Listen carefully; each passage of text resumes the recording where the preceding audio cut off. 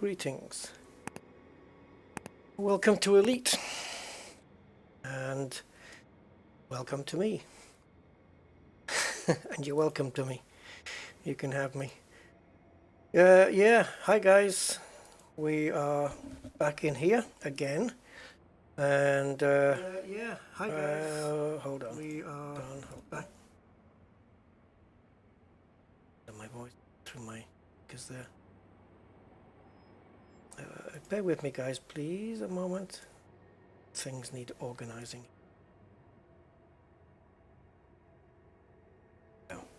Okay. Woo, man, it's been a few days. Certainly has. Right, I'll fill you guys in with everything in a short while. But in the meantime, let's just say I want to be chilled and just playing this and hopefully getting some decent scan stuff in and making some more monies and rankings and stuff. I'm just gonna have a look where I left off last.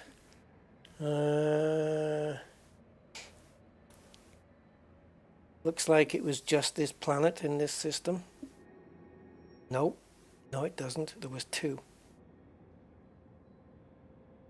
Yes, there was a bacterium Cerberus on both and a Tectonicas on the other planet, which we did. So we've scanned everything here, so we can move on. Right. Who's with us? Now be aware, guys, I could leave this stream at any point, so be aware of that. Gain damage. Hi. Welcome. Mark Shaw. Commander PD ABG. I can't help thinking of ABG without thinking of the antivirus. Mr. Goatman and Commander Selim. Welcome on board, guys. Nice to see you all. Right, it looks like we don't have a route set, and I'm guessing that's because since we've moved down on the galactic plane, we haven't gone across yet. So, well, okay, I don't mind having a route around. I mean, the bubble's over there. I don't mind having a route around another couple of different systems and seeing what's there, if you guys are up for that. I don't know whether I should do the F-stars because they're more likely to be discovered, but we'll have a look. Ow! Jesus, that cup is hot. Okay.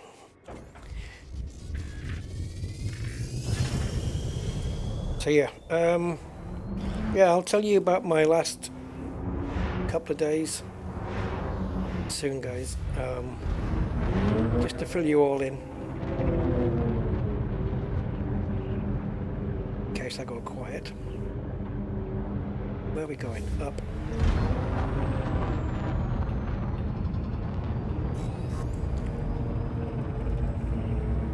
So how are you all guys all doing?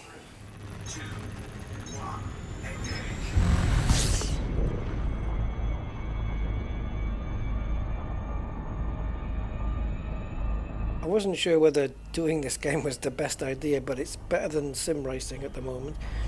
For me, I got my joystick, which I don't know, maybe using the joystick is better, maybe it's worse. We will see.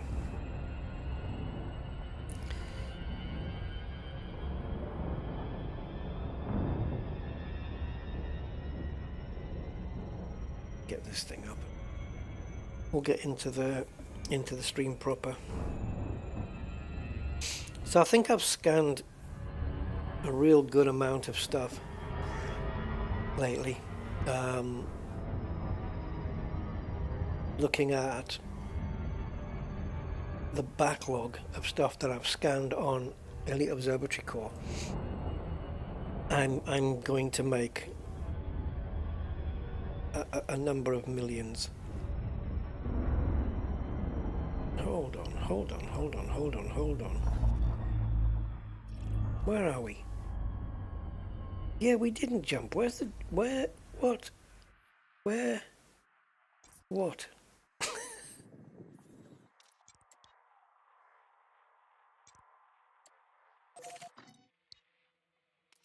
It seemed to have lost its jump point for some reason. A root treatment. Yeah. I'd rather have that, to be honest. Maybe. Actually, I don't know. Yeah.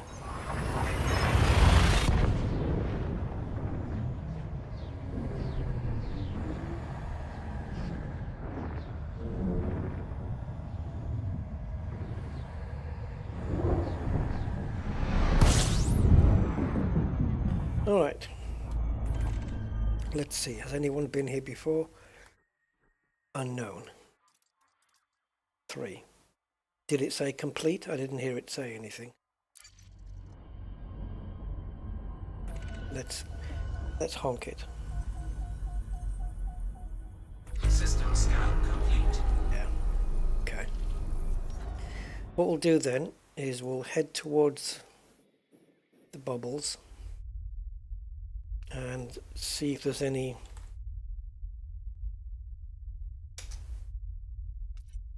good stuff along the way, because we are quite down on the galactic plane, so we may be able to do a few jumps before we come across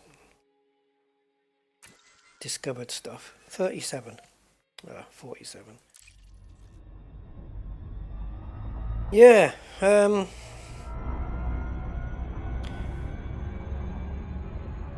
Okay, so basically the upshot with me is, for a while now, a few years now, I've had high blood pressure and high cholesterol. And the last few days, I've mentioned it on a stream or two, I think, that my left arm was not feeling the same as my right arm. So I thought I'd make a doc's appointment and see what he had to say.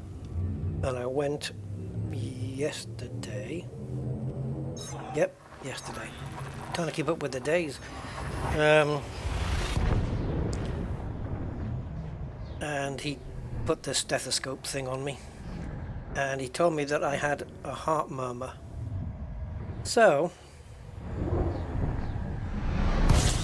I have to go next week, if I can make it that long. I have to go for tests, blood test and ECG, and then I'm getting booked to do a echo scan on my heart as well. Now, obviously my high cholesterol is not good. That's not a good thing.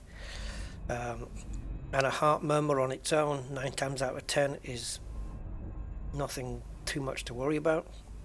But because I have other cardiac symptoms, like the high blood pressure and the high cholesterol, the doctor has to make the assumption that it's all related. So we're going with that. And my arm is still a little bit achy on my left side. Not much, but a little bit achy. I don't have any chest pain yet. Fingers crossed that's not going to happen. His theory, which he thinks is likely to be the case, but it's more like we're hoping it's the case, that it's because basically what it is, the heart murmur is one of my valves, my heart valves is leaking a little, and that's happening. He did explain it all to me with diagrams and everything. It was like plumbing, where there's 2 beats to your heart, so you go boom boom, and on the second one it's pumping the blood around your body, and there's a certain amount of flow around there. Well, I'm not getting the correct amount of flow because some of that's supposed to go around is going up a different tube that it shouldn't be going up.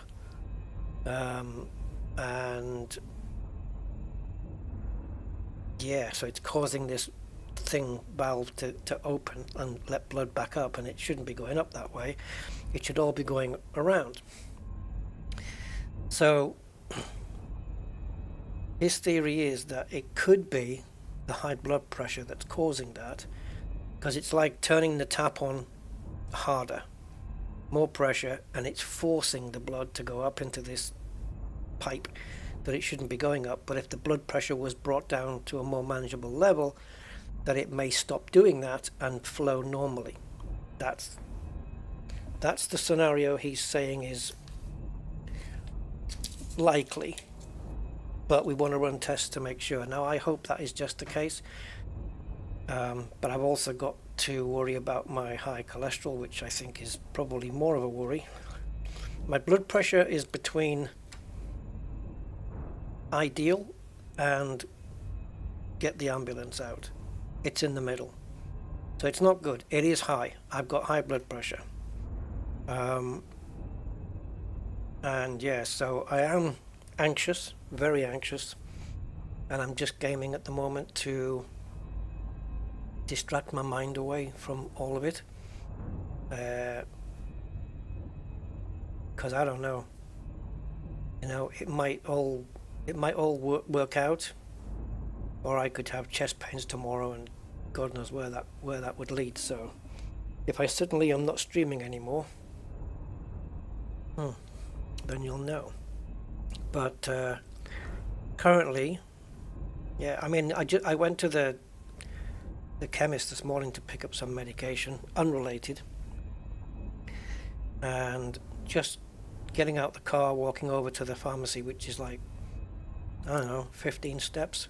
Once I was in the pharmacy, it was warm. I had a fleecy jacket on. I was quite hot, and I started getting a couple of, about two palpitations of the heart already. Yeah, I get out of breath quickly. I am out of shape. I don't exercise, so that's probably a large part of the problem. So I'm going to try and sort that out as well. And but a guy around the corner from me who's got a treadmill for sale, he was supposed to contact me an hour and a half, 2 hours ago, and he hasn't. So I'll see what the deal is, but I want to get that treadmill off him, and I can't jog on it, the doctor says. Not that I was ever intending to do that, but I asked the doctor, can I use a treadmill, and he said he wouldn't advise it because I could cause more issues.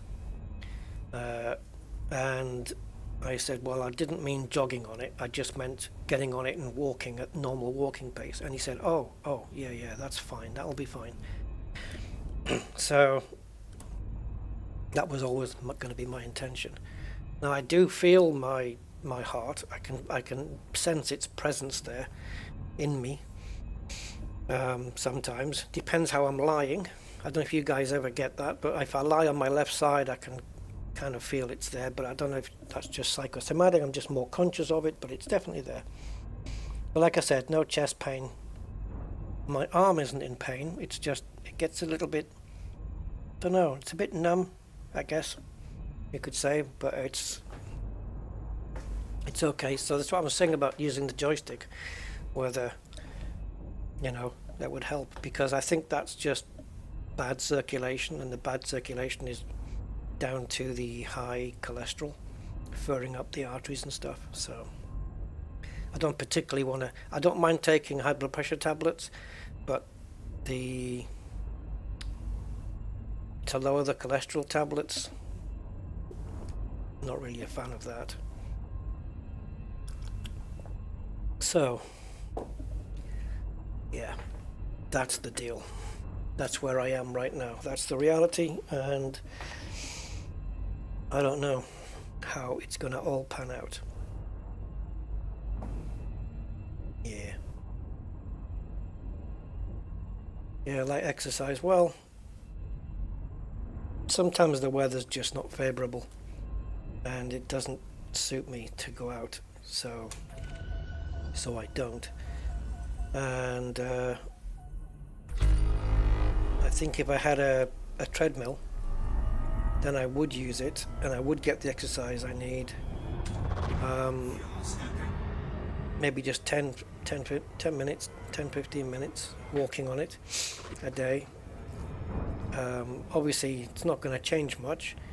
You know, I'd have to be doing it for around 6 months to only notice a maybe 5 or 10 point drop on my blood pressure, which would be nice. But yeah, there you go. So my heart is not quite being efficient and doing its thing. It is still doing its thing, but it's not doing it efficiently. So hopefully that's all it is. Anyway, there you go. You're all informed, and like I said, it gives me anxiety, which probably is. I've got to take blood pressure readings now for the next 7 days, so they're probably going to be even higher than than I would normally be because of my anxiety. Yeah, all fun at the fair, isn't it? Whew.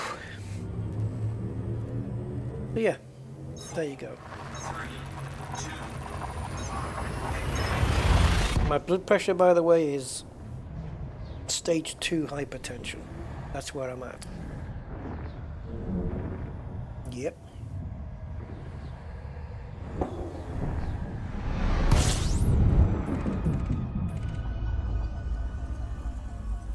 System scan complete. Oh, what are we doing? We're just running into systems that have nothing. Let's go next door. Nope, that's not next door. This is. Let's go here.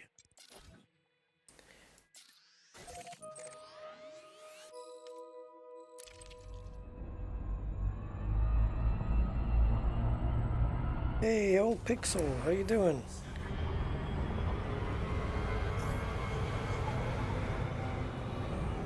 See, I can feel now, but it's, again, any little tremor, anything in my chest, I'm going to notice it. But I just felt a little twinge there. Not in the heart, but above and to the right of it, as if you were looking at me. To my left. A little twinge came and went. I'm conscious of every tiny little thing now. But yeah, I just have to get on with my day, and if it happens, it happens. If it doesn't, cool. Carry on. Sim racing. Well, I don't know. Can I? Should I? Is it good cardio? Is it bad? Will it be bad? I don't know. I should have asked.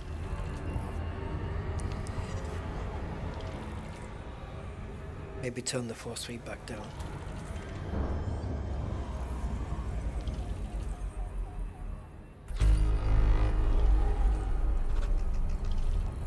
Yeah, I've got a feeling I'm definitely going to get put on meds.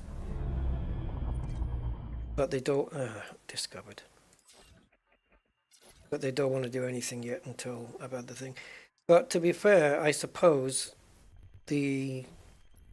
Although I don't know, I can say this as a positive, that if, you know, if they'd found something dodgy, they would have done the test there and then. But he only put the stethoscope on me. He didn't even take my blood pressure. He did put that clip on my finger, though. I don't know, whatever that does. That clip with the digital readout on it. He didn't take my blood pressure. But I did tell him that I'd taken it that morning. And the fact that my appointment's not until next Friday. I just hope, you know, they've got it right, my diagnosis, and I'm not going to, something major's not going to happen between now and then. Blood oxygen. Oh, there you go. I saw the number 98 on there, so I don't know if that's good or not.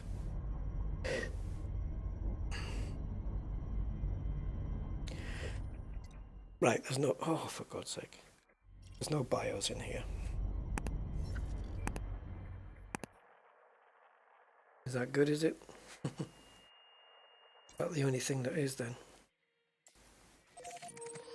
I mean, I don't have any of the high risk area stuff going on. That being, I've probably phrased that badly, but what I mean is I don't drink, I don't smoke, I don't eat a ton of fried food.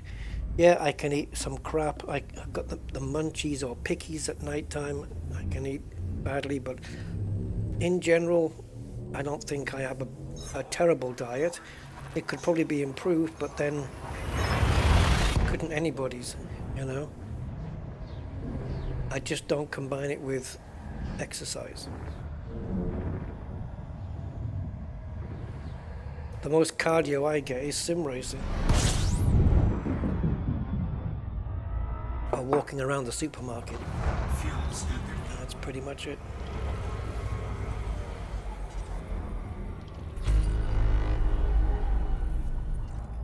Yeah, baby. So, yeah.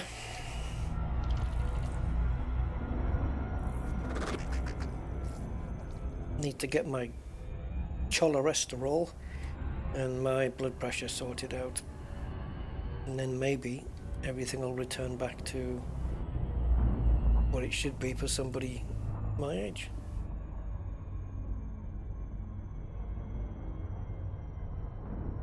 I will say this though. If I have to go out of this world, I'd rather it be like that than from something long and drawn out. I think we both know what I'm talking about. So yeah. To be honest, I'd rather not go out at all. I've got streams to do.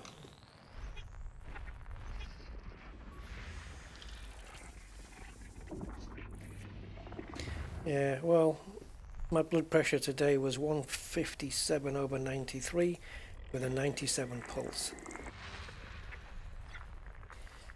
That's what it was yesterday, but then I took it a second time and it was that was on my right arm and it was 140 something, but then I don't know if I just took it at the wrong time, but I tried it earlier today on my left arm, my freaky one, and that was too high to mention. That was 180 something over 97, over 101 or something, which was crazy compared to my left arm. So I just chilled out for a few hours and took it on my right arm again, and then I read the 157/93, which is stage 2 hyper.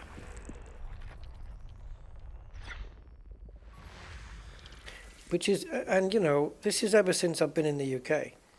Because when I was back in Gib, every time I had my blood pressure taken in Gibraltar, every doctor told me, spot on, perfect, ideal, where it should be, all that stuff. So I've not had a history of high blood pressure. This is over the last few years. And I think my difference in my lifestyle here than it was in Gib is part of the cause. Because the weather's crap here, okay? And it doesn't really, unless you've lived here all your life and you're completely used to it, it might be different for people like that. But I haven't lived in the UK. Most of my life has been spent in the Mediterranean, and I still find this country grey, gloomy, miserable, cold, windy. It's just, I don't like it. But yeah, and it doesn't motivate me to go out and have a walk and go somewhere. Surface materials in system. So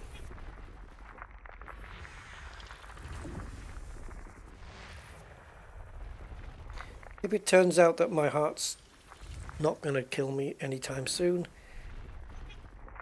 I might be tempted to get a dog, because then I've got a reason to go out for a walk.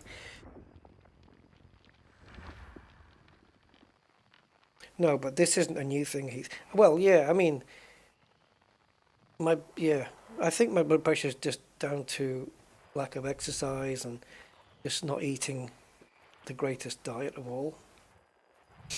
You know, I've always had a hankering for like pork pies and sausage rolls and crisps and stuff like that. But I've cut down on that a little bit now. And for my meals, I eat rice and fish and chicken, and if I ever have chips, or what you would call French fries, I guess, it's always done in the oven. It's never fried. The only fried food I ever have is a fried egg sandwich, really. That's about it. So no bios here either, guys. Yeah, so that's where I am.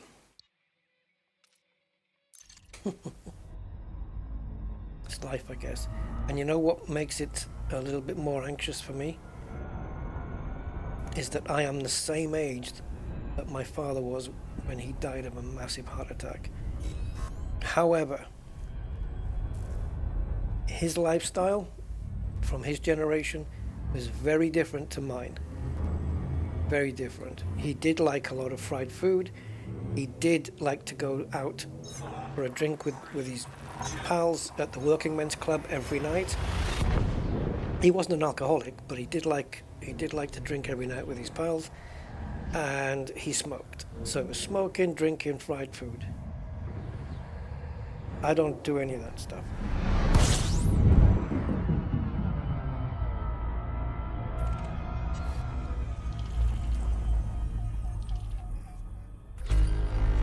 Yeah, I know medical science has come far, but the thing is, I watched him die in the ambulance on the way to the hospital. He died in front of me. And it's, yeah. No matter how much science you've got in the hospital, it's not going to help if you don't make it there. But yeah, we'll see.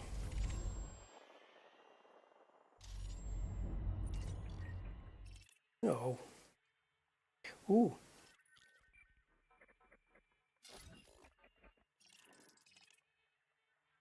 Mars.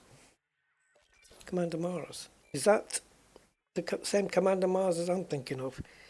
The YouTuber guy.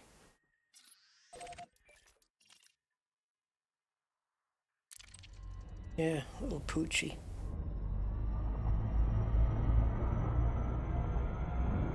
Dog will probably bloody kill me. I don't want a dog that's freaking hyper.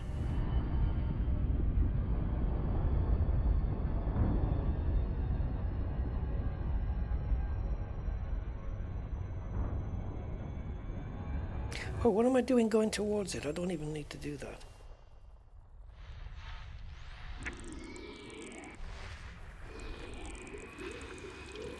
Right, so somewhere in here. Yeah, so right now my left arm is a little bit tingly. Body 3B. Methane atmospheric landable with life. Body 3B. May host a marked biological. Yeah, nothing amazing though. Meets mapping criteria. Body 3B. Oh, shush. Landable with atmosphere. So Bacterium Bellaris 1.1 million, Monticelio digitus 1.8 million. You're not bowling me over with that one, I'm afraid.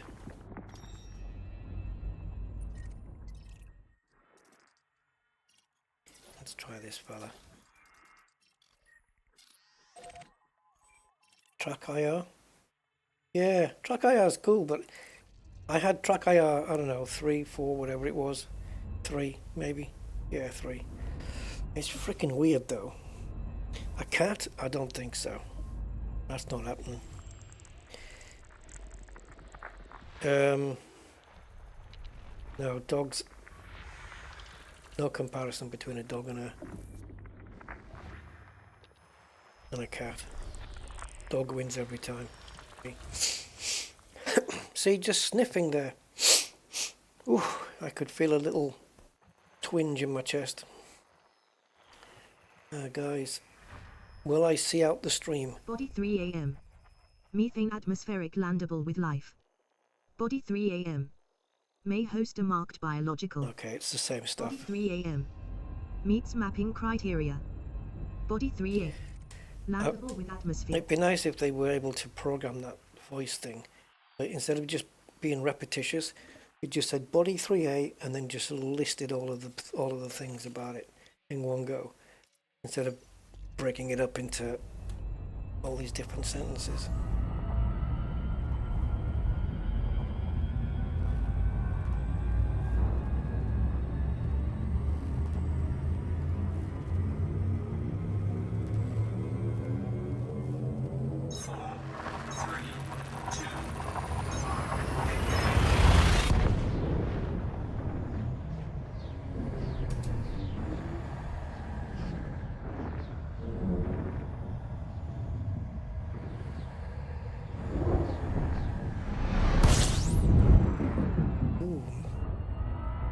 Okay. The thing is, I say now that my right arm is twingy a little because it's horizontal on my desk. But I know that if I not streamed and would be lying in my bed, it would not be twinging like this. So I'm just gonna carry on with it.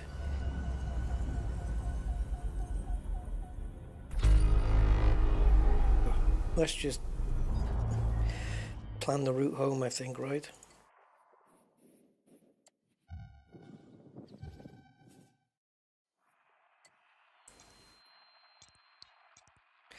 Actually, that's probably more up than it is across. So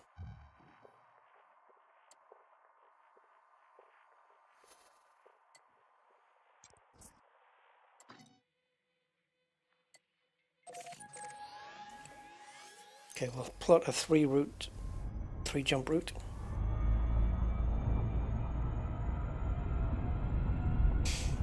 So I read on the Facebook today, Elite Dangerous, that I can't remember what it said now. Something about this Titan stuff. This one, research the Titan travel and get the Titan drives. Well, apparently there's enough now that they've done the research on this new improved FSD. So let's see what that's going to bring. Hey Andy, welcome. And hi Heath as well, by the way, and Zonta.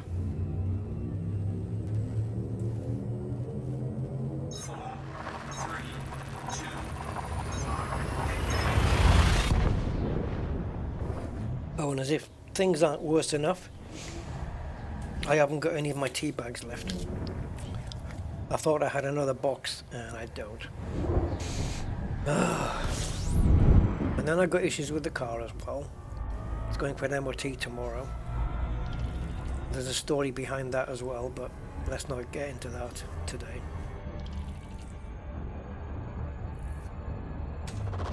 Fuel stupid.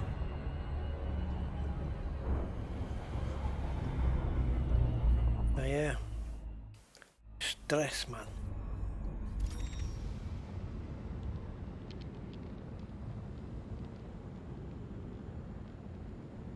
Yeah, my chest feels okay. I have read all those symptoms before.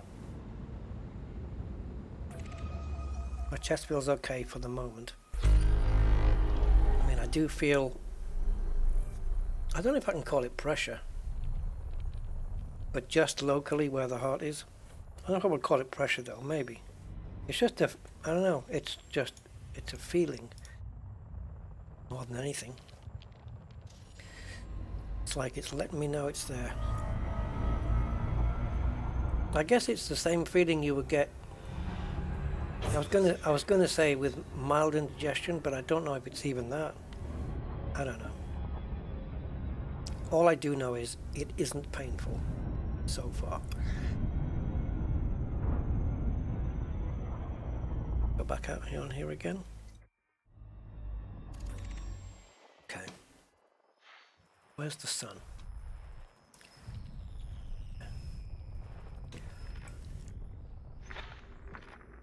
Hopefully it won't be painful and it'll just look after me.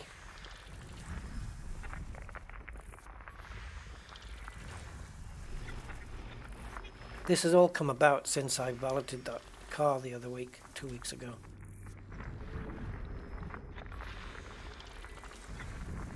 When I exerted myself more than I should have done. It's kind of all been since then, really. Or at least it's brought it to light, if anything. Which is probably a good thing. Body B3. Argon atmospheric landable with life. Shite. Body B3. No good. May host a marked biological. Body B3. Meets mapping criteria. Body B3. Landable with atmosphere. These are all All the premium boost materials in system. boost. Oh, premium Body boost. B4. Argon atmospheric landable with life. Body B4. May host a marked biological. Body B4. Meets mapping criteria. Body B4. Landable with atmosphere. Right, so the two bodies that have got the two bios on them, they are the, what can we call it? We have to have a name for it.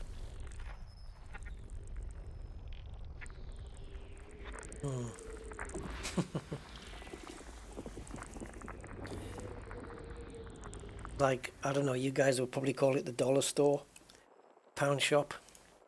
Yeah, pound shop bios. Basically,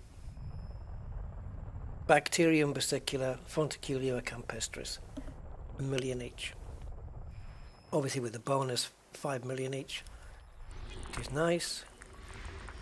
But can I even be frickin' bothered when I can just get one bio? Like I can skip 15 of these planets, or no, yeah, 15 of these planets, just to hunt down one tectonic ass which makes up for all of those. But then if I'd done all of them, I would have had twice as much. Geos 2. But yeah. To be fair though, Bacterium versicolor is not difficult to find. It's that green splodgy stuff, I believe. It's easy to spot unless the planet's green. No, it still will be.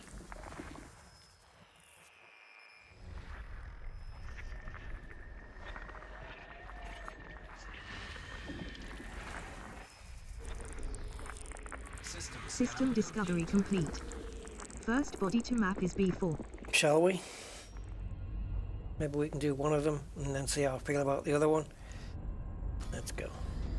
Oh, oh, my little heart. Be still. Just had a little bubble there.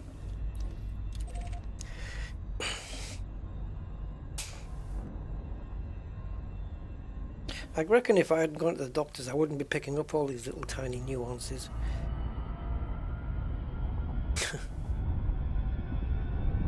Anyway, it's 10,000 light seconds away. Freaking hell. Hey Frank. Good evening.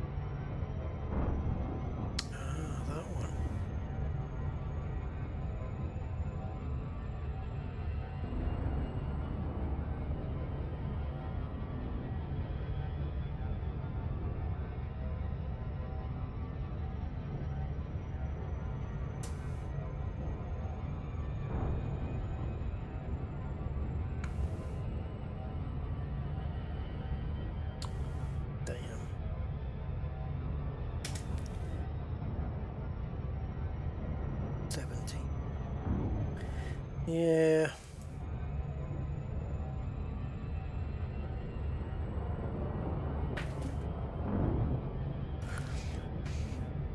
Boring this, isn't it? waiting for this.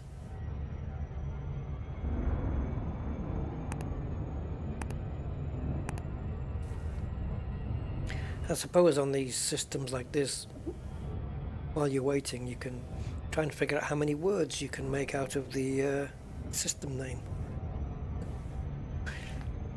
No. Drape. I've got drape. Any advance on drape? Hype? Yep, hyper. Hyper. There's another one. Hyper and drape.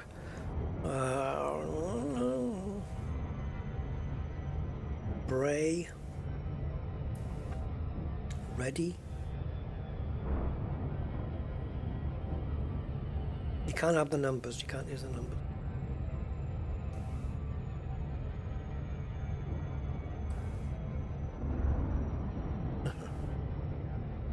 Oh, I've got one. Rubber. Yep, I've got two B's there. R-U-B-B and then E-R. Rubbery. Oh, with a Y. Rubbery. There you go. Rubbery. There's my one. Hi, Saul. Welcome. I'm making words out of system names now as we approach them. Rubbery. How many letters is that? R-U-B-B-E-R-Y. 7. Don't know if I can better 7. Not unless brubbery is a word, or prubbery, or drubbery. Drubbery? Drubbery? Drubber. No.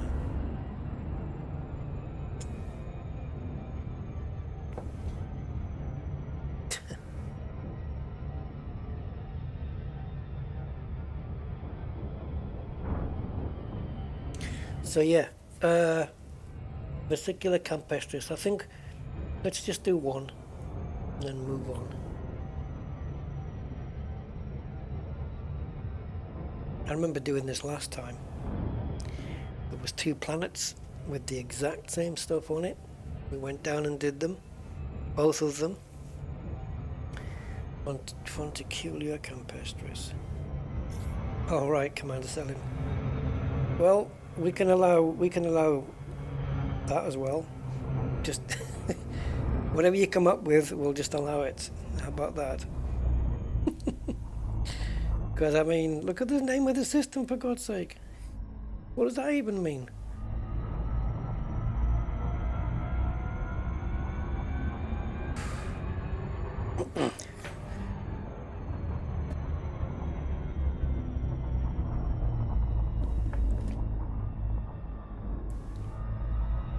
I just tried coughing there to see what would happen, see if I could make my chest hurt. And it didn't, but I felt my little hearty place. I felt that. But the rest of the chest, which is likely the best. No, nothing.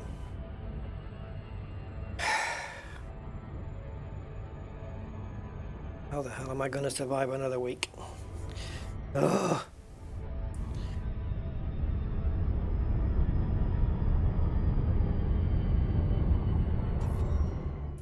Right, 6. Let's get it down to.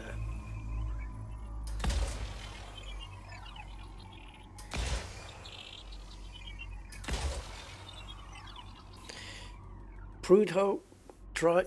That's 3 words. It's 1 word. What's Prudho? Is that using all the letters? Surface scanned by 50%. I suppose. Yeah. Complete. Surface scan Next complete. body to map is B3. Body B4 Same map. may host a marked biological. Now remind me, because I do need reminding, because I am a forgetful soul. Let's go back here, shall we?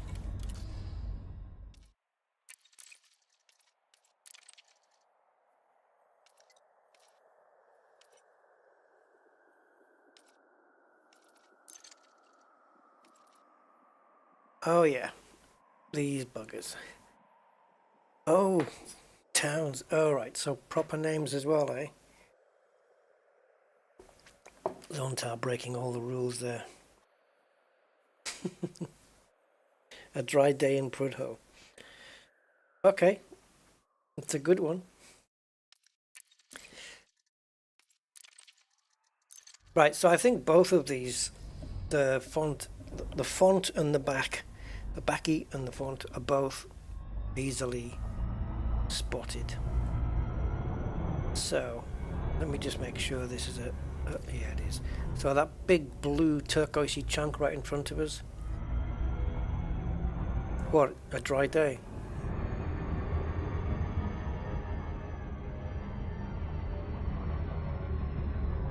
I just felt more bubbling in my aortas, my heart aortas bubbling a little.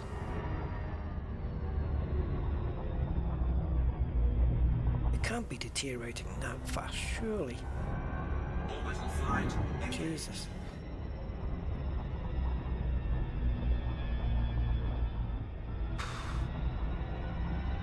Scary, man.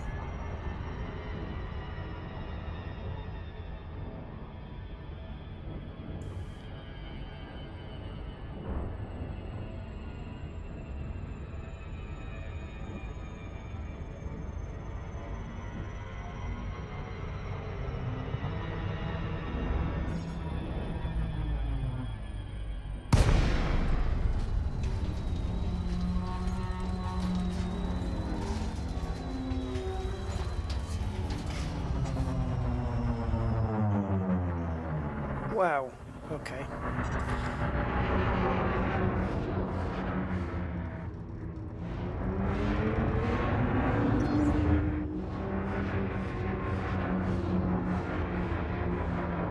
Fonticulia should be easy to pick up here, I would say, to find. As should the backy. There it is, straight away. Is the bacteria going to be green because I can't see any from here? Vesicular. Maybe vesicular isn't the green one.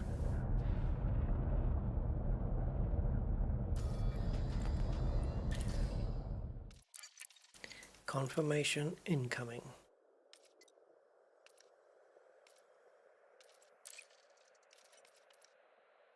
Oh, it's the stony one that, okay. It'd be just as profitable to skip the bacteria and do the Fonticulia on both planets, as opposed to doing both on this one. And 500 meters for everything.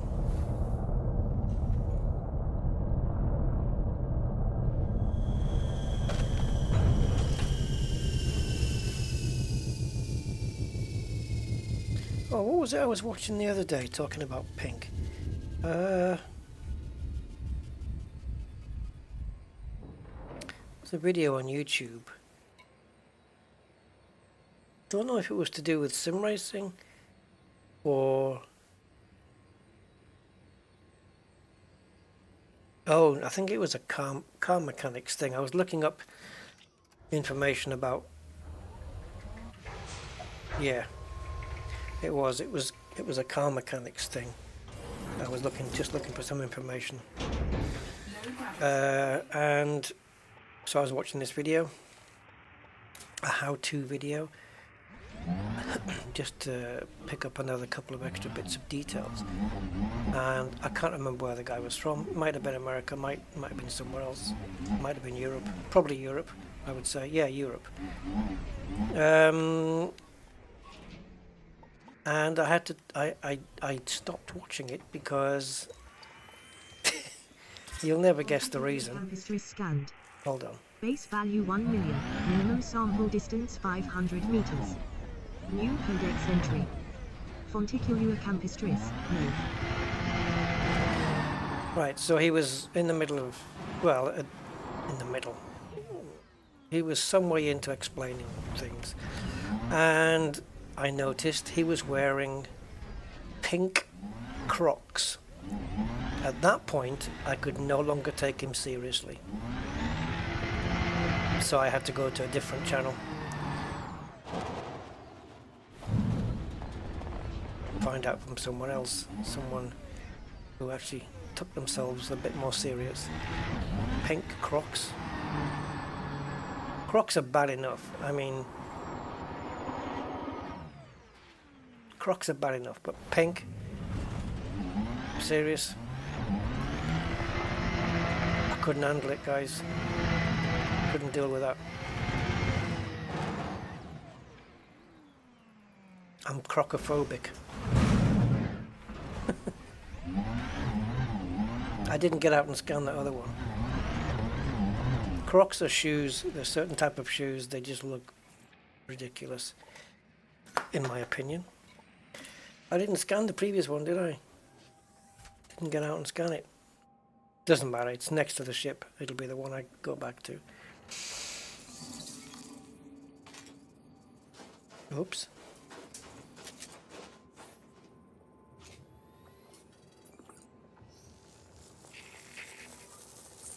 First partial sample collected. So the last scan can be the one next to the ship, I suppose. If half my audience are wearing Crocs, Dave, Jesus,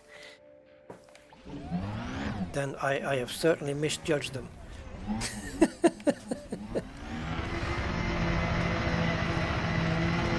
I think for me to wear those, I would have to feel a lot braver. I mean, they just look, I don't know, they just look ridiculous to me. They must be extremely freaking comfortable, because I can't think any other reason why you're going to wear something that looks like that.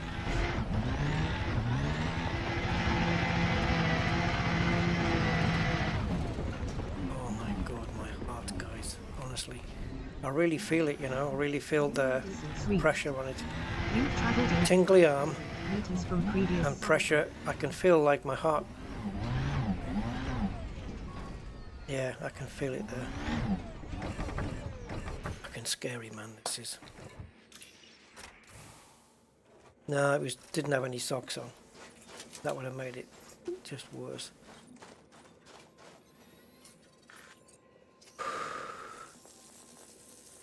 Second partial sample collected. Yep.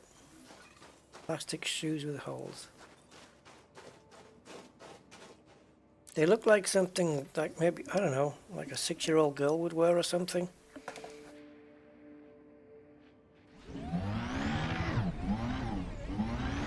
You couldn't pay me enough.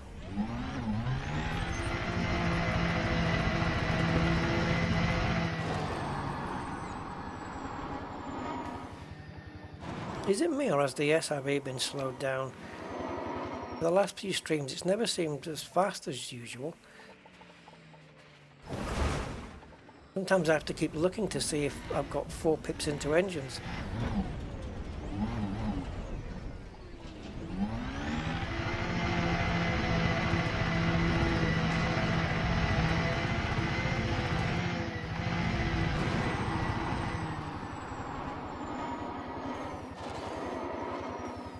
Don't be a nurse or a doctor, Zonta. You've got no bedside manner.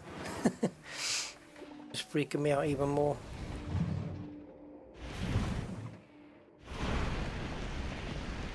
Like I'm leant forward right now, right? I'm leaning forward with my elbows on the desk, Minimum distance and you've traveled over 500 I can feel, meters on previous sample. I can sense my heart there. If I lean back, I don't think I do. Nope, I don't. Maybe my heart's just bigger than it should be. Maybe it's grown, it's enlarged. I don't know. I guess we'll find out soon.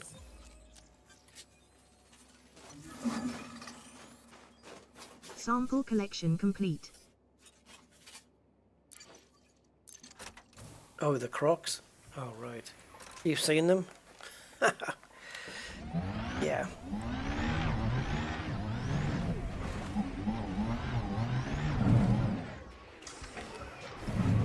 Well, it's personal taste, you know. That's all it is. It's personal taste. Like I wouldn't wear like a Hawaiian shirt either. You know. Just personal choice, I guess. It's all good. Personally, I think you just wear whatever you're comfortable wearing. You know what I mean? I dress for comfort mainly. Yeah, whatever's comfortable and good, whatever makes you feel good, or whatever you're comfortable in. It's all good. So, what about this backy then? I don't know. I remember looking for it last time. I remember now. We were doing this and we were looking just for that particular pattern in the ground, on the ground. And yeah, I think it would be quicker to go to the other planet and get the Campestris, to be honest. There you go. There's one.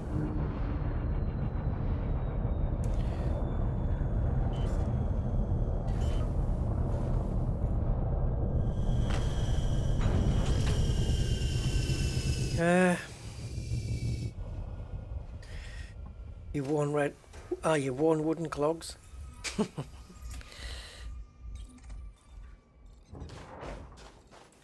That's a country's tradition now, isn't it? That's a traditional form of dress. You certainly can't... I wonder if a country would make the Crocs a traditional... the traditional footwear.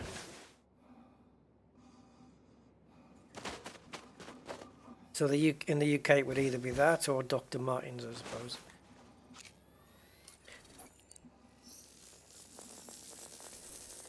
Yeah, so... Oh yeah, no, I will. Base value Definitely. 1 million, minimum sample distance 500 meters. First partial sample collected. I was about to say I'm not getting underneath there, am I? But that's because I go around the back.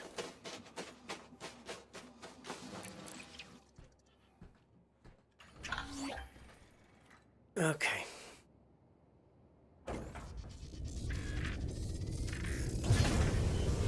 So in the other gaming world, or shall I say, in the world of other games that I have played, there's been 2 updates. If just in case this is of any interest to anybody. Likely not so much, but I'll say it anyway, just for the sake of conversation. So we've had an update with Assetto Corsa, some balance of, I keep wanting to say balance of power, but it isn't.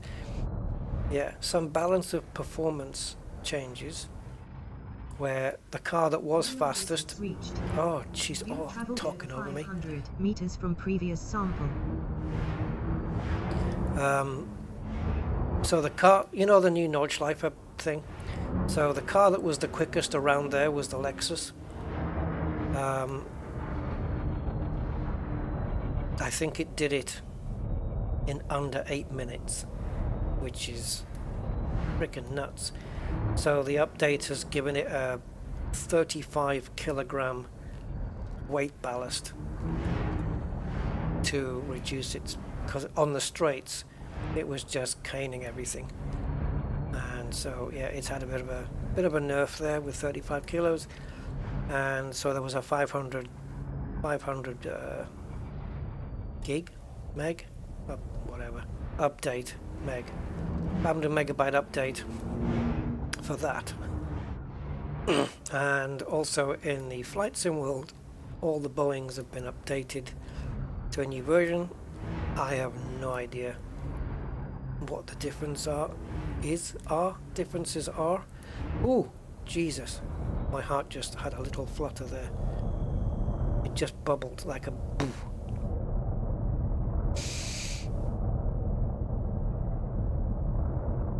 It's really struggling, isn't it? I'm telling you what, guys, if it's doing this all of a sudden, I'm gonna have to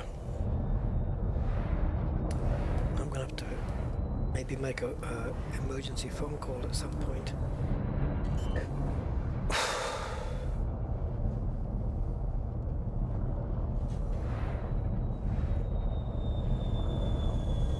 Maybe it's wind. Maybe. You don't get wind in the heart area though, so that's weird.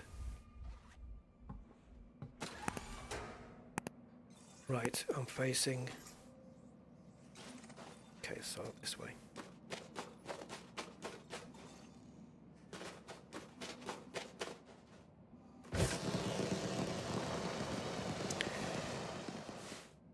Go. I really wish we had the forward boost on this like we do in Starfield.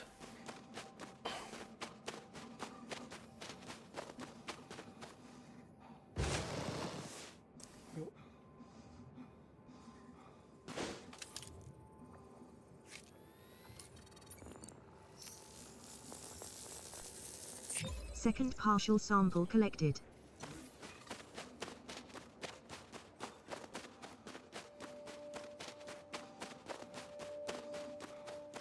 I don't know why he just doesn't run with it down by his side instead of holding it. If you're going to run with this in your hand, you're going to run with it up like that, holding it up in the air. Weird, isn't it? Never thought about it before, but it's weird.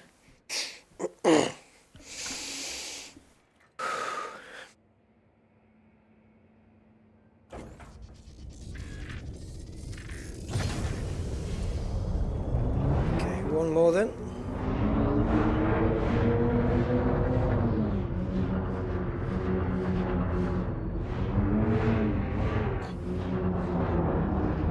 That should have covered the distance.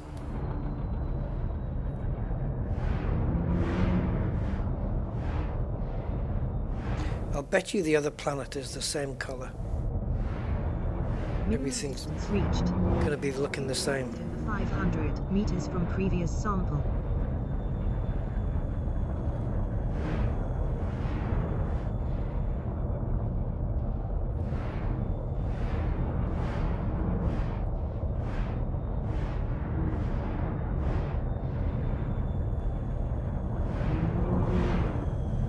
Keep this thing up.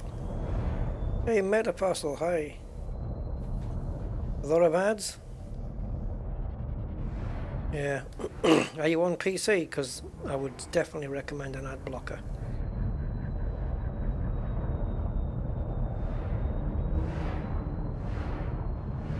It's on the same settings though. It's set to conservative. Maybe that just gets you a lot of political ads. Vote for the Conservative Party.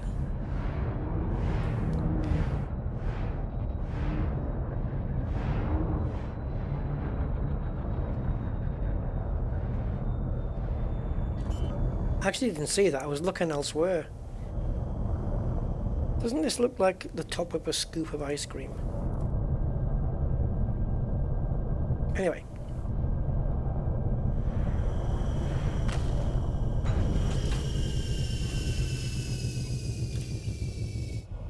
Oh, iPad. It's one of the downfalls of that.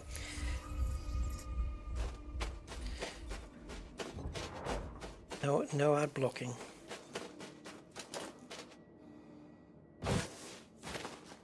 How often how are they cropping up then?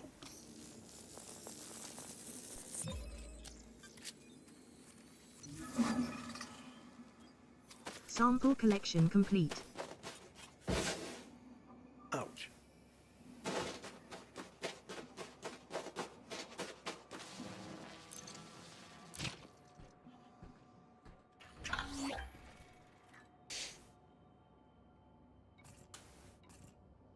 So this is the next one that's going up, is it? Titan. Oh yeah.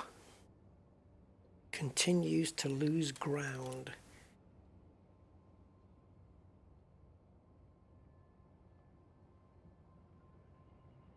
Is this the beginning of the destruction of it then?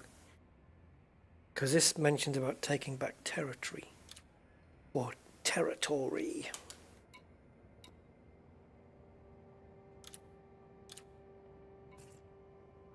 Right, we're done.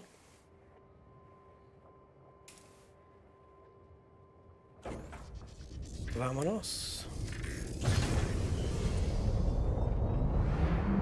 Yep, YouTube Premium also, but how much is YouTube Premium now though? Every 10 minutes? Jesus freaking Christ, really? That's a bit heavy. And how does it present itself? Is it something in the bottom of the screen? Does it stop the stream and show you an advert and then resume the stream again? How does it? I had no idea how it comes about. Because I only watch YouTube on PC and I've got ad blockers.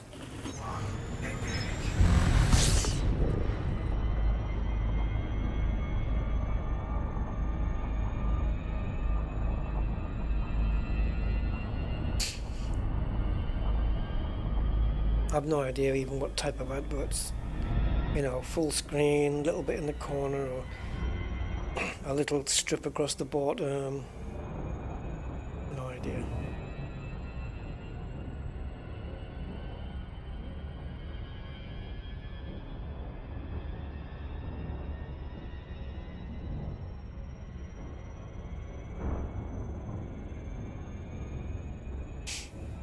Minutes is a bit heavy.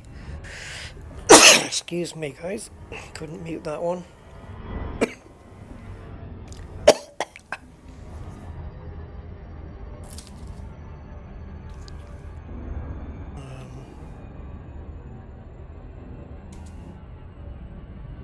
Okay.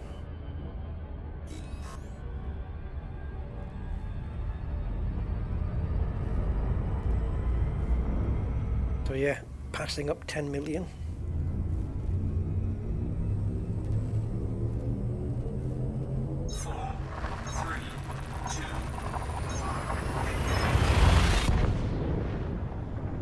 So 9 minus 4 is 5, and she's cutting it fine.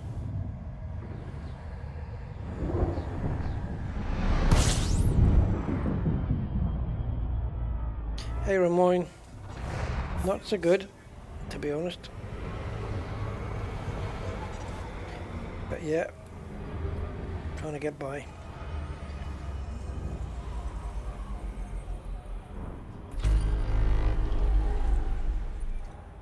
Okay, well,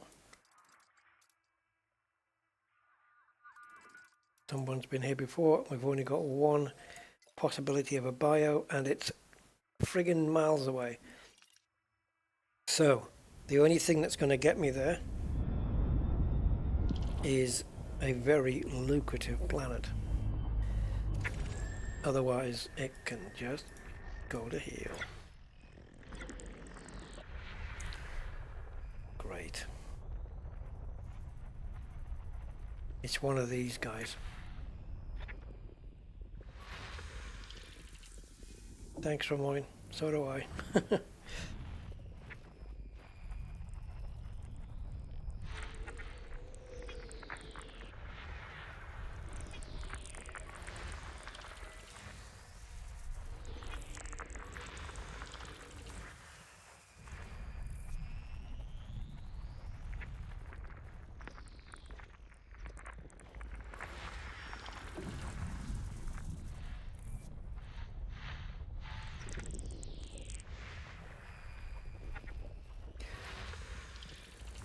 Trust all the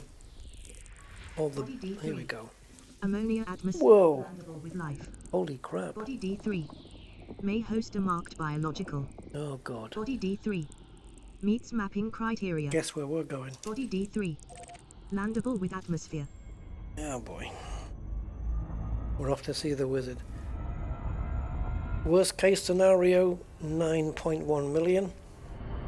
Best case scenario, 35.6 million.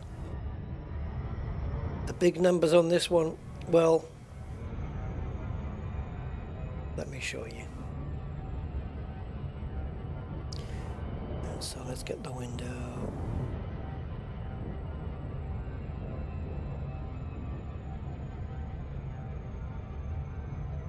Okay, so we're facing this. So it's got 5 signatures. And there's 1, 2, 3, 4, 5, 6, 7, 8, 9 possibilities. Tectonicas is one of them. And also Concha Aureolas, which is the 2 big ones. Alioida. So if we get all the highest numbers, it'll be 35. If we get all the lowest ones, it'll be 9. If Tectonicas is there, cool. Don't know what the flags are for. Whether these are like most likely, I have no idea what that triangle means. No idea. But you'll notice that some of them have got the triangle and some of them don't. And Tectonicas is one that doesn't. I don't know what the flags are for. Does anybody know what this is there for? What's that song? Oh, The Show Must Go On. Sorry. Yeah, by Queen. Yeah. Triangles, don't know. Because with 5, even if you rule out 1, 2, 3, well, you're still leaving 6. So,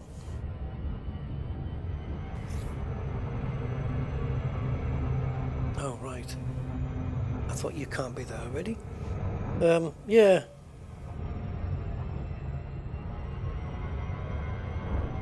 It'll be worth going for the strat. If the stratum's here, it'll be worth the visit, for sure. If not, well, it will be nice as a consolation prize to get the Concha and the Alioida. And maybe the Osseous as well. That would be cool. But in the meantime, we have this frickin' journey of 500 million light seconds. No.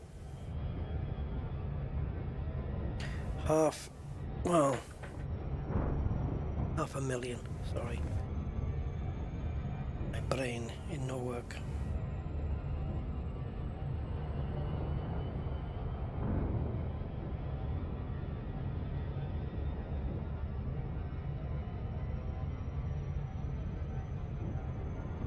Yep, so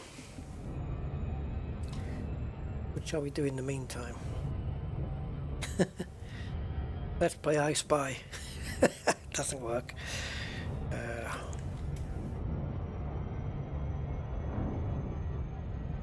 Actually, you could probably play it, because obviously I can't see into your rooms, but we're all looking at the same screen, right? I don't know.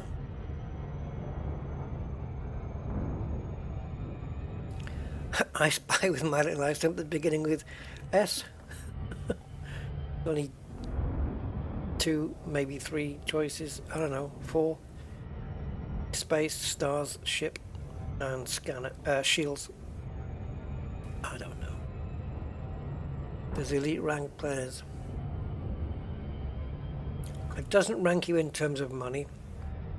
You know, it's not like Forbes where you're like in there super wealthy. No, the only ranking that you get are these combat rank, explorer rank, trade rank, by doing missions and stuff like that and getting reputation and like with combat, just basically engaging in combat. But in terms of money, that's a what do you call it? A byproduct of what you're doing in Elite Dangerous. You make money as you go. Unless you're buying ships every two minutes, in which case it's not probably going to help you too much. But yeah, like the money when I come back, for example, both things are going to happen. I'm going to get rank. I'm going to get rank in Explorer because of the cartographic data, the planets and the stars scanning, and I'm going to get exobiologist ranking because of the plant data, the biodata. But at the same time, that data pays money, which will increase my balance. But my balance going from 90 million up to say 500 million or whatever isn't going to increase any other different rank. But yeah, the more I scan, the more money I make, but also the more rank I get. In combat, the more ships you kill, the more money you make from bounties, and the more rank you get. Trading the same. The more you trade, the more more profits you can make. Yeah. But you're not ranked specifically for your wealth at all.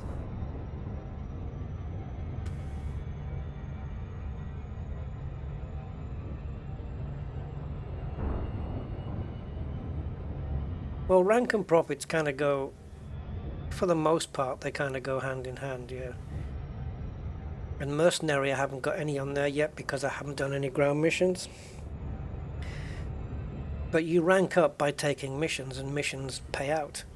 So they coexist, really, rank and money. But then again, if you're spending the money you're making on buying ships, and you could end, like I could, even with all the money I have, like here on this one, 90 million. If I go and buy a ship for 78 million or whatever, and get myself some add-ons for it, till my balance is down to almost zero, it doesn't affect any ranking I've got, you know. So yeah, it doesn't, they go hand in hand, really. That's what it is. And the money is, the credits that you have can only be spent on ships and modules. That's it. Oh, and suits and guns, and I guess now, yeah. Yeah, suits, weapons, ships, and modules. That's it. That's the only use for credits in this game. Yeah. And of course, fleet carrier, if you want a fleet carrier, you know, there's the weekly upkeep on that as well. After most directionless, I think it's directionless. But my rank will go up. I'm not just going to skip one rank. I'm going to go up several ranks when I hand in my data. It certainly won't just be one. Do you know what might be interesting here? I don't know if I've got time to do it. I don't know how accurate it's going to be.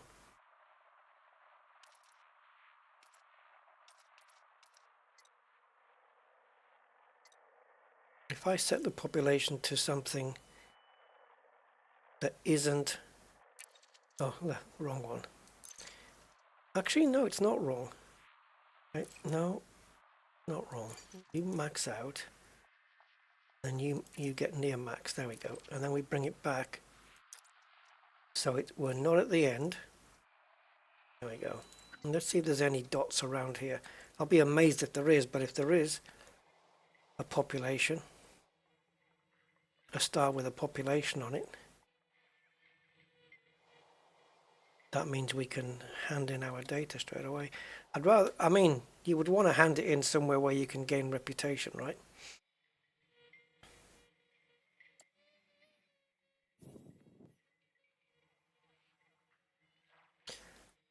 I don't know whether to just spanch my way back or just continue what I'm doing now. Is there anywhere I can look to see if there's any...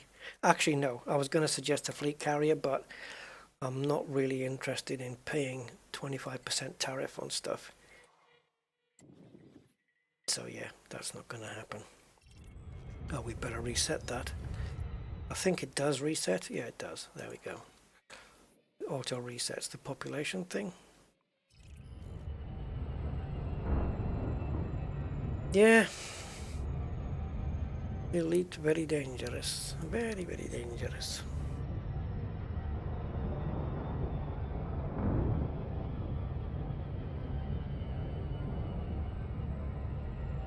Partially clued in. Owner of second-hand compass. So no longer has to be directionless.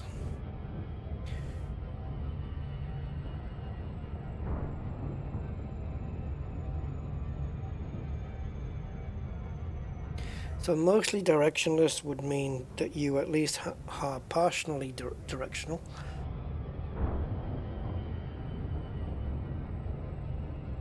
It sounds like a way to describe a really crappy GPS or sat nav.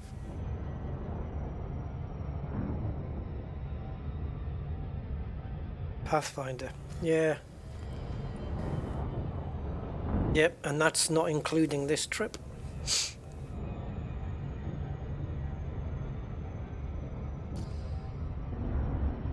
I don't know how many hours I've got on this, to be honest. Let's have a look.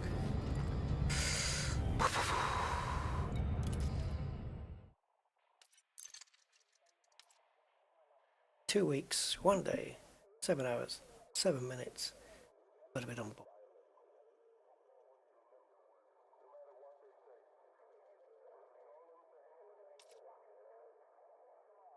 14.7 million trading profit, which has given me merchant and a third.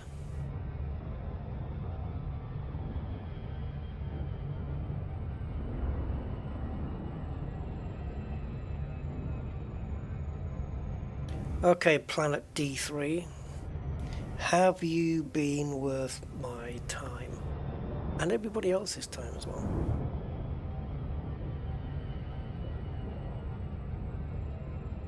$49, yeah.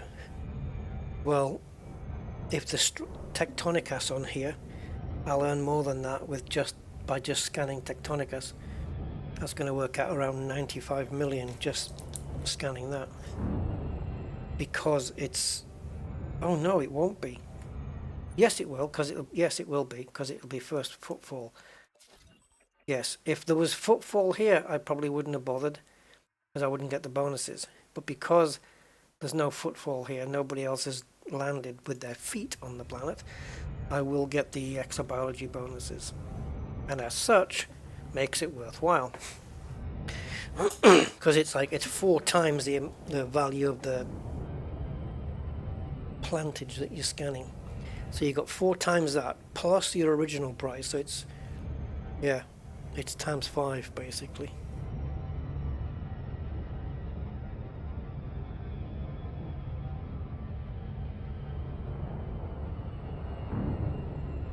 And 90 million just from one plant.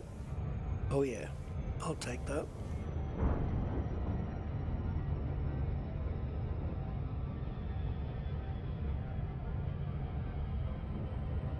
That's if it's here. It's got a fair chance, to be honest.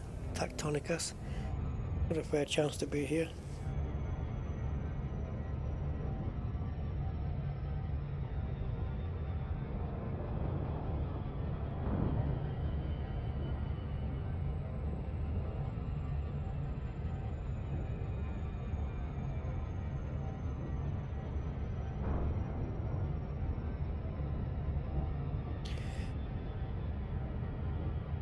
Yep, that sums me up, Ramoyne. Well, it sums up this commander anyway. But yeah, that's exactly what I am. I'm a renegade. Wow, I've nearly gone through an entire packet of extra strong mints today. I've never consumed a packet in one day before. That's just anxiety.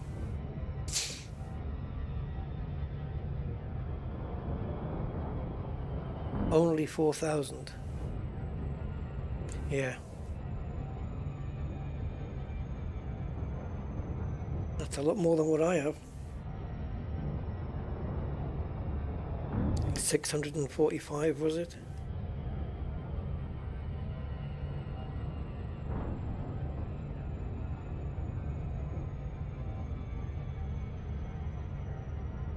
Imagine if the ship did not auto decelerate.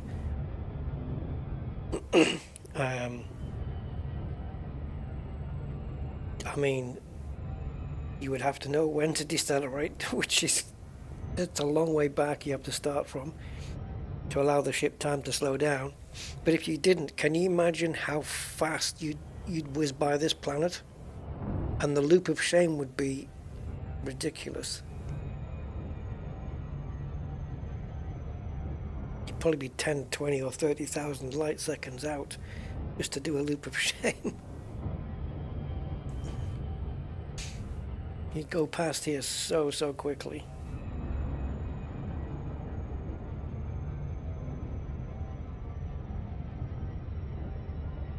Yeah, Ranger. Especially if you play solo all the time, because then you could just be the Lone Ranger, couldn't you? Aye.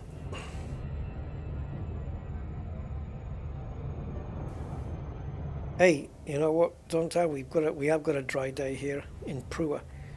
A dry day. So we've got Jack, Dry Jack, Prude Jack. Yeah, we got Prude Jack out of these. Prude Jack. Do Rye.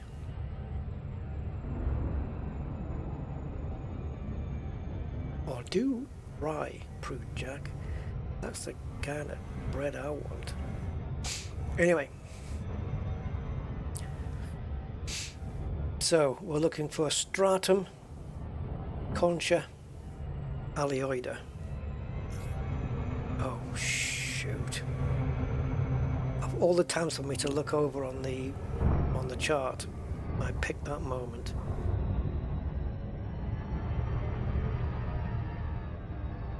Okay. SCA, Stratum, Concha, Alioida.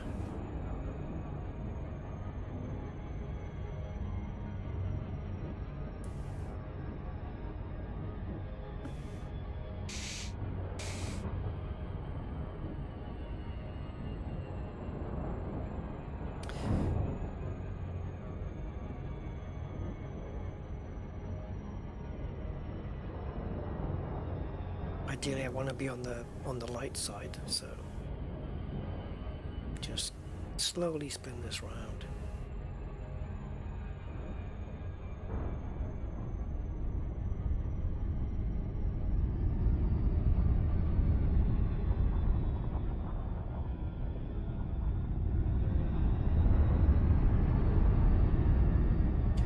Pulling alongside it. Let's get, 4 probes, it's small then. I think that was going to be a miss. I'm just going to send another one up there. I don't know whether I missed with the other one. If it comes out the other side here, Map. Yep, I did miss it. No more bodies to map. Body D3 may host a marked biological and has high biological value. High biological value, okay, that's something. Alright, what do we have? Bacteria, right, so. Oh, I know what's here, guys. Okay. Total, if I scan everything, 26.5 million. Tectonicas is here. But Alioida, Concha, not here. Unfortunately. But we do have Stratum. So Tussock comes in at 1.7 million, Stratum 19 million, Osseous 2.4, Ongoida 1.6. Guess where we're going first? Yeah, you guessed it. So Stratum and Tussock exist on the same map. That's good to note. We'll try and get both of those done now. Well, at least the Stratum is here, right?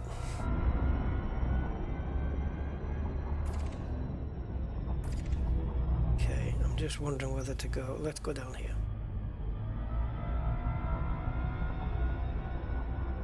Orbital flight engaged.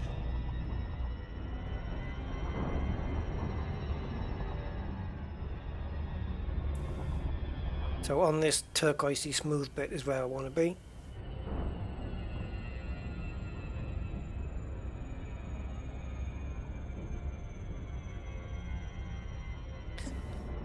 So the flags have changed now. We've got $3 signs and a triangle.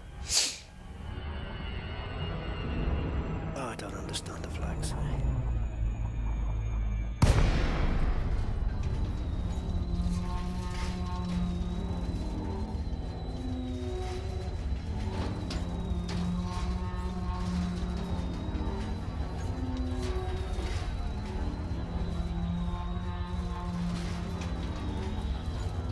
Thankfully, Stratum's easy to spot.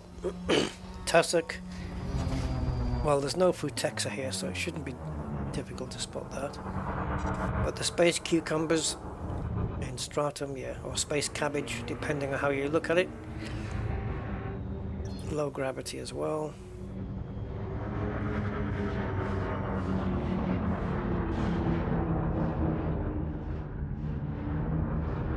Okay, let's bring this puppy into land.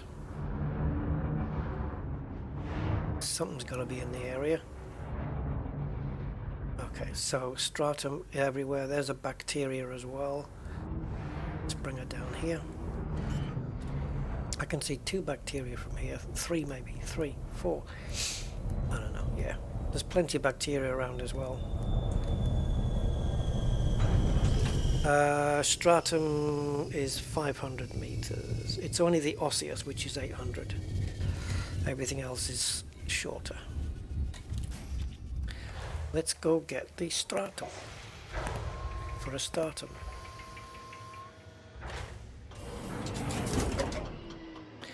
Bacteria 1.6 Alcyonium. Right, so plenty of space cabbage. There's tussock as well. Wow. So if we stay in the area, there's a bacteria, is it? Yeah.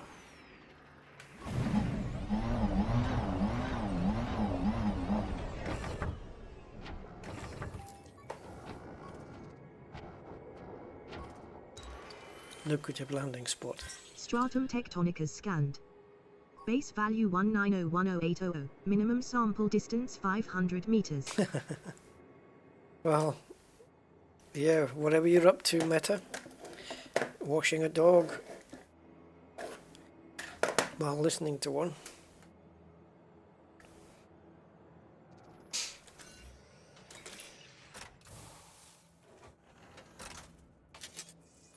Right. They look like cabbage leaves, but some of them are shaped like cucumber.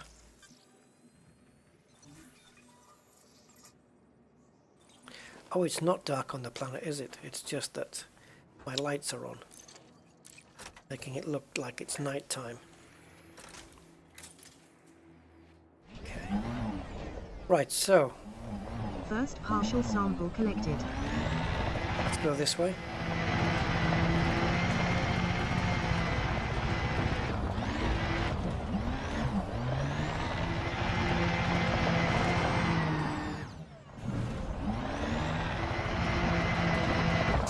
Could that be 500 meters?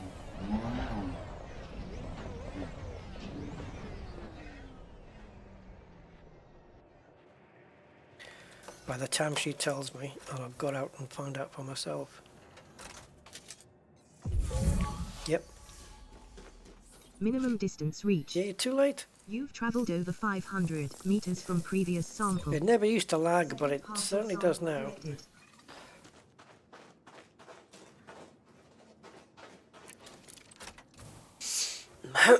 Okay, so, oh, I think we were exactly 500 from the other thing by the looks of it. Exactly 500 away. I don't want to get too far from the ship, so we're going to go the other side of it.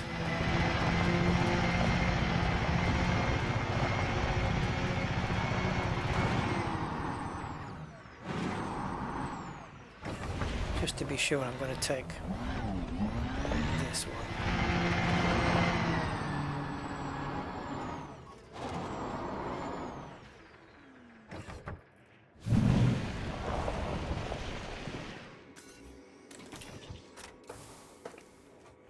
Minimum distance reached. You've traveled over 500 meters from previous sample. Okay, that's the big guy done.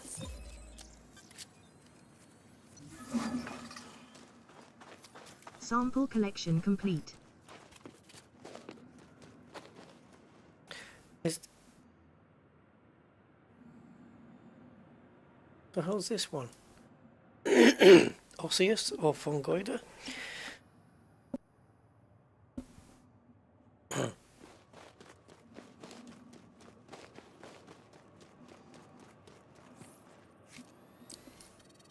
So Tussock comes in at 1.7666600.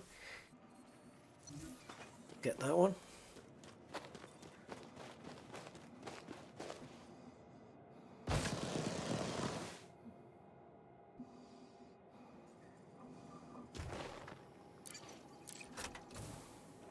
Hey, Lobit. Tussock Cultro scanned. Base value 1766600. Minimum 20-something jumps. 200 meters.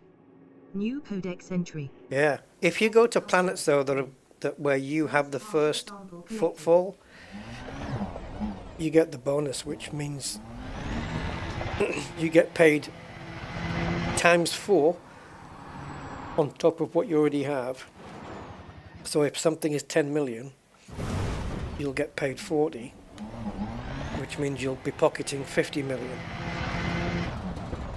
Tussock, 200 meters, yeah. Could have stopped a while back, but there's some Tussock Distance reached. near the ship. You've traveled over 200 meters from previous sample.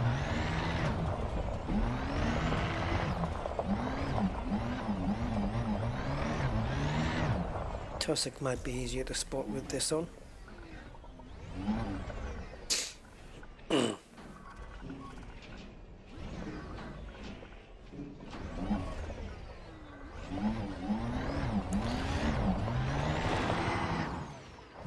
Well, we know there's some near the ship, so let's get that.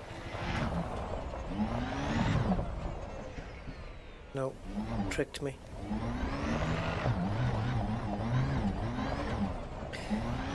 I don't know. They always come, they're always there, Zonta. All the planets seem to have them, but don't know why. Maybe it's just venting.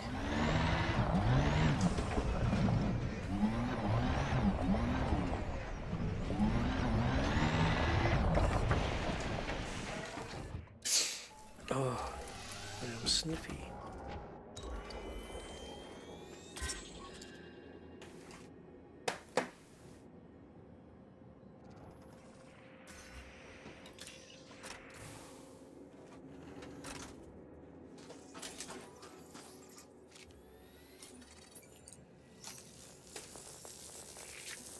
Second partial sample collected. Right, 200 meters then to get to the next one. So let's keep going in this direction.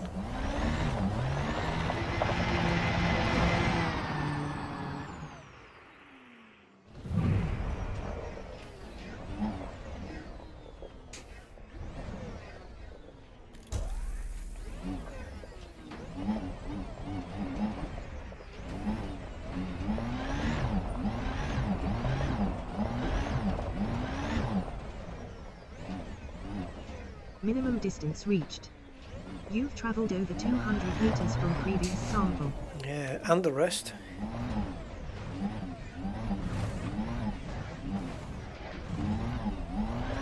I don't want to get too far from the ship because I want to use it as a marker point, a waypoint, because it is in the midst of a load of different bios.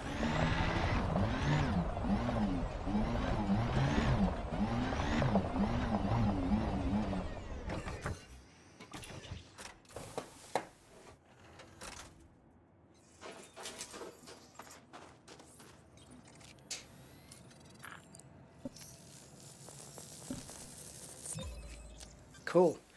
So we've done Tussock and Stratum, Sample collection complete. but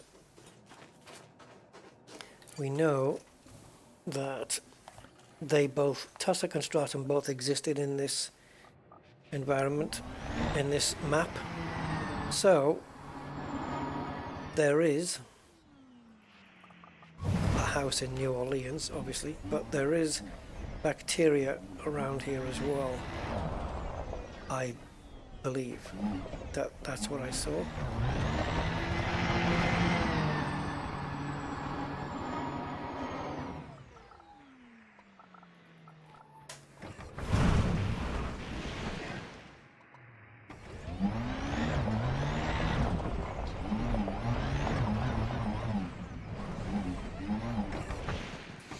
So this is Alcyonium.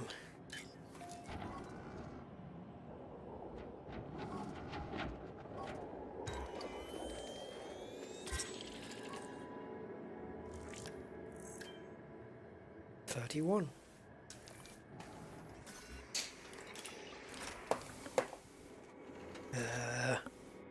1.6 million. 1.658 million. Bacterium Alcyonium scanned. Base value Alcyonium. 1658500. Minimum sample distance 500 meters. New codex entry.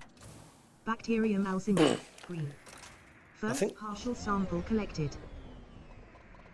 I think there's another one near the ship, but it's not 500 meters away. So that's not going to work for us. So, I don't know whether to... Yeah, there's another one there, but that's not going to be 500 meters. No way.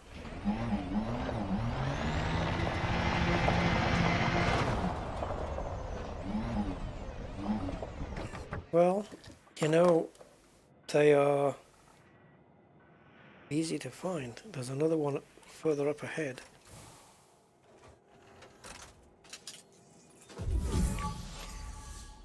There's one up here. I can run over to it.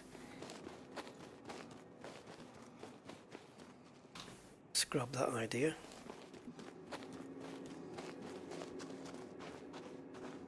Okay, that's two. Okay, is that 260 or 280? 260. So we're only half distance that we need to be.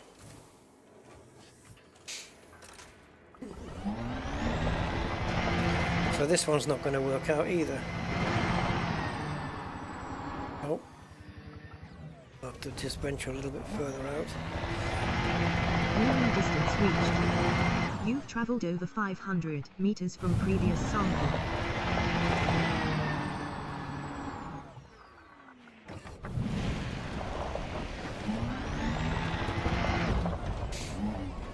Yeah, she's alright. 5-year anti-corrosion warranty. And heated seats.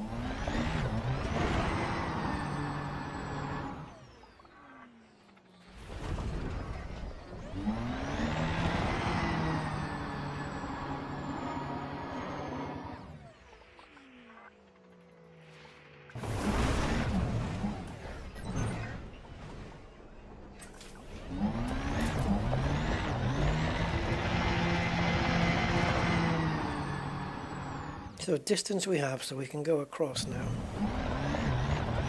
Well, oh, can you keep yourself a bit steady?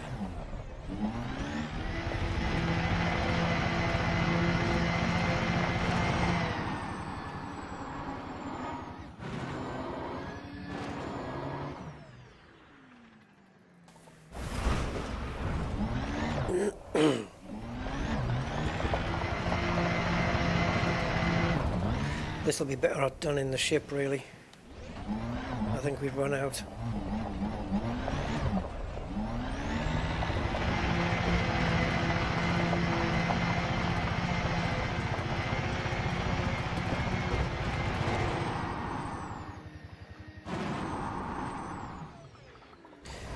One to the left of me there, but I don't think it's within range.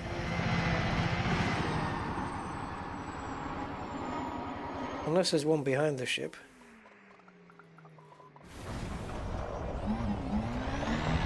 We haven't been this way.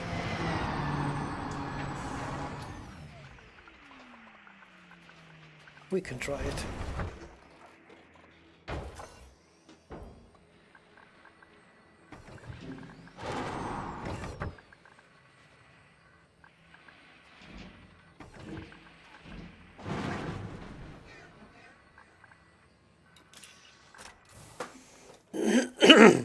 Well, it's somewhere around.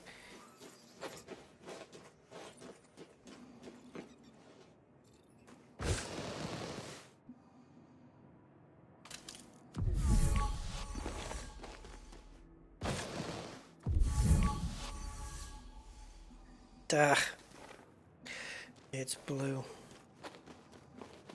Hey, Elliot. Yeah, almost Friday. I know. Scary.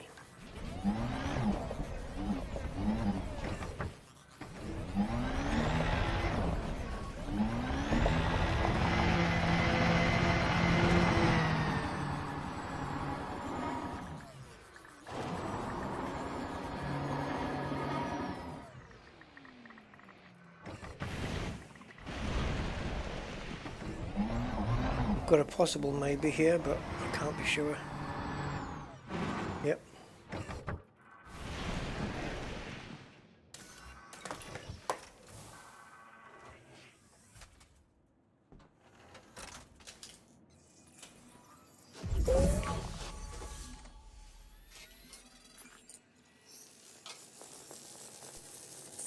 Second partial sample collected.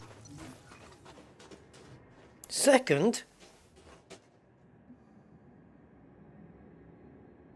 What? We did 3. Or did I miss one out again? Friggin' hell.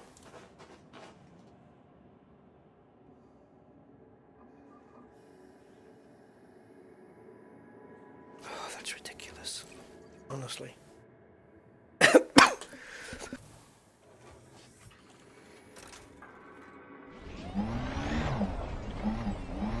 Well, if my coughing doesn't blow my heart up, coughing with a G doesn't blow my heart up, then I don't know what will.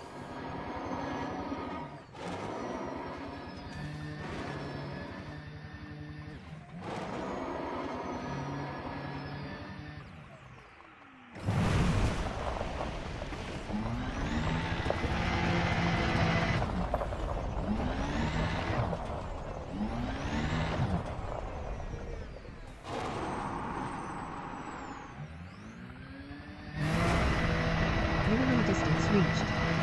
You've traveled over 500 meters from previous sample. Oops.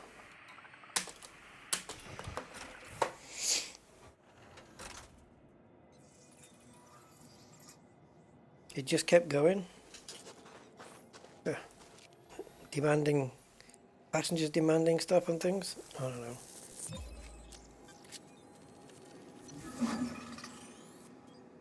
Sample collection complete. Finally.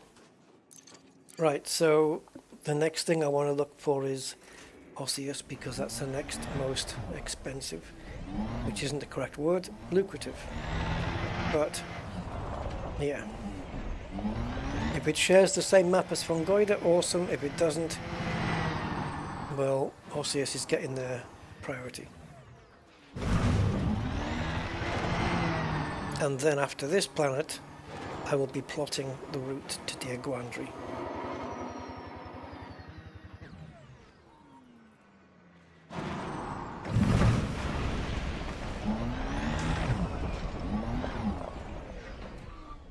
Oh guys, you want to check something out? If you, well, you don't have to be into cars, but I don't think it's got any other numbers and initials on it. If Batman could have a daily driver, actually it's probably best if you see it in black.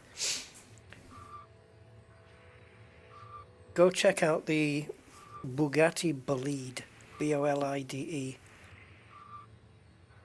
Just Google Bugatti Bolide, B-O-L-I-D-E, black, and tell me that's not for Batman. It's they're only going to make 40 of them. They are $3.5 million each, and they're not for use on the road, but for on a track. So quite limiting. But yeah, if there was ever a race car stroke Batmobile, that's definitely it.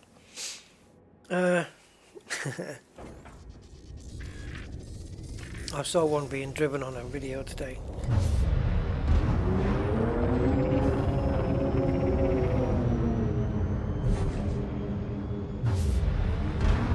It's all carbon, as you would probably expect.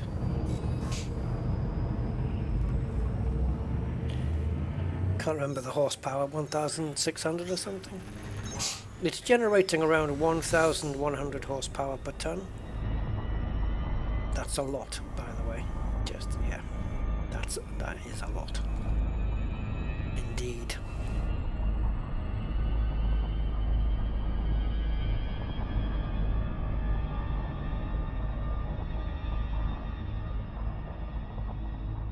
Alright, so we're going to turn this ship around, get back on the planet for the Osseous.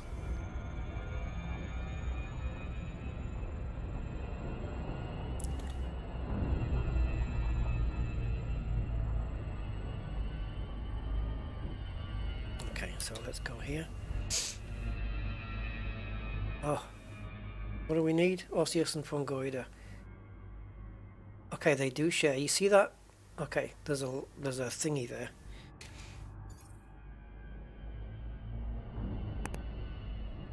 That rocket ship shaped thing, that shares the same land mass, so to speak, as Osseous. See? And so does that bigger one over there. They're both, well, partially, some of that is, but all of that is. So yeah, if we can get them both inside this thing.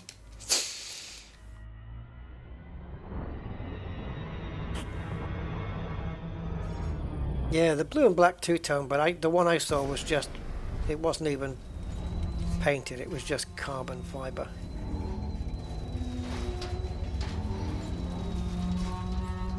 I don't know what the performance figures on it are, but it's got the same engine, I think, as the Bugatti Chiron Super Sport. So that's enough. The only difference is this car is lighter. They took a few systems out and made the car even lighter. It's ridiculous. They reckon that for the first 100 meters or so, a Tesla Model Plaid S thing, a Tesla Plaid S, whatever that fast Tesla thing is, that one would keep up with it for the first 100 meters, and then that's it. It's done for. The Bugatti's just gone. Bye bye. Nice to have known you.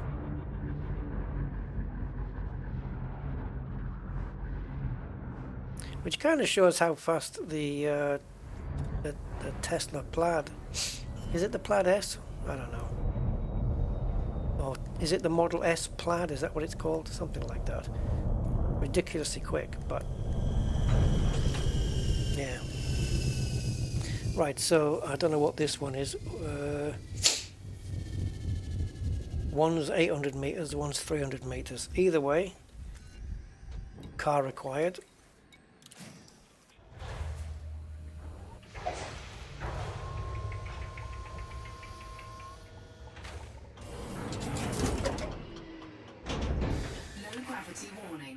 Yeah, they do. I'd love to get one of those. That'd be freaking awesome.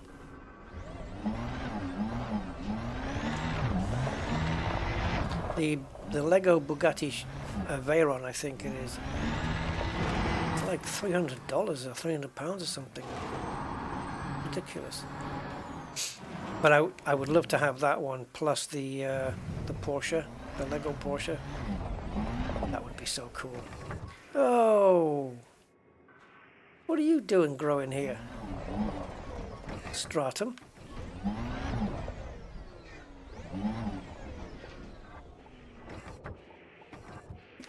Hold the phone. What's going on?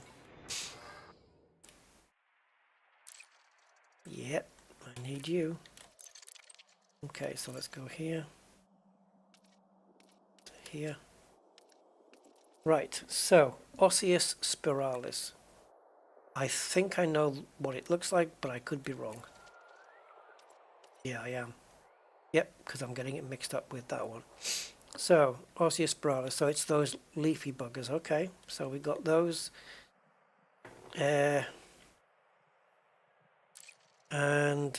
Fungoida cystitis. No, it's not that, but it's Fungoida Satesis, yeah.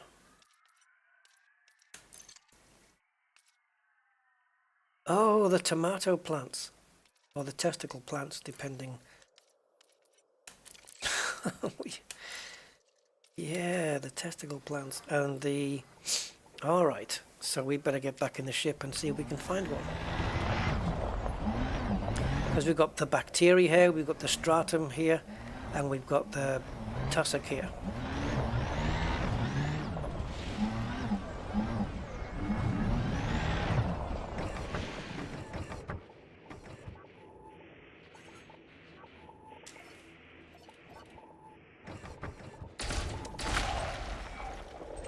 And chromium here.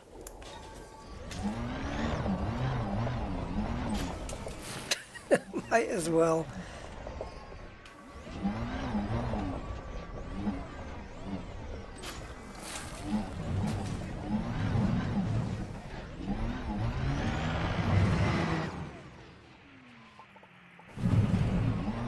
Right, so testicles on sticks, and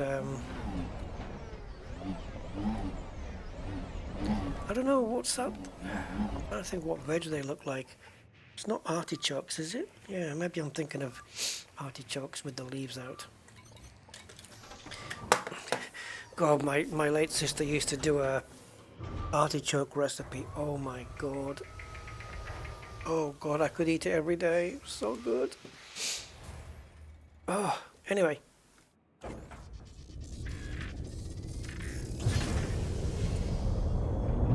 Stuffed artichokes, they were, and oh, the way she did it, man, it was just epic.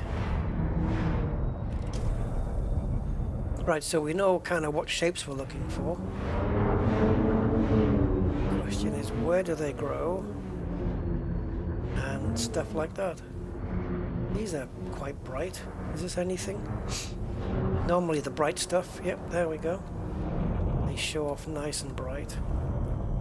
Just to help people like me.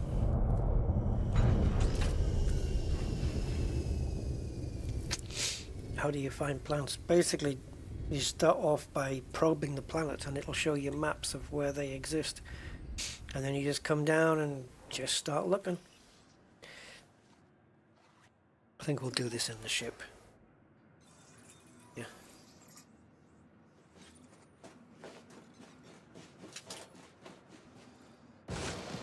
So this one is 800 meters, this one, so yeah, definitely going to do it in the ship.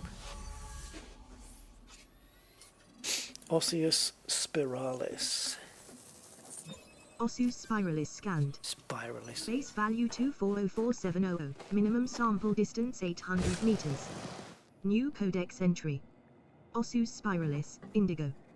First partial sample collected. I question your pronunciation.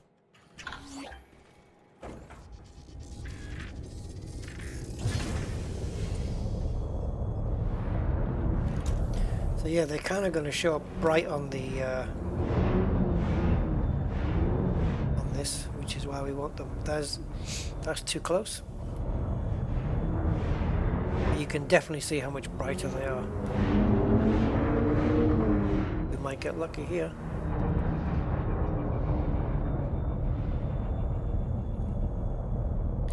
I haven't seen any testicles on sticks yet. This is going to be a tricky one. No, it's straight down. Lovely. I thought that was going to be a tough one. Minimum distance reached. You've traveled over 800 meters from previous sample.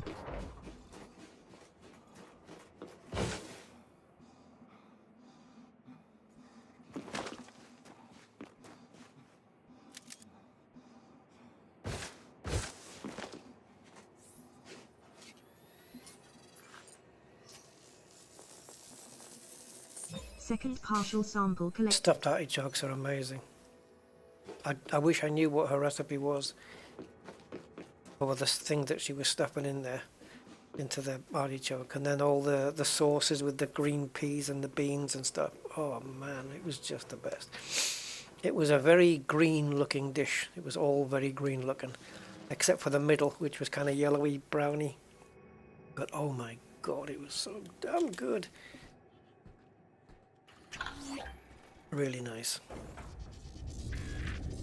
Nutritious.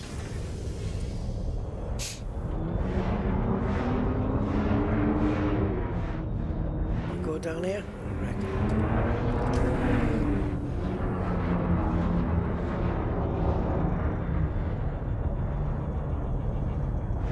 See, this ship will travel 800 meters quite quickly, so do we wait for it to pipe up, or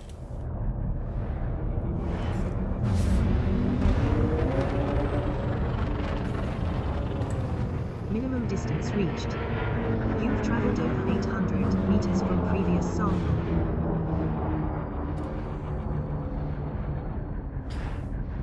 clearly, but I think I went way past what I thought was a sighting.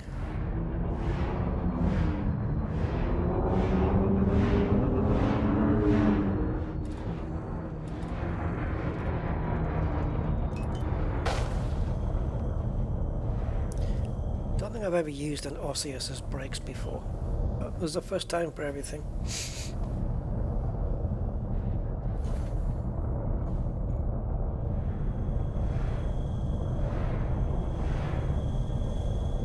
You're not going to let me land here, are you? Are you? Would you be so kind? Oh shit, I doubt it. If we go level, that's the incline we're on.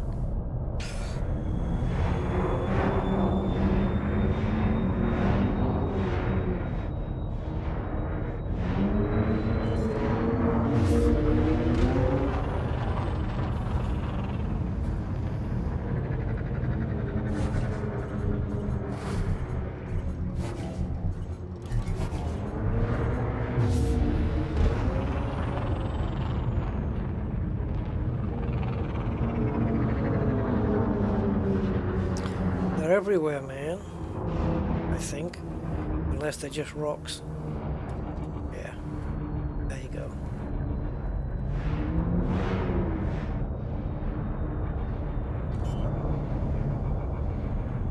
Hopefully we've come far enough away from the other two scans.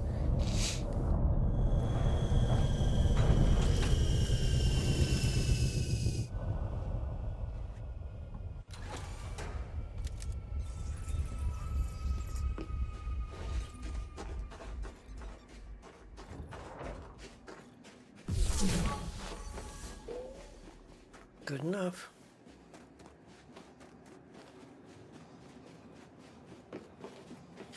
Now, bloody hell, where is the other one?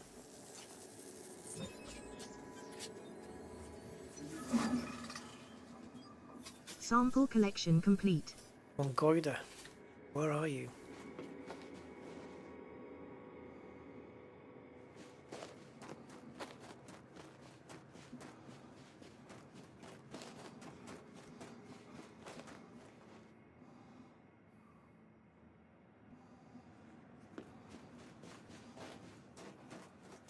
Only there's one more to go, and then we've scanned everything, and that's 26.5 million, but then you have to multiply that by 5, I guess, yeah.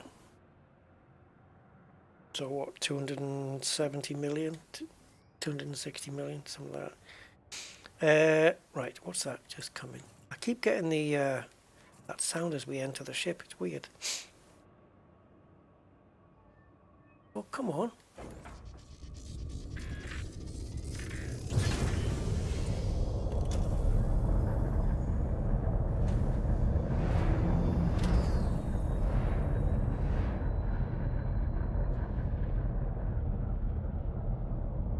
Okay, it's just the way the planet is. I thought it might be in the reddy bits, but it's not. The reddish parts.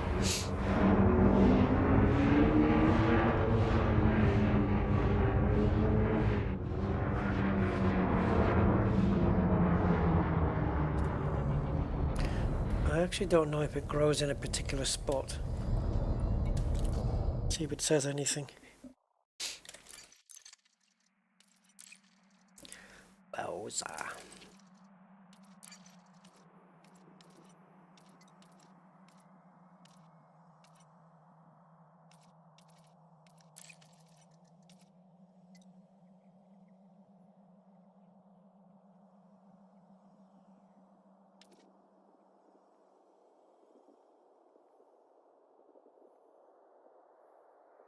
No. Okay.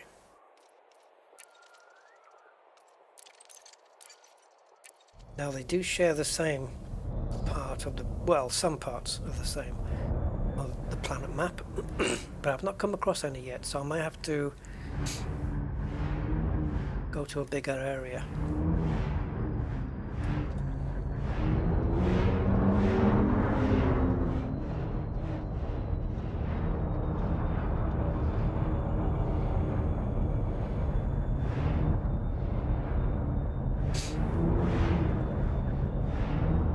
I'll have to do that Ace Ventura line. Is it Ace Ventura? Or The Mask? Well, it's a Jim Carrey thing anyway. And we find one of these. What is it? Holy Testicle Tuesday? Whatever the hell that's supposed to mean.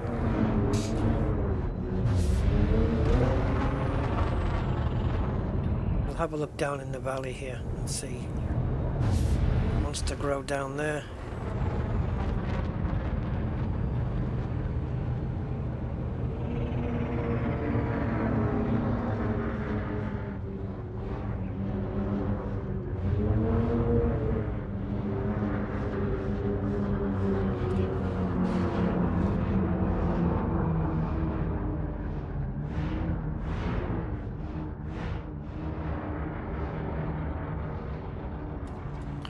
All this? Oh, the rocks, they just haven't laid yet. Gotcha. Yeah, got ourselves right in.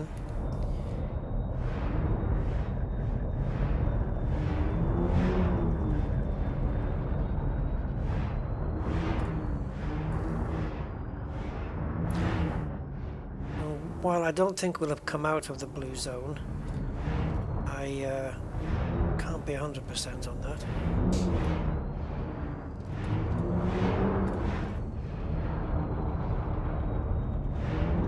And this one's only worth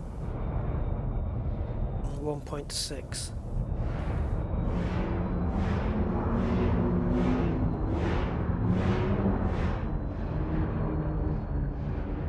So about 80 million, just under, maybe? No, a bit over maybe, yeah. 80 million I reckon if we get this one, isn't it?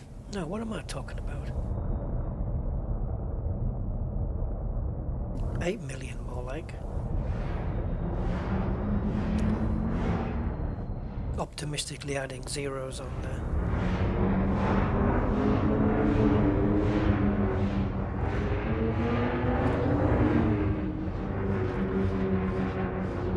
I don't recall them ever being down low, but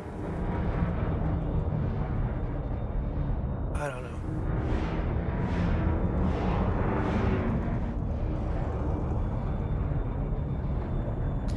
Alright, we've got two choices, and we can just get on our merry way, or we can try another area.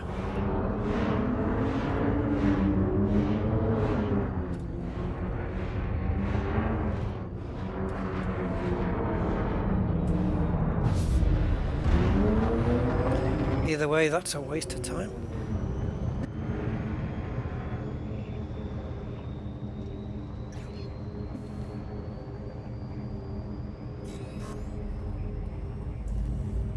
So we can focus specifically now on Fungoida.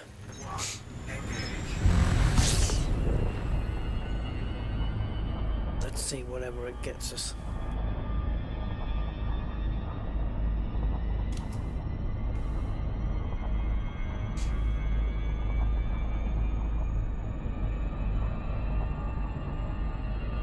Oh my god, talk about last minute. Holy flip. Sorry, I'm talking about something else. Ugh.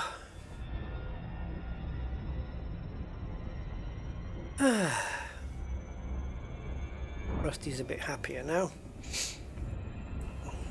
Sorry. Just another YouTuber. Just grab something off my server, which is good news. Very good news. Okay. Right, so let's wrong one. What do I need to press? That's it. Right, so we're looking for fungoides atesis now, so that's it. That's the last one on here, and that's the map for it. So, there's two thought processes on this. First one is landing on a giant piece of blue, or landing on a small piece of blue in the hope that it's easier to find, because but then it's not a case of, oh, just because it's a small piece there has to be some there, because I don't think that's the case, that it's 100% guaranteed.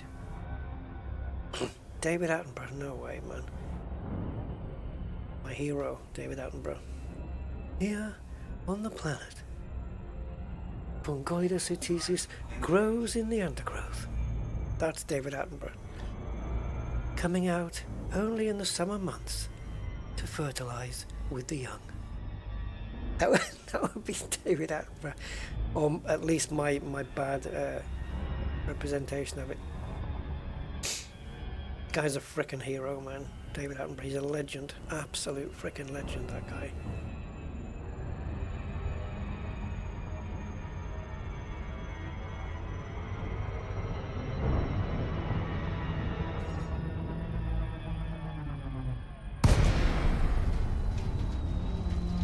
I've watched so many. There's a few of his recent ones, like Planet Earth 3, which I haven't freaking watched yet.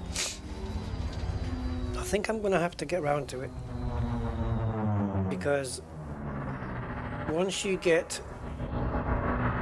I get into his stuff, his documentaries, I can't stop. I have to see it like through to the end, you know,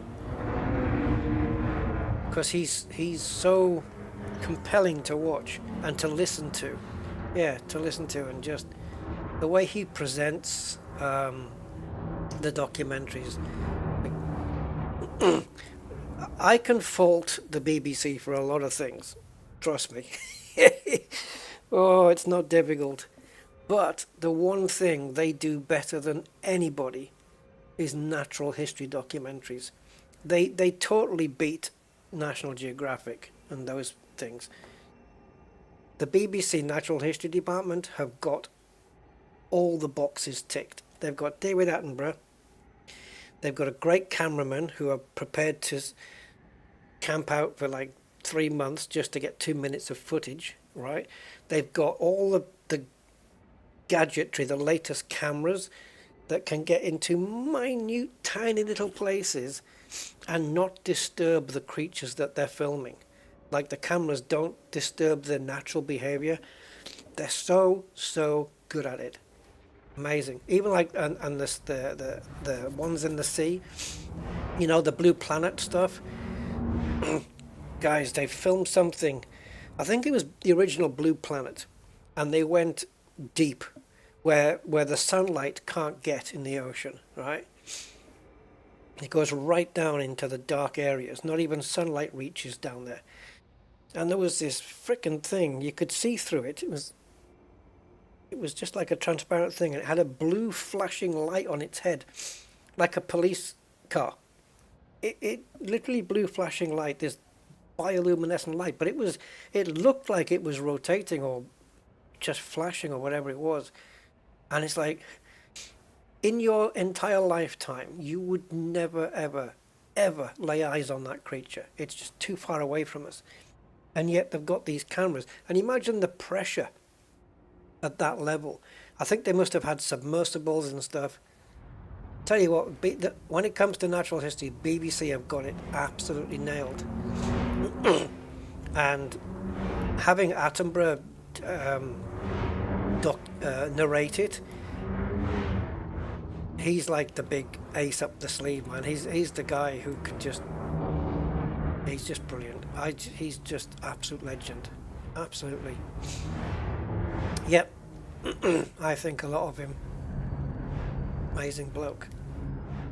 Still doing it in his 90s, man. Still going strong.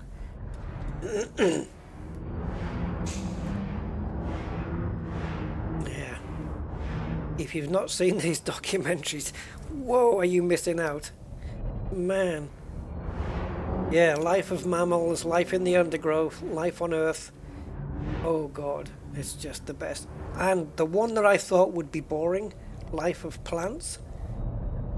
No, it wasn't boring. Not at all. Wow, I was hooked. And you learn so much as well. But you know what you learn most of all? I think is an appreciation for life, like for other life. You know, and not killing it, whether it be an insect or whether it be poaching elephants or anything. Because their behaviors and it's just so complex that they have. Like life of birds as well was another one. Wow. Life of birds was amazing. The bowerbirds were my favorite. The bowerbirds, and what was the other one? Oh, the crow in Japan that learned how to use traffic lights. I mean, Jesus freaking Christ.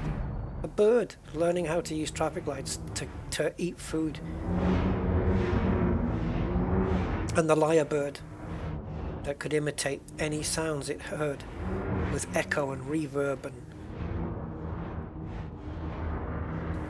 And what he said about that was that there was woodworkers, lumberjacks and stuff in the forest chopping down the trees, which is the natural habitat of the lyrebird. And the bird was imitating the chainsaw sound with the echo and everything. It was imitating that, and he said like how ironic it was that the bird was imitating the sounds of the workers who were killing its own land, its own thing. Yeah, I stopped flying. Yeah, the man's a freaking legend, and I have a framed, signed. Pictured like a picture with his autograph addressed directly to me on it. Got my name on there and his signature. Best wishes, David Attenborough. It's my prized possession. He earned 7 figures. Pfft, not even enough. It's not enough. He's worth so much, man. The guy's just brilliant. Just watch one of his or just watch a clip on YouTube of any of the life programs, like the lyrebird, Lyre, the lyrebird.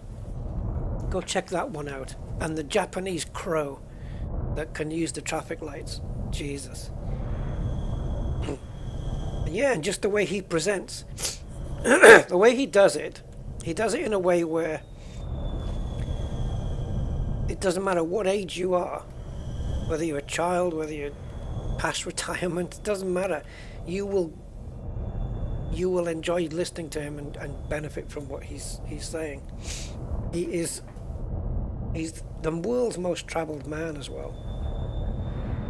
Yeah, freaking legend, absolutely. Good bloke.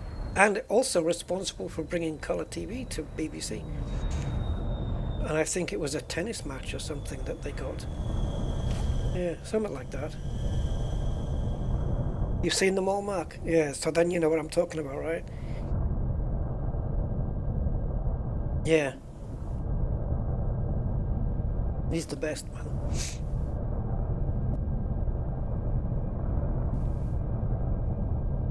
Yeah, the lyrebird, it can imitate anything, man. Any sound. The talent of that. Like the camera shutter. And then it did the camera shutter with the motor drive. That, that click. Zzz. Unbelievable. Right, so we found some of these things. but there's nowhere to land. Maybe here.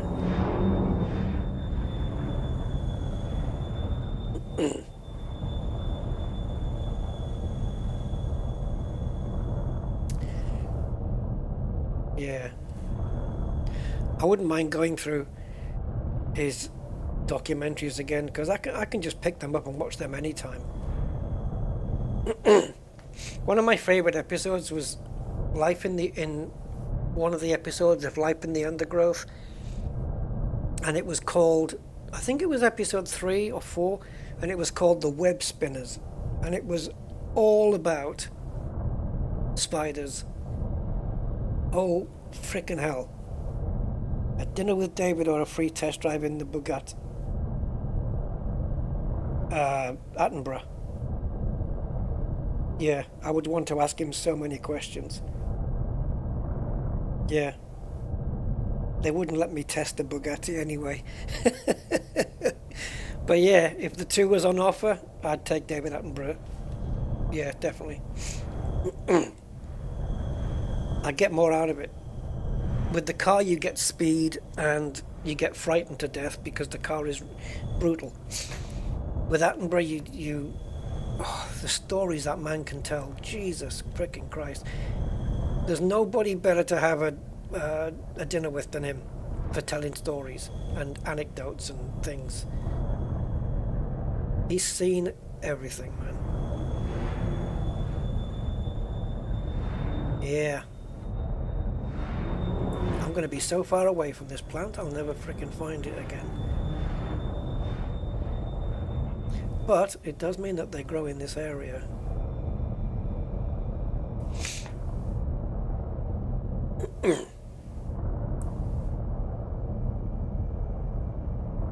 Oh, he dominates Netflix as well. He's on Netflix. Awesome. Good. I think it's also a good thing for, I mean, I'm not a parent, so I don't know, but for me, it stands to reason. It's a great thing to, in between the cartoons, is to put this on for your kids, like, you know, when they're of the age they can understand what's going on, maybe 7, 8, 9, 10 years old, I don't know, and just put some David Attenborough stuff on, let them learn about the living world. But the spiders thing, oh my God, when you see how these spiders catch their prey, it's like, how on earth did they even ever learn something like that method? Cornish Pirate, what am I hoping for the future of ED? Oof.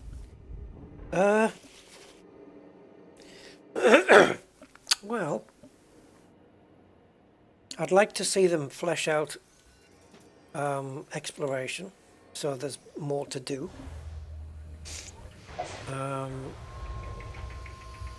I'd like to see, if it's possible for them to do it, I'd like to see landing on like thicker atmospheric planets with maybe weather as well. That kind of stuff. Yeah, and I don't know, maybe I haven't really thought much beyond that. We've got more ships coming in, variation ships really, as opposed to brand new ones. I mean, they are new ships, but they're variations of current ones, right? But yeah.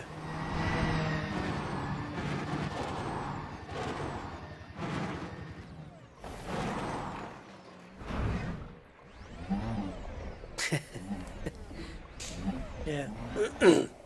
I just want them to see, you know what I want for the future of Elite is that the developers carry on with it, but still have that passion to do it.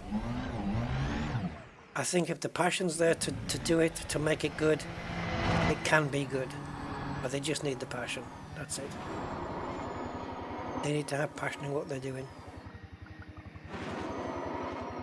And you know, I heard a nice thing today as well.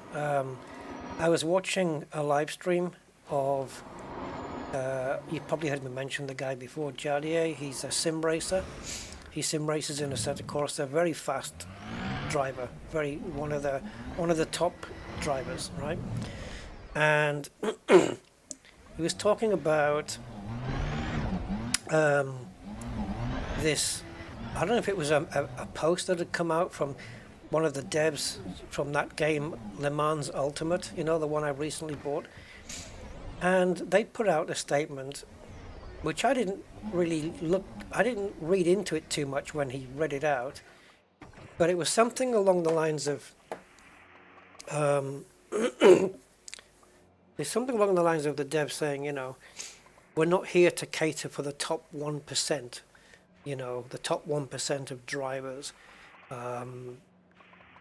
you know, the ones who race for like money and stuff like that. We said we're not here to cater for them.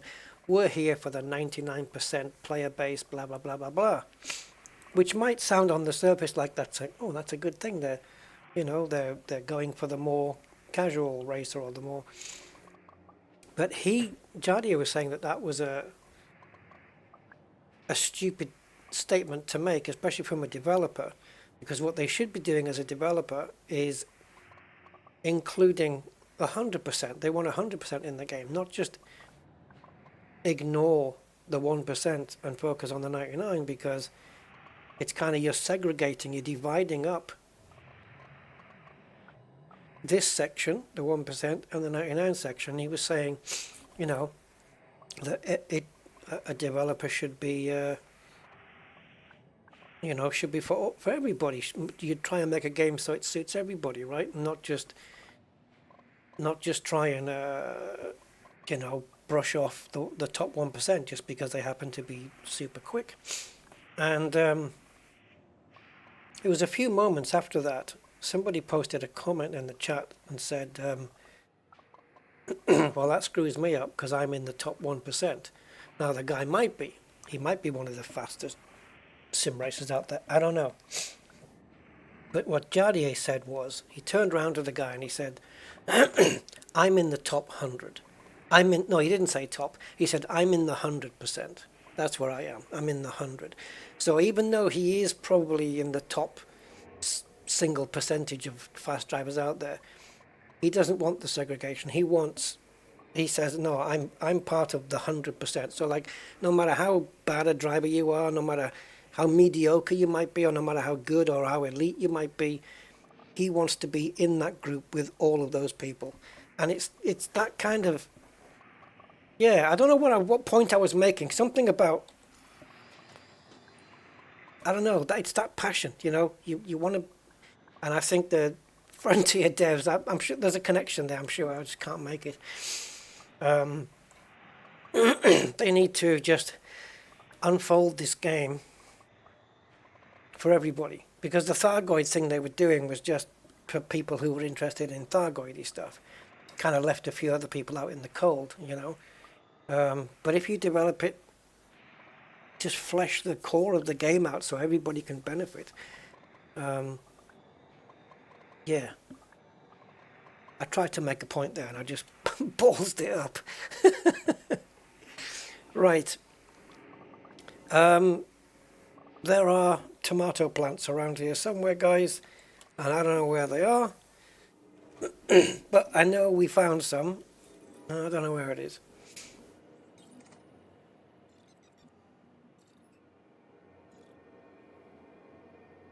Microsoft. Oof. Well, it could be a good thing if the reason they were buying it is because Frontier didn't want to continue with it. You see, that's the thing, isn't it? You have to look at it as if Microsoft buy it, you have to look at it as a good thing. Think about it. Think about it, right? If Microsoft buy it, that means FDev were willing to let it go. And if they're willing to let it go, then they shouldn't be developing the game. If you say to Microsoft, no, it's not for sale, it's our baby, we're going to take care of it, then that shows that you've got a passion for it. But if you let Microsoft buy it off you, maybe you don't have that passion, and maybe you shouldn't be the developers anymore.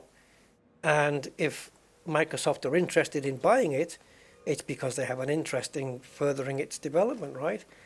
So it can only be a good thing. That's how I see it. I don't know. I have to say though, just on that Thargoid thing, they did spend a lot of updates just working mainly on Thargoid content, right? So if you're not a Goidy kind of commander, it doesn't really help you that much. However, on saying that, the content that they put out, like all that Titan stuff, that was brilliant.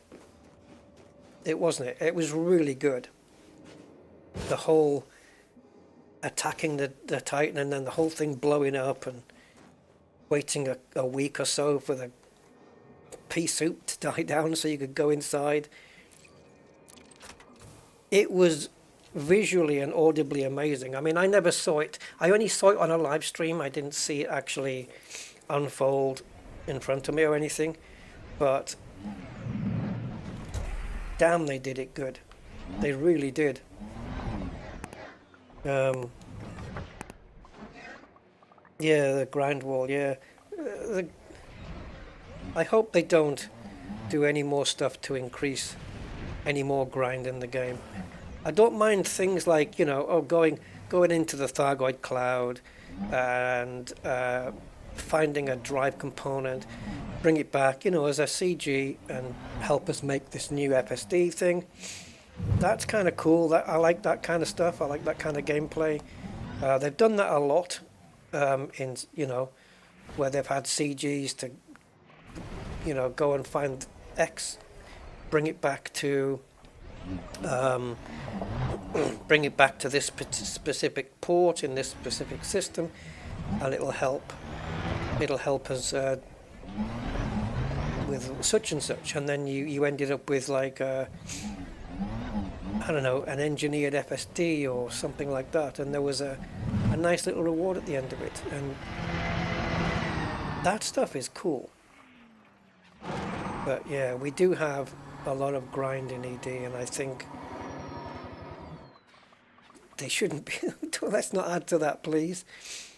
Unless they find a way to make it fun. I don't know where the hell I'm going. Unless they find a way to make it fun. No, I don't think so. They've never done that before. They've never put a ship behind a grind wall before. So I don't think so. I think it'll just get introduced. It'll be buyable from certain stations, certainly Shunrata, Jameson Memorial, right? It'll certainly be buyable from there. And yeah, I don't see that happening. If it does, it'll be a first, because they've never done that before with new ships. Like when they introduced the Mamba and the crate, you know. God, I'm really damaging this thing. So yeah, I don't know. Oh Jesus! Will I do a repair? Because if I blow up and die, guys, I lose everything. Let's try and get a soft landing. Oh Jesus! Alright, I don't want to risk losing every piece of EXO data I have, so let's go do both SRV replenishments.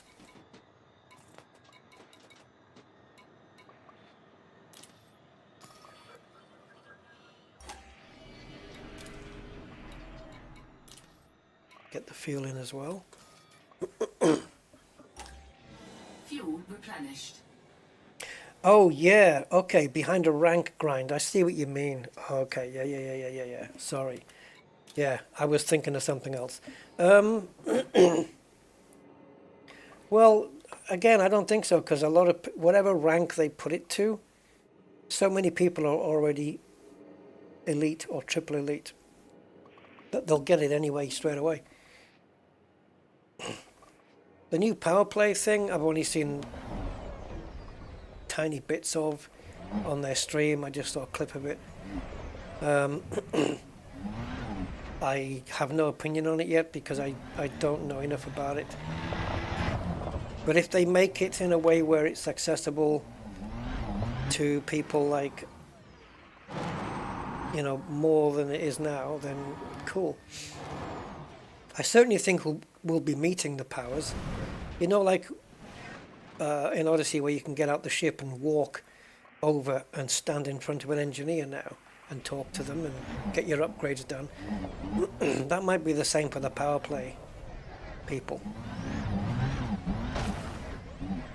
We're in some serious trouble here, guys, because I've got no plants. My ship's left. I don't know where it's going to land.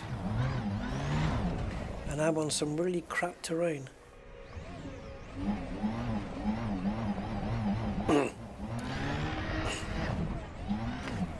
Yeah, I think the Python Mark II will just be readily available. I think so. And it does look cool, actually.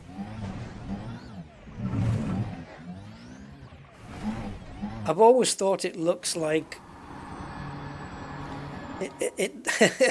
it looks like the Python that came before the one we have now, not the one that came after. It looks more retro than the current one. I don't know. Maybe I'm just looking at it wrong, but well, what are we going to do with these? Do we skip them, or do we have to bring the ship back? And because is this where they're growing, in these mountainous regions? Because this is not SRB friendly.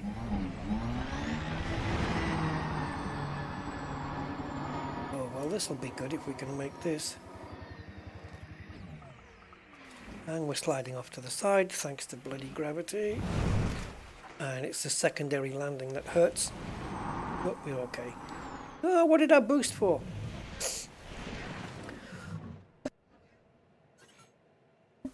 Oh, coughing my guts up here. I meant to handbrake there.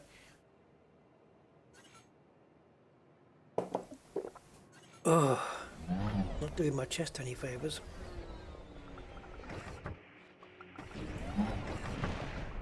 From a distance, it's almost like trying to spot tussock or Vortexa or something.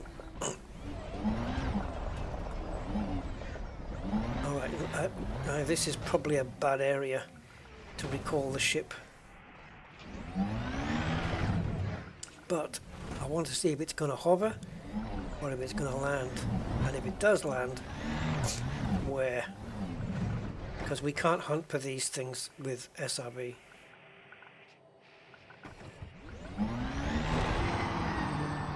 Ship recalled.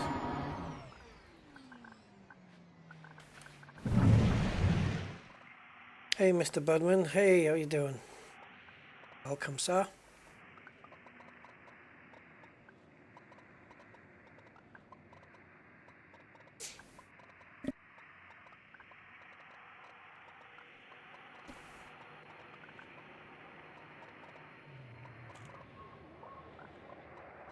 No apologies necessary, by the way.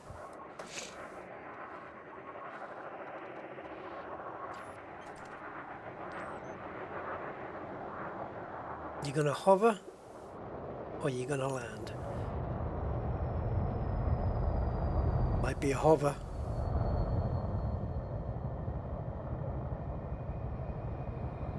But yep. Great, now I've got to work this out. Oh boy. So I used to have a method for this, but look, it's all skewied up.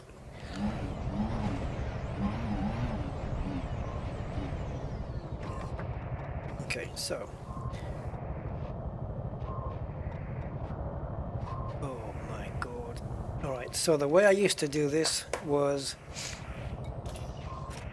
I would disembark. And then we also have a way of getting in with the SRB, but also getting in on foot. And to get in on foot, the blue beam would always be on the ground, but you would never get one for the ship. So you need to find the on the foot one in order to find out where the ship one is. What an angle this is at. Oh geez. So we need to be under the rear end, which is over here. See if we can find the blue con. There it is. There it is. Okay, so This gets us on board on foot, but that's no good. So, how many paces is it to get to there? Because I don't think if we get back in the SRV, I don't think we can see this blue cone. Or cylinder, or whatever it is. So,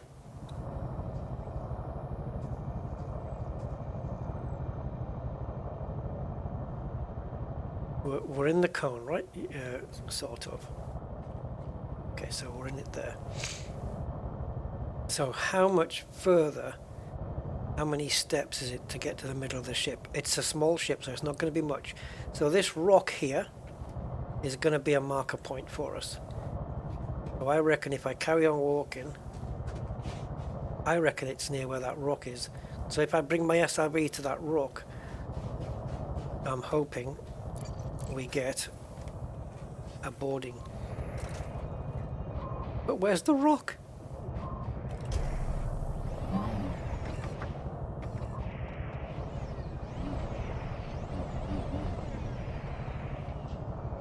Is it this one?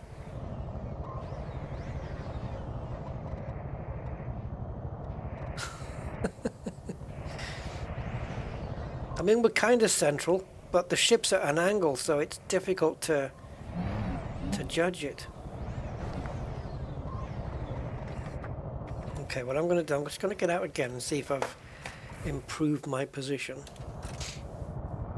Right, so where's the get on board on foot thing?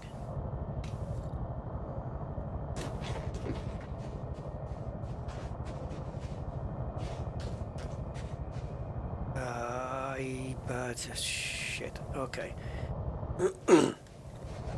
Oh, it's further down. I wish it would highlight sooner. You've got to be pretty close to it for it to highlight. Okay. See? It's ridiculous how... Right, so that rock is... It's behind me. Ah! Don't do that, man. My heart is bad. Ugh. Rusty thanks you, Bud, for your kind donation of £10. There was a professor named Chesterton who went for a walk with his best shirt hungry. He ate it, but lived to regret it, and ruined for life his digestion. That's the weirdest one you've done yet, Mr. Budman.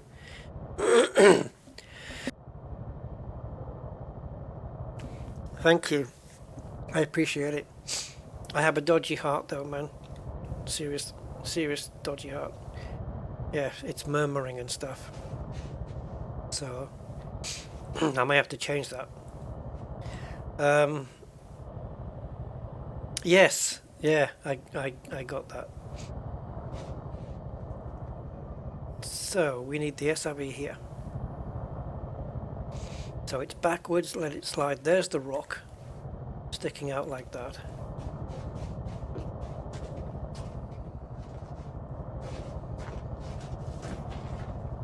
Difficult to walk here. Okay, there it is. So the best way to do this, external. Yeah, cheers, Mr. Buds.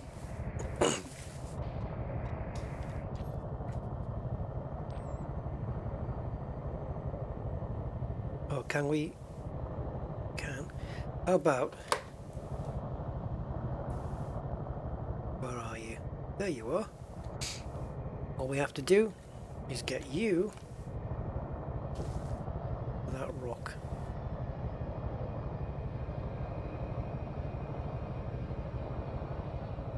Now, if you ask me, I think it's got to be close in this. There you go. Look at that. Board ship. Nailed it. Frickin' nailed it. That's how you do it. Takes a little while, but it's either that or trying to go somewhere else and see if the ship will pick you up. Okay. Your mileage may vary. How many footsteps you take from the blue cylinder depends how big your ship is, but this is a small one, so it's few steps. There you go. That's how it's done. Or at least, let's just say, that's my way of getting it done. That's not the one you want. That is the one you had already. Oh, I think we not bother, right? Because even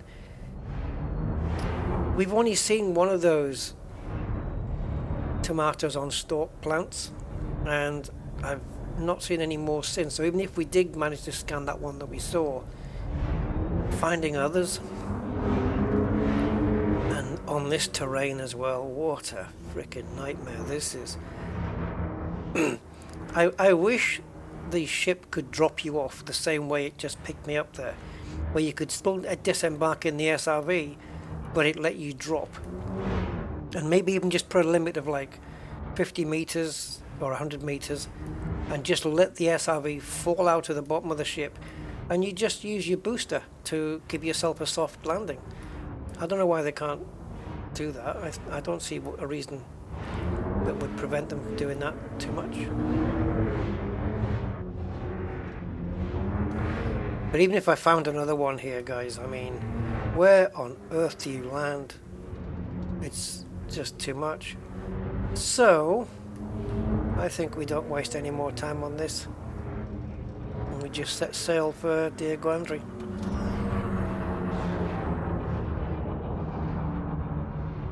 Let's do that.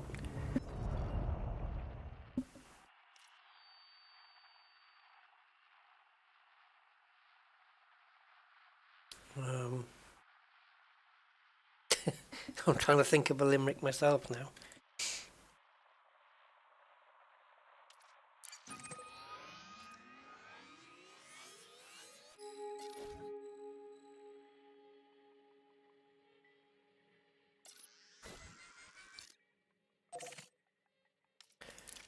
Okay.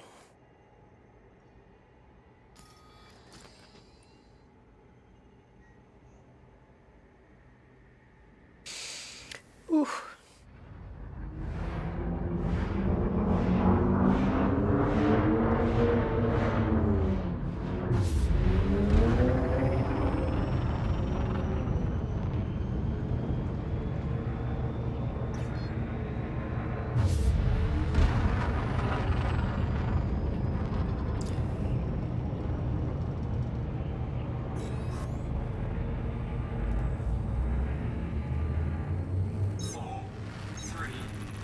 How about, well, I just took about 30 seconds on this. There was a man called Bud who donated because he could. Oh, I've forgotten the line now. Oh, yeah. It made me jump in the air, which wasn't really fair. But in reality, it was all good. There you go. Best I can do in 30 seconds.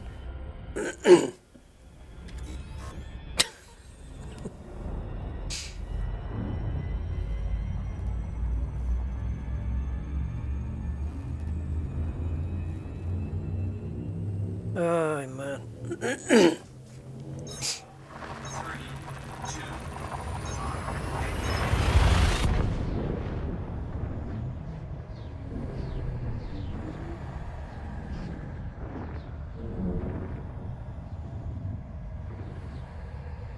Yeah, Mr. Budman, I was just saying earlier, I've been diagnosed with a heart murmur, and on top of my high cholesterol, high blood pressure, it's not a good combination, so I'm getting it all checked out and stuff.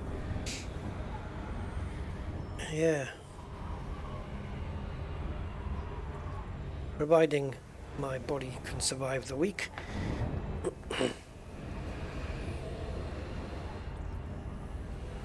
So I'm just chilling, chill streaming.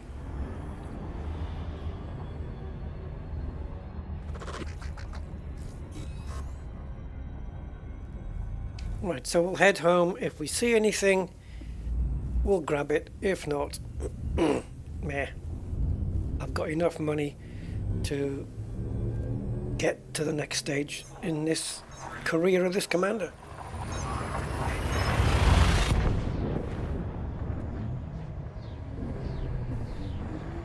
Well, it's 7 days actually. 7 days before I get there.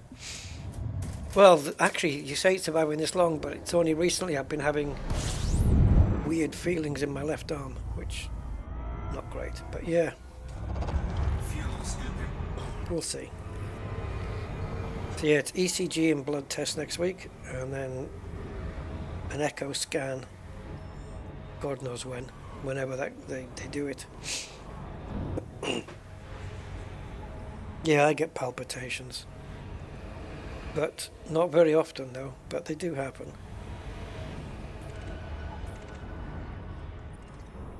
Ooh, virginal system. I seem to be peeing more often, and I need to, I need to go now. Normally I go 4 to 6 hours on a stream without going. Body A6. Oh, what? Wide ring. A wide ring, 37 bodies. Oh my goodness, and it's freshly discovered. Oh well. Guess where we're going to be camping out. Maybe there's no bios here. Okay, so we have a wide ring. And that's this guy. We know that because it's the only one that's been discovered. Now, how wide is your ring, sir? Let's have a look.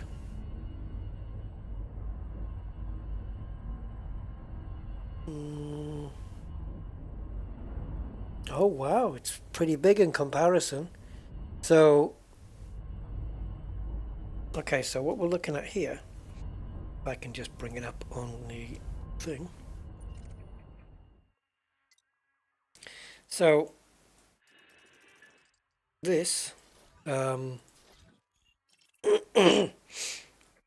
actual star itself is has a radius of 46,000 kilometers. Okay, and the rings at its outer length is 410,380. That's 1.37 light seconds in width. So that's either going to be a very thin, wide one, or it's going to be a very thick, wide one to make it look like a vinyl record. That kind of deal.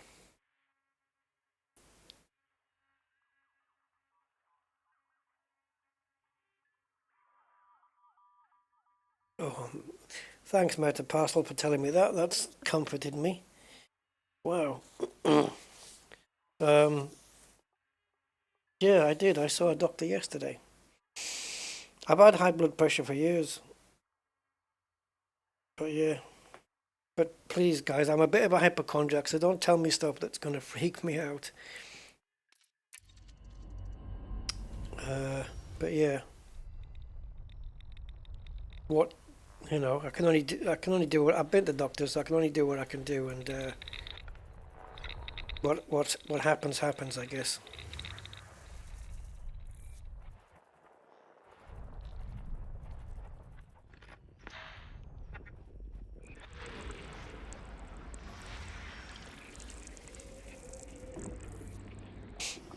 Hey, Cosmic.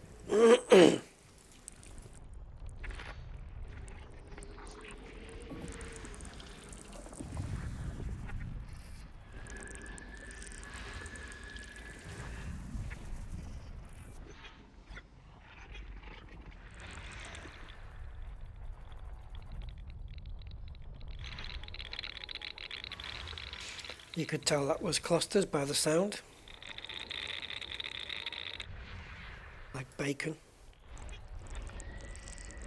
Only not as tasty. No, Meta. I don't think so. I'm too many times clearing my throat. They'd have to edit all of that out.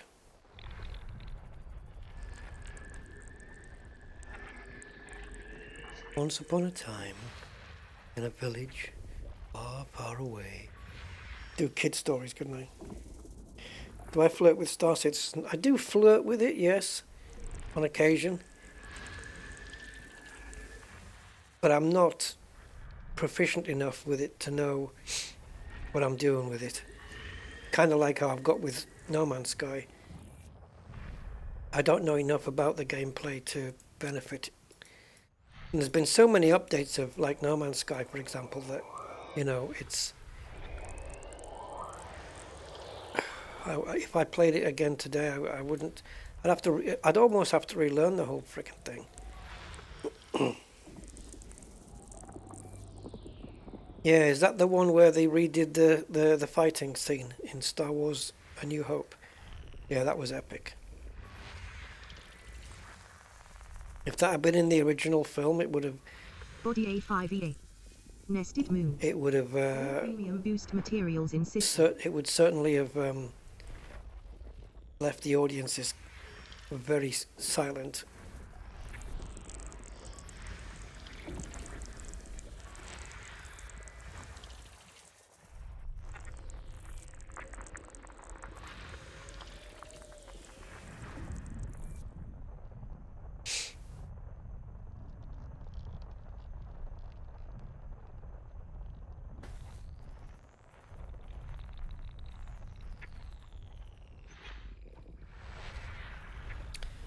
Okay, plenty here.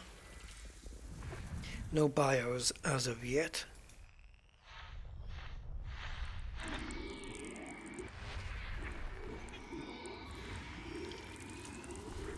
Oh guys, I oh yeah, I forgot about that photograph. I'm gonna see if I can upload it. On my driveway there was some, I don't know what it was. I thought initially it was bird poo, but I don't think it is. It's something else. It's something, I think it might be a kind of moss or whatever. I'm not sure. And it's on my drive, and man, it looks like, you know those green splodges of bacterium, whatever you get on here? Well, that. And I mean, it's freaking identical. I can't move my mouse. Mouse? Hello, mouse? Hello? No? Okay, let's try again. Okay, we're back. We're moving again. Yeah, I'll put the photograph up on Discord, and then I'll transfer the photograph from there onto my desktop, and then I'll bring it into the stream. I'll show it to you guys. Body A1. Ringed landable body. There you go. How about that one? Ringed landable. You don't get too many of those babies.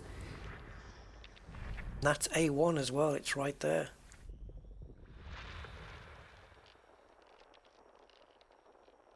Text to AI.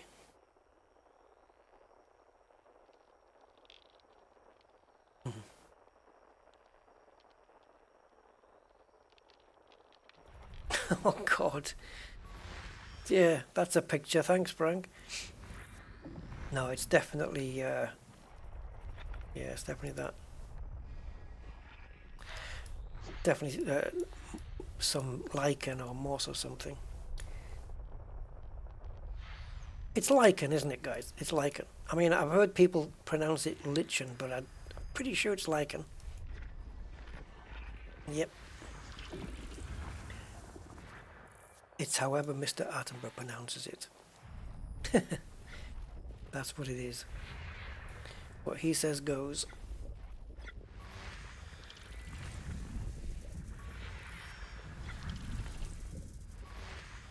Body A2. Ringed landable body.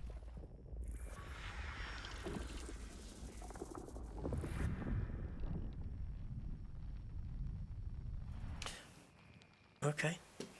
We've got a few more to go then. Was that another ringed landable?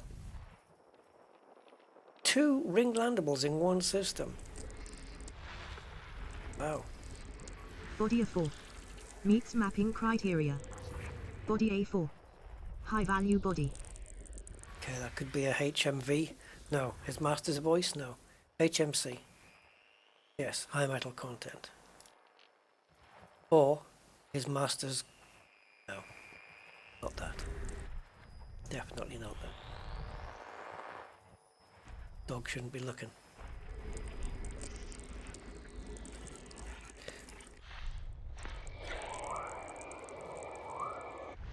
What an awesome name for a record label as well. His master's voice. With the dog sitting there next to the gramophone, listening to his owner in the coming out the horn, the speaker thing. His master's voice.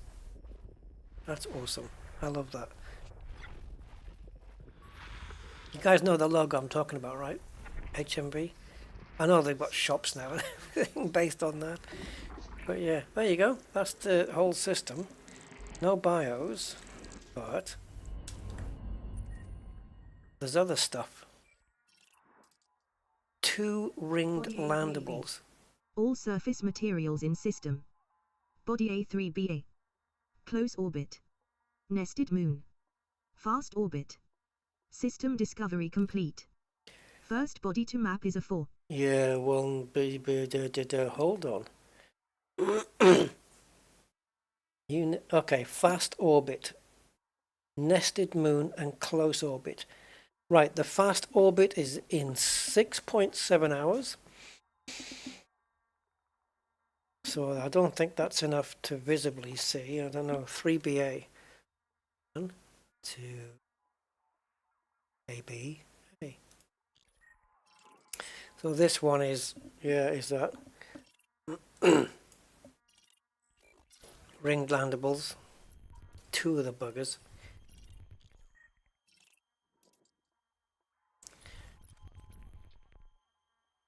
I could get footfall on those, but I'm okay. Let's go check out this dude. Key of the wide ring.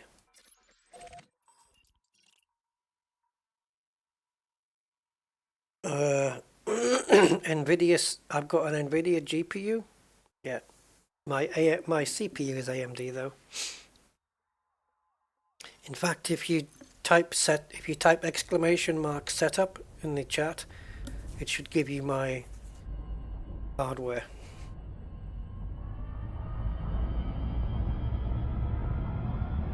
Yeah, 3080 Ti. Yeah.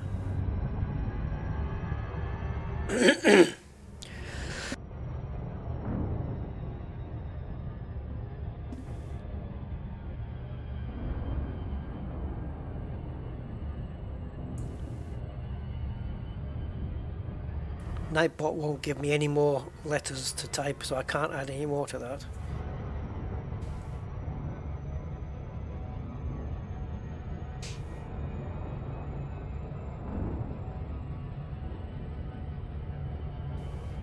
Yeah, I started with a pair of 1070s in SLI, and then I was gifted a 1080 Ti. I sold the 1070s. Then I was gifted a 2080 Super. So I gave away my 1080 Ti to somebody. I can't remember who it was. Somebody who needed one. And then I was gifted a 3080 Ti, and Cosmic Drifter got my 2080 Super because he had a pretty less powerful graphics card. So I've just been paying it forward. So I started with a 1070 and I've gone up to a 3080 Ti just on the kindness of people. It's incredible, absolutely amazing. Because I couldn't have afforded these cards, man. Ridiculous money they were asking at the time. Especially the 1080 Ti, because that came boxed and sealed. That was brand spanking new. And at the time they were asking like that was 4 figures, you know. I imagine anyway, that's what they were. Because you couldn't, the 20 series had come out, but the 1080 Ti was still packing a serious punch, right? And so they were still in demand, but you couldn't get hold of them. But yeah, a very kind supporter, Colossus, got hold of it and sent it to me.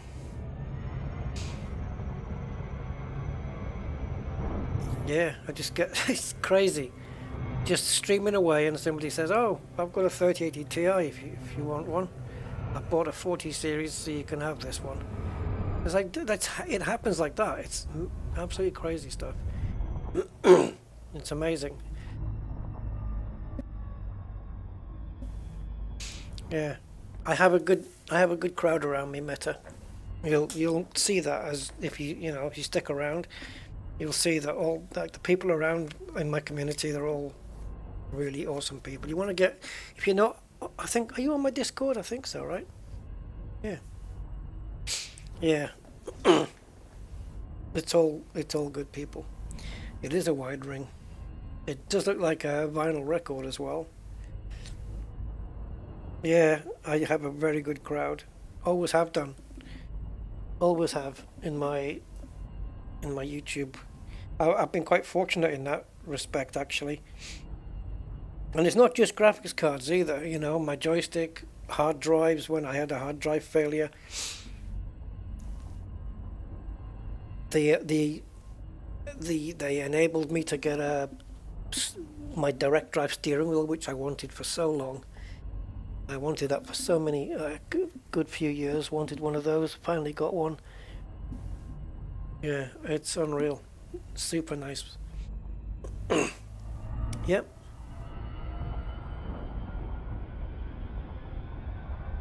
And that's just the hardware stuff, you know. Paul, yeah, Paul, that's right. And it was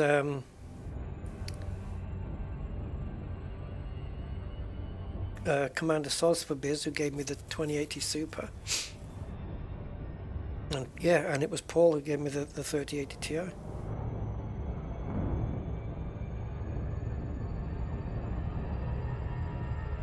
So I got the, it's crazy because like the 1080 Ti came from the States. That got shipped over, and then the 2080 Super came from, I think, Wales in the UK, and the 3080 came from the Netherlands. So yeah,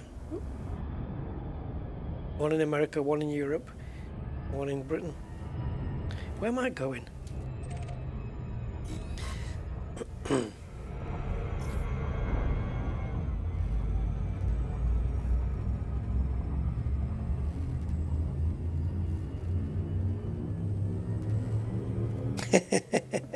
You're welcome, Cosmic Man.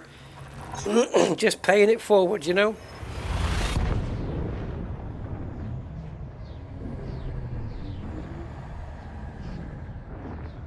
Yeah, it was great because two people benefited from that. I benefited from having a better graphics card than my previous, and then Cosmic got my previous card, which was better than the one he had, which enabled him to live stream, because I think his previous card was struggling to live stream Elite and certainly other games. Yeah, GTX 750. Yeah, but with the 2080 Super, that was a massive step up, wasn't it, from that one? And now you can live stream away. So yeah, two people benefited from that. It was awesome. Just from kind gestures, you know, from people. Hey, Blog Twat. Enjoying the journey back to the bubble. Yeah, I am actually. Just chilling it, you know. So let me see if I'm far enough away here, because I'm not sure if I am. Let's follow the initial orbit line. Oops. Okay, that one. Ooh, no. I don't think so. There's probably going to be stuff behind there. I can't be sure, but if we go off a bit more and just have a bit of an angle to it as well, and that we should be good enough there.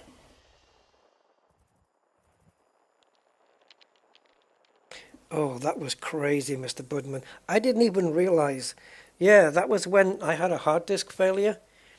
I had two drives mirrored, like I do now. I had two drives. One of the hard drives had failed, like physically, like it was gone. It wasn't just like degrading, it just failed. It was screwed. You couldn't get any data off it.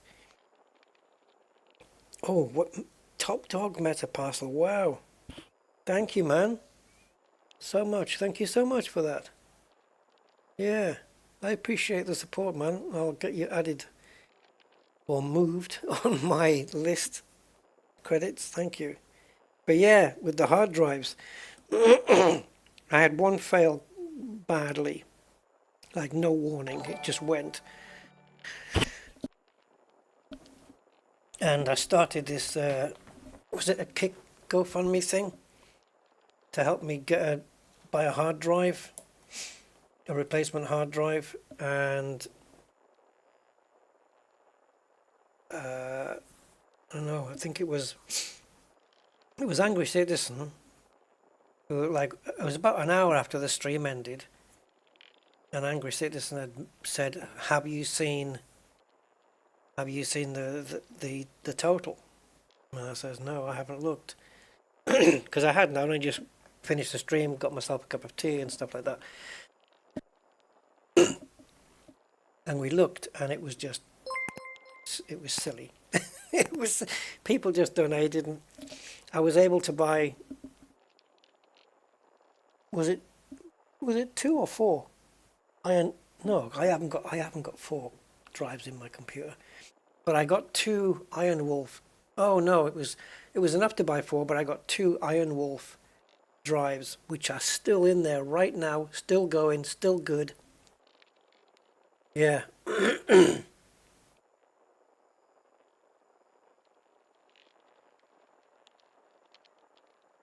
What was that, Mr. Budman?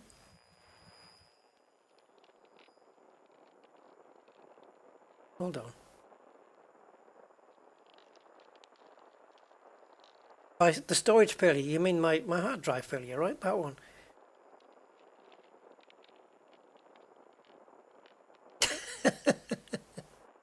No, yeah, I did an April Fool, didn't I? I know that was a bit naughty.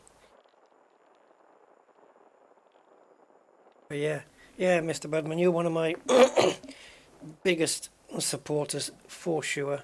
Absolutely. No doubt about it. Absolute legends on my people on my legend list, along with Mr. Attenborough.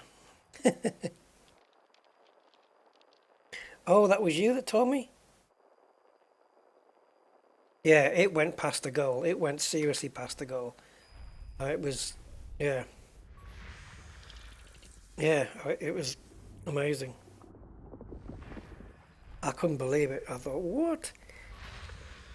I almost was at that point. I thought, I'm going to have to give some of this back. It's ridiculous. But no. It's, yeah, I got 2 brand new drives, so I got them both remirrored. And then the one I took out the PC, I think I used it as a backup drive for something. And yeah, those drives are still currently in the computer. And the last time I looked, they were still showing as being good. Yeah, it was very cool.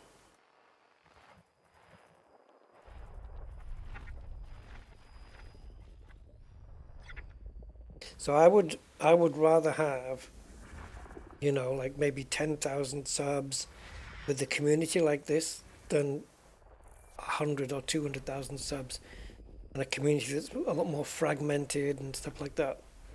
You know what I mean? But I don't know. Be nice to have both, but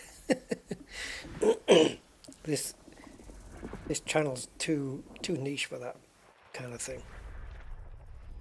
But yeah, it's good for those YouTubers that can put out the type of content that can attract those kind of numbers, like Jardia does. He's got like 122,000 subs, but he's got a very good way of presenting his channel. He's very good at presenting it, and you know, some people have just got a natural way of doing it. You know, people I subscribe to, Jardier, there's Mandy Kane Lane as well, which I subscribe to.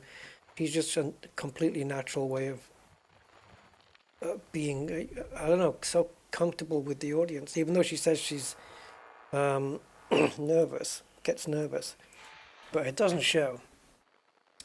And yeah, and you've got like Matt Armstrong, for example, who does the car, he fixes up crashed cars. That guy's got like 1 million. I think he's got, yeah, he's got over 1 million subs, hasn't he? I think so. Or nearly 1 million. I don't know, something like that. Yeah. But he's got a very good presentation style. I was going to say presentation, but that's not a word, is it? Yeah, so yeah, it's just having it. But my channel's too niche for all that stuff. Elite Dangerous and just gaming. Right, what the hell am I doing? I don't even know what I'm doing here. Did we jump? Oh, right. On we go then. We're jumping now.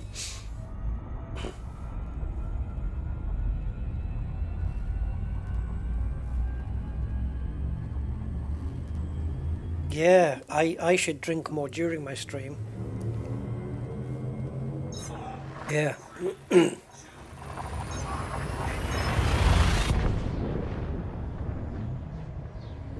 Presentation is as much a word as plantage.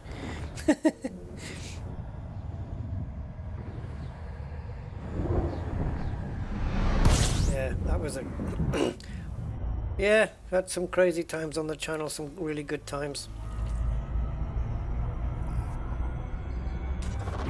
Fuel snipping.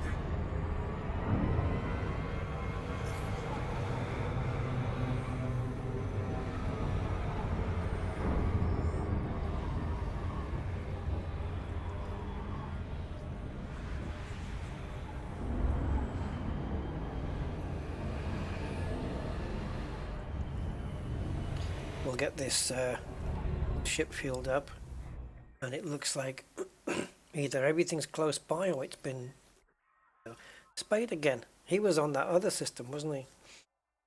The one that we went down to with all those bios on it. I think he was the first to discover that one. But he's mapped these. Obviously no footfall on these because they're not landables. 1, 2, 3, 4, 5, 6, 7, 8, 9. Okay. Let's just confirm that.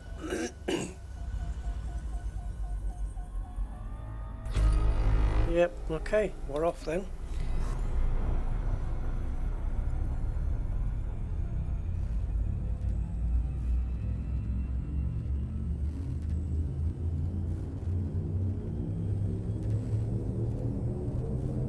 Four, three, two.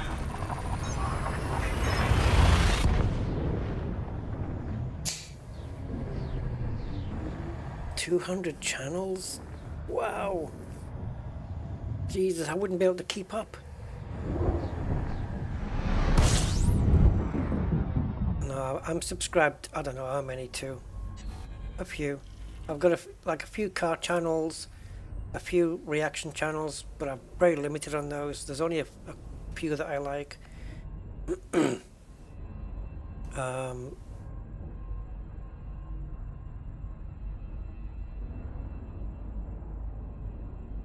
Yeah.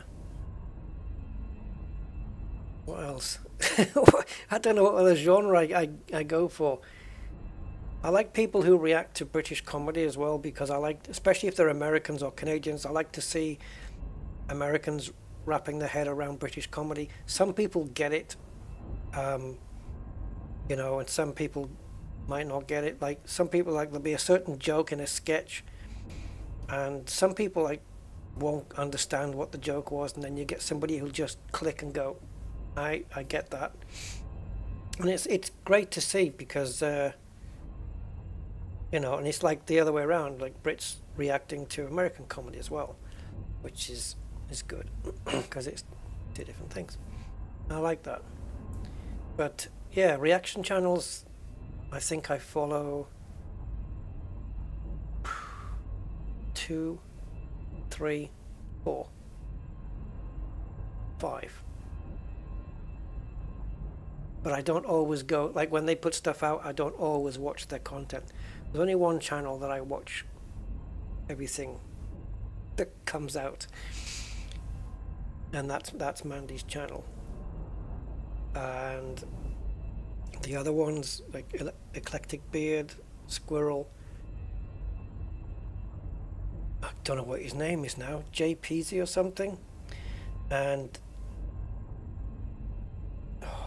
remember her name now.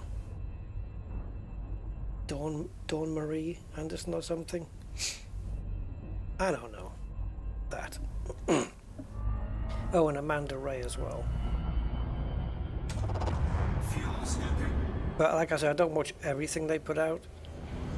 And car channels, yeah, Car Wow, I do Matt Armstrong, Jardier, obviously for sim racing. What's the other car? Oh yeah, Tavarish, of course. Yeah, Tavarish.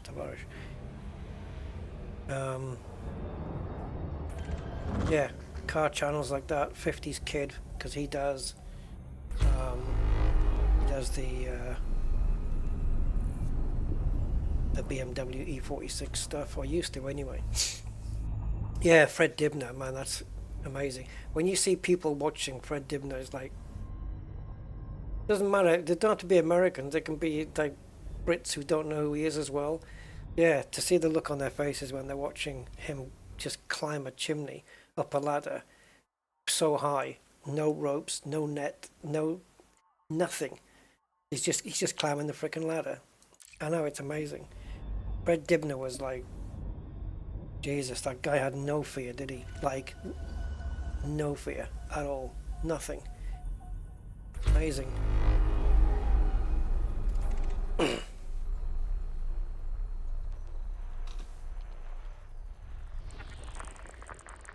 Body of 3. Argon rich atmospheric landable. Body of 3. Here's a question then. Criteria. Body A3. Landable with atmosphere. Oh, Squirrel's been on this channel as well before. So is Eclectic Beard. They both popped in. Mandy as well. They've all popped in to the chat here before, which is really cool. Nice of them. And yeah, so it's nice to get that that stuff going. When you got people from other channels coming in, saying hi. It's like having a little celebrity pop up.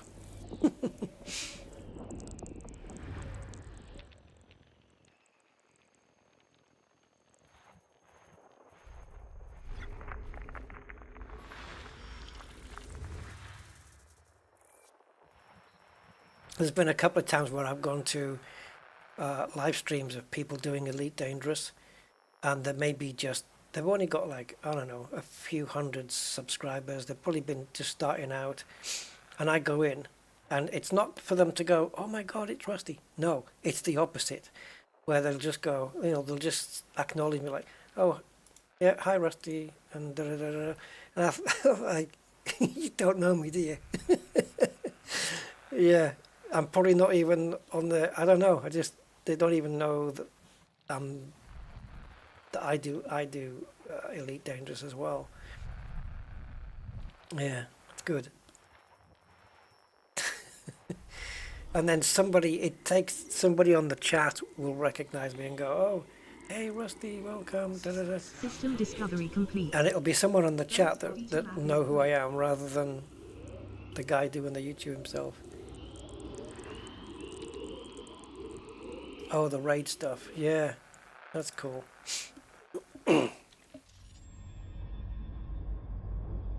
Right, we don't have any bios here either, do we? But this didn't have anything, did it? Double check my bio insights. No, nothing. So yeah, atmospheric landable, but no bios. And now we're only 37 jumps away from home. Well, you guys are really helping me take my mind off my other issue, so thank you guys for that. 4, 3,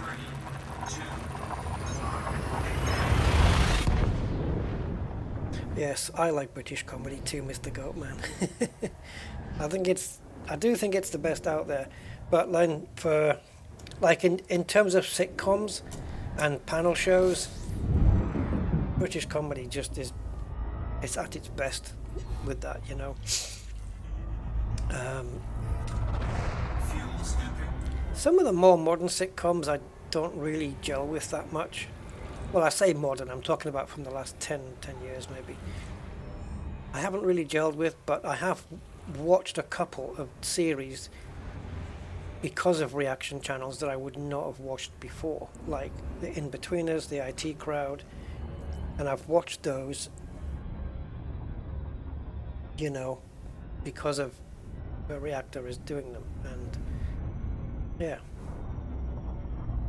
and you get more out. You get, if you if you enjoy watching the reactor do it, then you can enjoy the program as well, especially seeing what they extract from it and what they feed back, you know. Anyway, what am I doing? Did I just jump? I don't know what I'm doing here.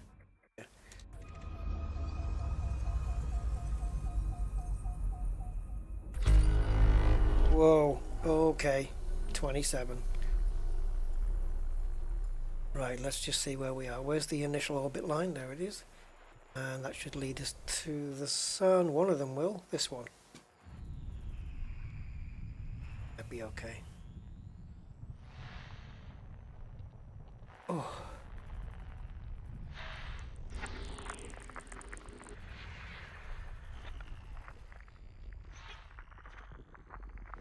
Body AB1A. All premium boost materials in system. There you go.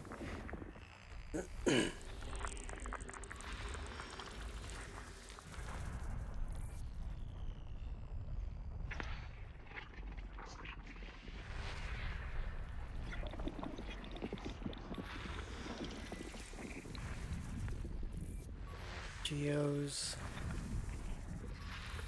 Geo again.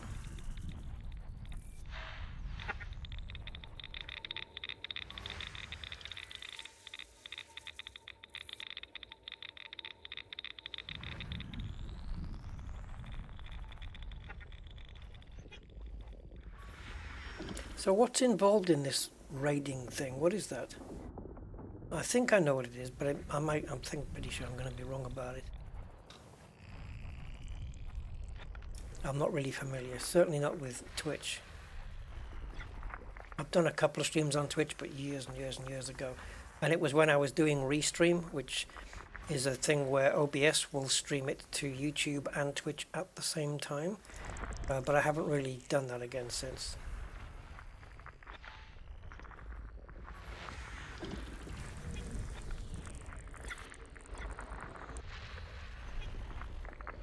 Body C3. Argon atmospheric landable with life. Body C3. We're not going to this May one. host a marked biological. Body C3. Meets mapping criteria. Body C3. Landable with atmosphere. I just realised a few systems back we had one that said it was high value body, his master's voice one, and I never did probe it. But yeah, that one, it's the pound stretcher one, Bacterium versicolor fonticulua campestris, but there's only one of them on there, not both. So yeah, I'm not going to bother with that, I don't think.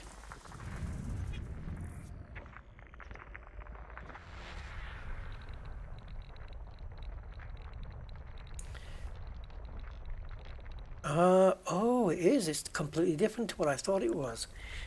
Before you end your stream, you send all your watchers to another live stream, assuming it's on. Yeah, I can send you all guys to another channel.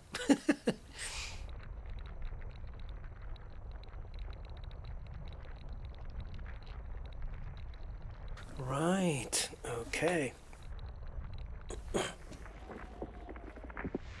Yeah, I think I have heard of that before. Body Then. C2.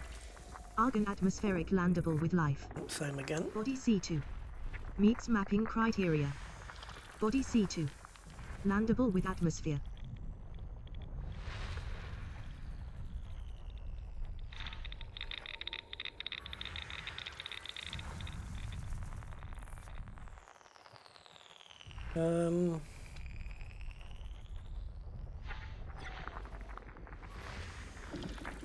Yeah, that was the same bacteria and fonticulua. This the same one? Don't know yet, hasn't popped up. It's going to be though, isn't it?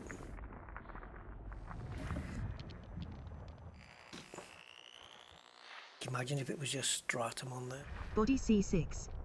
All surface materials in system. No, it isn't. Just kidding. Body C5.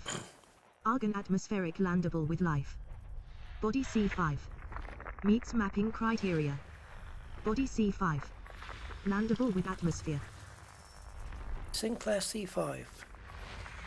Rideable. If you do you guys remember the Sinclair C5? Hey, Kiwi guy. Oh, I could just eat a kiwi. Not you. The little round hairy things. Again, not you. The fruit.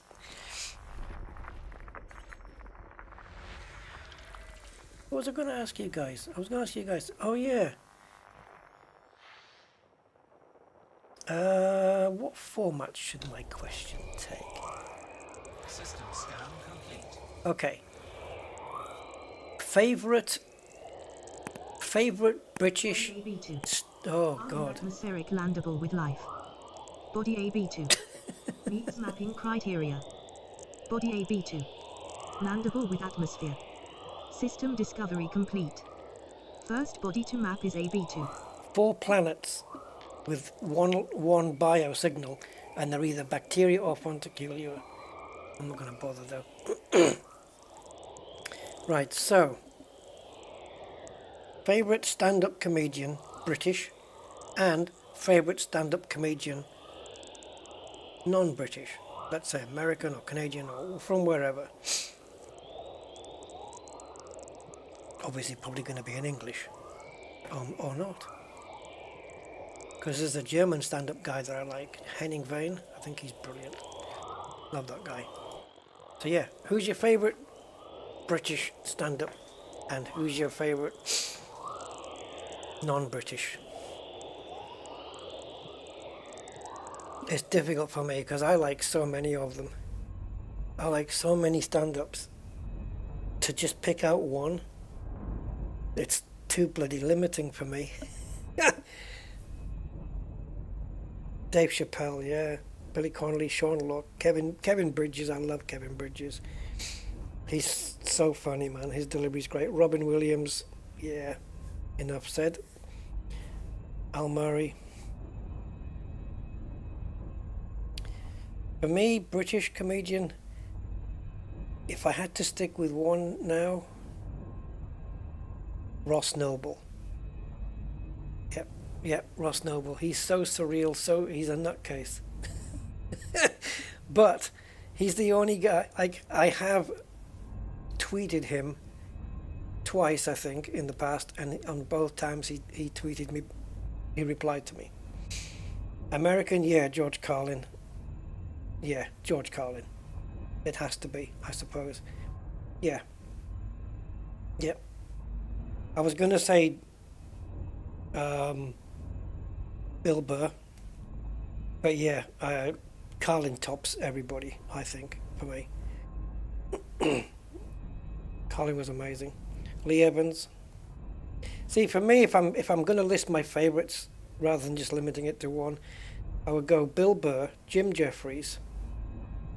This is non-British. Bill Burr, Jim Jeffries, Dave Chappelle, definitely. George Carlin has to be on that list. I like Jerry Seinfeld as well, but he doesn't really. I've not seen any of his stuff lately, if he even puts out stuff. But if I had to pick two, then it would be Bill Burr, like living comedians, Bill Burr and Jim Jeffries, I think. I'll tell you who was really good at delivering comedy. Some controversial lines as well, but amazing. Was Norm Macdonald. Oh my God. He's no longer with us either. Richard Pryor was one of the pioneers, wasn't he, that opened the floodgates for so many coloured comedians. Like if you look at Chris Rock and Eddie Murphy, they all look back on Richard Pryor and say like he was the dude, you know. British wise, the guy they called the governor was Bob Monkhouse, believe it or not. Super fast comedic mind. Yeah, maybe not quite as quick as Robin Williams, but Bob Monkhouse had a very, very fast mind for comedy, very quick. But I also liked Jasper Carrot. I like him as well. But I've heard a lot of his sketches now, and a lot of the same stuff. But it's still funny. I liked him from when I was a teenager. Yeah, Chris Rock. Oh, what was it when he was Chris Rock? I try and imitate him, and it's difficult. But when Obama got in as president, he did a stand-up. I'm probably going to completely balls this up now, but he was going, what was it? He would say, oh, this is going to be so bad now. President Obama, the first black president. He would talk it like that, you know. And his Chris Rock stand-up is brilliant. I love listening to him. He can grab an audience and just have them falling in the seats. Yeah, I like Chris Rock very much. Richard Pryor, obviously, as well. And yeah, Eddie Murphy. Oh, God. Delirious and Raw, those two. Eddie Izzard as well, when he was doing the Star Wars routine. And oh, man. Mel Brooks stand-up? I've not heard Mel Brooks doing stand-up before.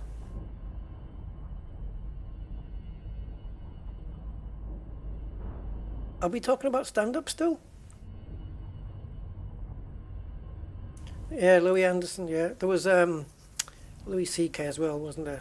And Rodney Dangerfield as well. But yeah, I like for British ones, Ross Noble for me, Eddie Izzard, Kevin Bridges, Billy Connolly has to be in that list. Billy Connolly's kind of you've got to have Billy Connolly in the list, right? Yeah, yeah, awesome stuff. Absolutely. I don't even know what I'm doing here.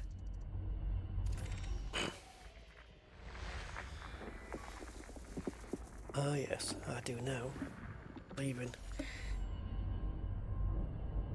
Yeah, Rodney Dangerfield was always touching his tie, though, wasn't he? He was always touching his tie every second joke. He was touching the tie the whole time.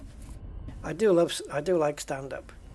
I'll tell you who else is good at stand-up as well, because you've got like Ross Noble, where I don't think he has a script. I asked him if he has a script, and he just replied to me with a comedic response saying, no, it's all goes like it's all timed like a Swiss watch or something. I think he said to me. That was on Twitter. And then I asked him about, where's your new DVDs, and he replied to me and said, no, we're not doing them anymore. Everything's going on the website now. It's DVDs are all fashioned and stuff.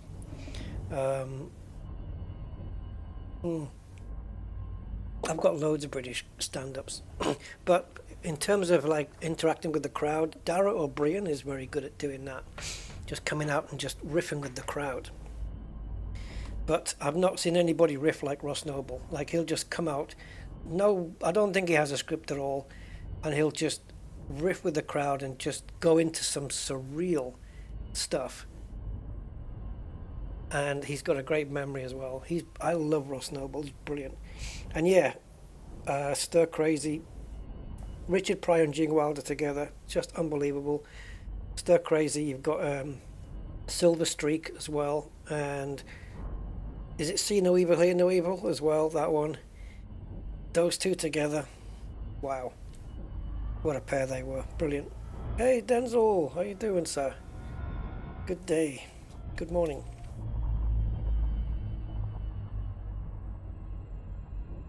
Is that right, Frank? That's kind of cool.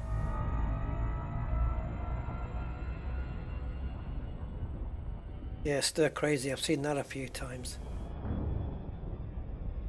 That big guy singing Birmingham Jail.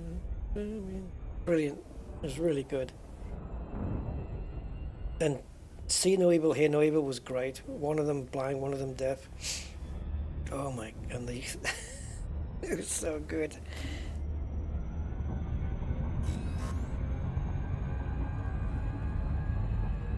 Probably one of my favorite comedies, that Stir Crazy.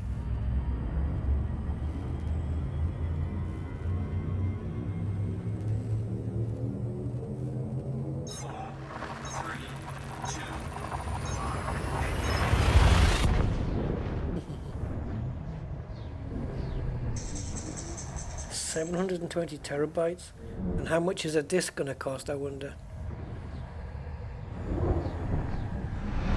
Sidney Poitier directed Stir Crazy? Really? I'll tell you what. Yeah. Gene Wilder for me was the best Willy Wonka. I think he played it better. Charlie and the Chocolate Factory back in the day. It was just so good for it. It was perfect for it.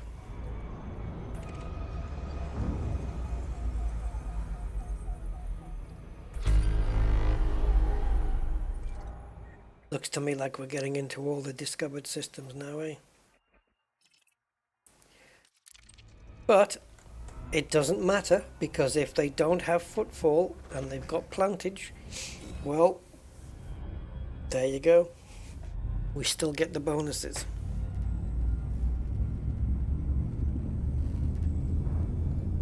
Young Frankenstein, yeah.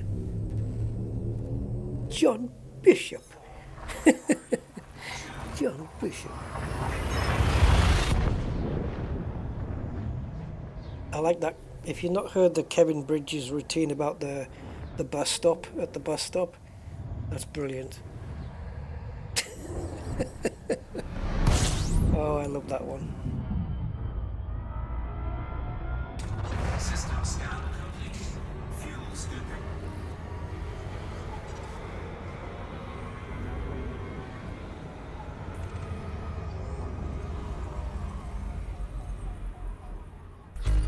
Yeah, Patrick Stewart. Yeah, he's no, without disrespecting the others, I think Patrick Stewart was the best captain of them all. Just because of his acting ability. It's simply down to that. Just the way he could act, you know. But I love William Shatner's Kirk. Brilliant. Janeway, Cisco, I like them all. I really do. But the acting that I've seen from Patrick Stewart in some of the Next Gen episodes, it's like Shatner couldn't top that. No way. You know, like Chain of Command.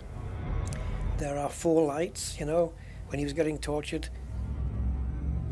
and that episode, The Inner Light, where he spends the time on the planet with a wife and lives a whole lifetime in like 10 minutes. Amazing episode, and the acting is he's so good. Yeah, he's French. He's French in that one, yeah.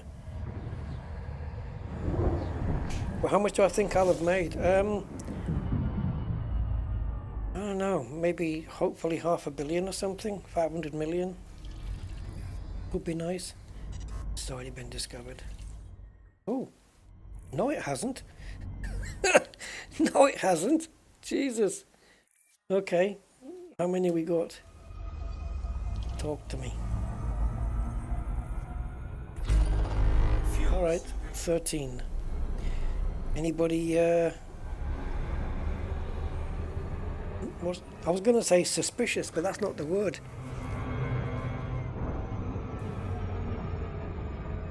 Superstitious.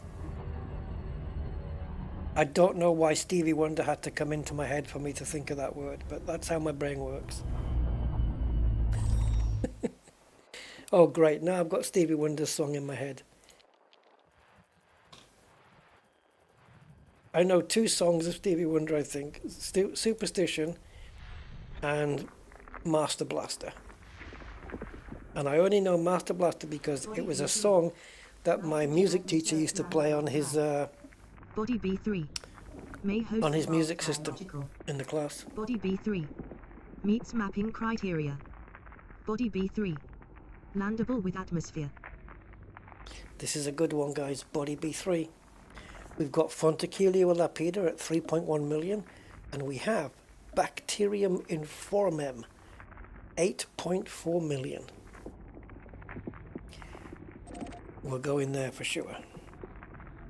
Darmok and Gelard at Tanagra. Yeah, that was an awesome episode. Even the fact that they made a language around their own culture and myth was super clever, really clever. It wasn't enough that they'd already invented an entire proper language of Klingon, but which you can actually take as a language, I think. It's a full language. You can actually get a Klingon to English dictionary. It's a full-on language, and they didn't do the same with Darmok, but you know, the fact that their language was built around their own myths and stories was really very clever. Body That was a B2. good episode. Argon-rich atmospheric landable with life. Body B2. May host a marked Whoa, what's this? Body B2. Meets mapping criteria. Okay, so this one, shush. Landable with atmosphere. So this one has got only one, but it's Fonticchio. How the hell do you pronounce that? Fonticchio upupum? Upupum. Yeah, poppadoms. Fonticchio poppadoms, right?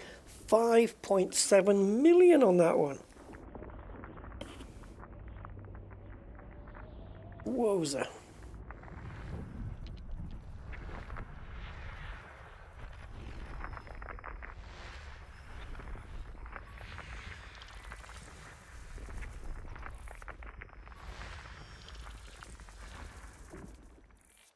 Up'em. Yeah, it's like it's from Dad's Army or something.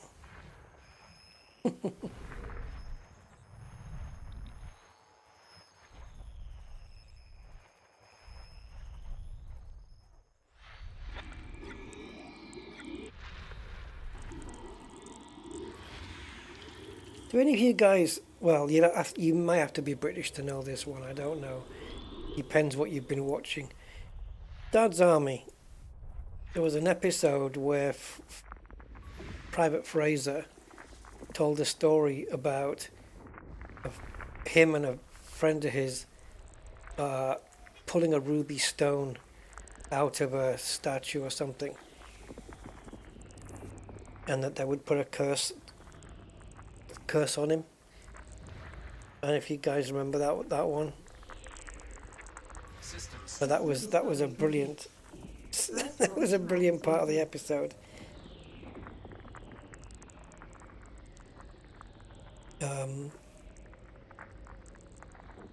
Just because of the way Fraser would tell stories in his Scottish accent, make them sound like they're all like this, all like drama surrounding them, you know. Go up, and there it is with its eye, and we took the ruby, and the natives came and shouted, "You're taking our ruby," something like that. I can't remember. We'll put a curse on you, a curse, and you will, yeah, and then and something about having a curse and that you'll die or something, I guess. And then Private Pike said, "Did the curse come? Did the curse come true, Mr. Fraser?" "Aye, son, it did. Last year, he died last year. He was 86, something like that." You've got to hear it anyway. You've got to hear it to appreciate it. It's brilliant. "Aye, son, last year he was 86. Right, so B2, B3. We're going to go to whichever one is first. That one.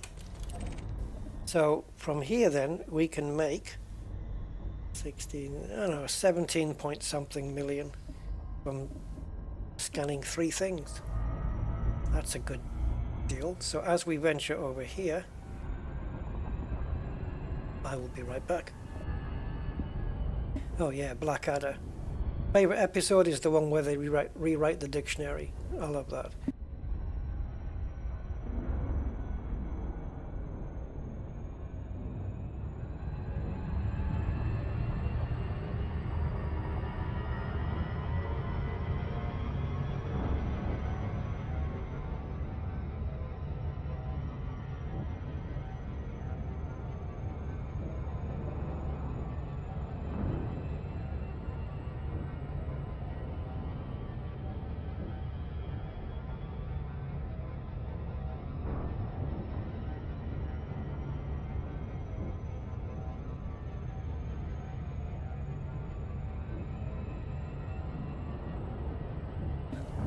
Okay. Oh, Flash by name. Yeah, the end of Blackadder Goes Forth was amazing, wasn't it? It was quite the moment.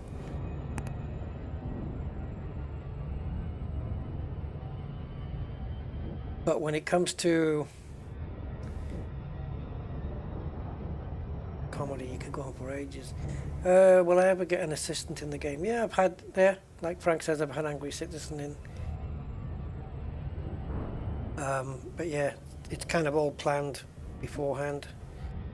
I'm usually solo, but it has happened where we've had Angry Citizen, or, you know, there's been other people involved where if they want to give me some materials that I need, you want to, you know, trade or give some over to me, then they'll pop on the live stream.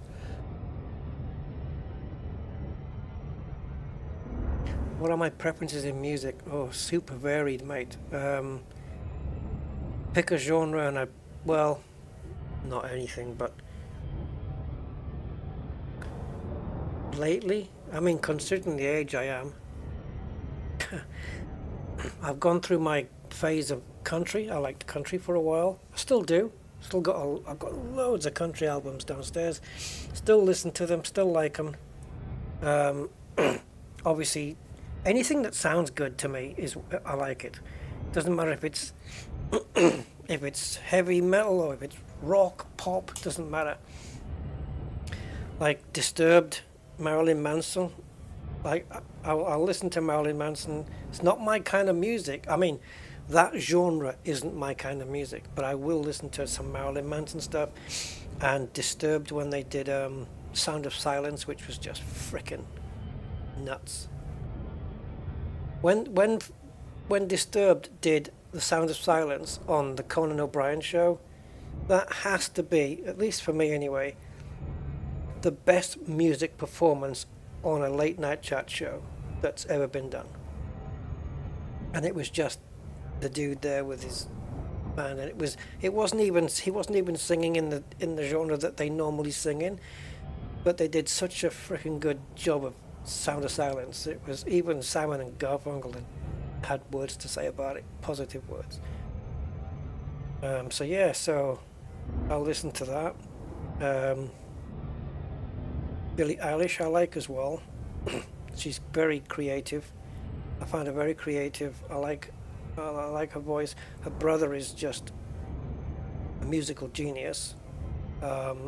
He's very freaking good at what he does. And if you couple his talent with hers, it's a pretty good mixture. So I like that. She's the only kind of one that wouldn't normally be in my circle of music, because she's a different generation to me, but I recognize the talent that she has, so I like it. But yeah, I can go back and listen to music from the 50s as well. Dean Martin, Bing Crosby, I can listen to that. Like I say, it's freaking varied. I don't mind listening to classical music either. I don't generally, but I can listen to it. Yeah, David Draymond's voice is amazing. I mean, when you hear him do his heavy metal voice, it's almost like it's wasted, because his proper trained voice is just, it's incredible. When he did Sound of Silence, I mean, the music video is nice and everything, right? But to see him do it live, and he wasn't even feeling well on that day either. Yeah, oh yeah, you've said it. Sorry, he had a favour that night, yeah. But what a performance that was still, though. Yeah, yeah. Amazing. Yep. They absolutely nailed that song as well. They killed Sound of Silence, really did. I like Freya Ridings as well. I don't know if you've heard of her, but I like her. Tom Baker drinking urine.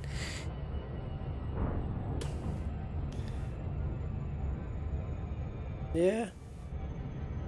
I tell you who I like listening to as well, Oasis. I wish they were still together. I wish they were still making bloody music.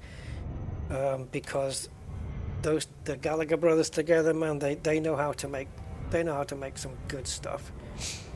But yeah, unfortunately they're not. They went their separate ways, which is a bloody shame.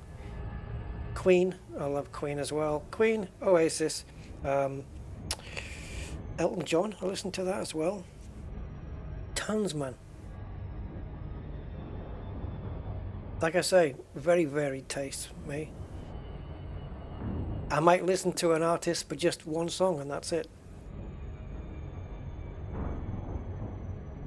And in the country world now, there's a new group of girls coming up called the Castellos.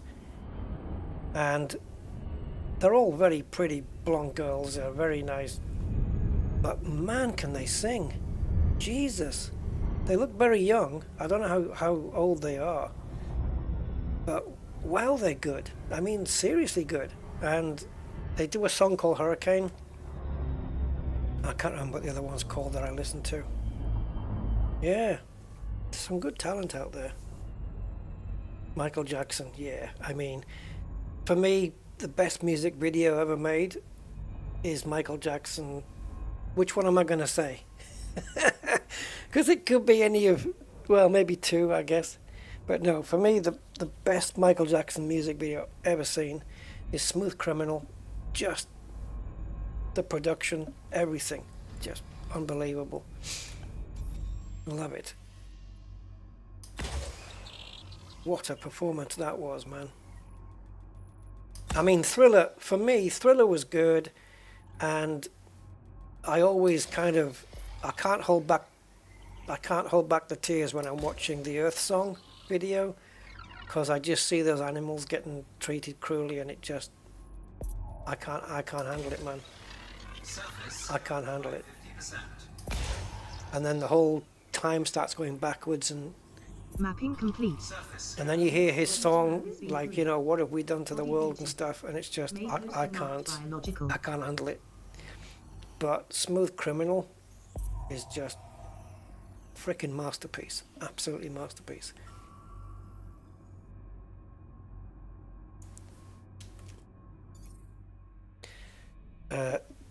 Is this the one with the one? Yeah, so this is the Fonticular up ya mum, up ya man. Yeah, this one, up 'em. I'm trying to hear how the woman pronounces it on my ship. Greta Van Fleet, I enjoyed. Oh, I don't know that one. Zeppelin, I didn't really listen to that. Yeah, Freddie and Bowie, yeah. Freddie Mercury was just next level, wasn't he? What a voice that man had. Oh my god. You know, one of my favourite songs of him is, I've got quite a lot, but the one that he sang for his girl, so to speak, Mary, Love of My Life.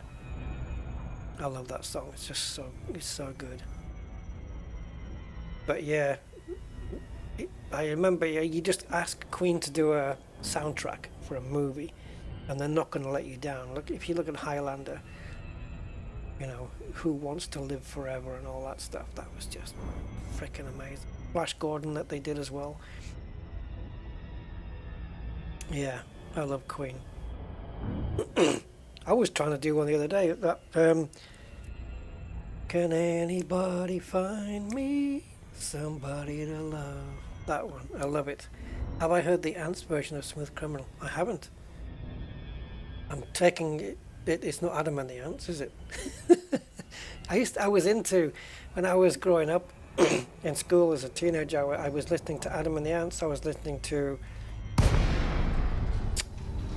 Madness, Soft Cell, Orchestral Maneuvers, Depeche Mode, all those, Blondie, Alien Ant Farm, Smooth Criminal.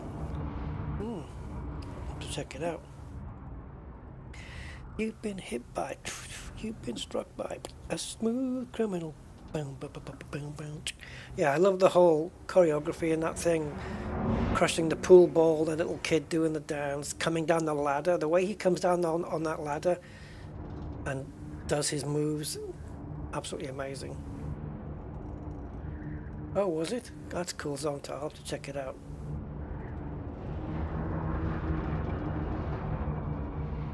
I can't imagine it's going to beat Michael Jackson's version, because that, for me, was just the top. But even back in the 80s, we had some good videos. If you guys remember Take On Me, Aha, it was all done in pencil drawings, animated pencil drawings. Really good stuff.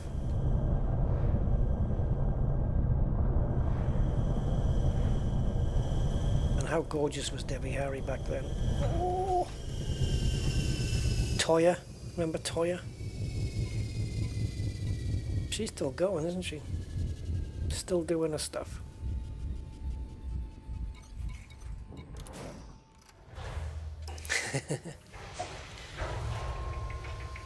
Yeah, in terms of a live performance though, I mean,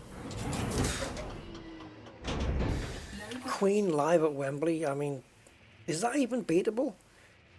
Did you see the size of the crowd when Queen did, was it Wembley? And then they also did Live Aid, wasn't it? Or Band Aid Live Aid, one of the two. But Queen live at Wembley, man. When Freddie had that yellow jacket on and the white trousers, wow. The crowd was just freaking massive. And he had them just eating out of his hand. You know when he does that... QPAM scanned. Base value 572760. Minimum sample distance 500 meters. New codex entry. Fonticulua UPAM, amethyst. You know when he does the... he goes out to the crowd with a microphone and he goes... And then they have to copy it and he goes...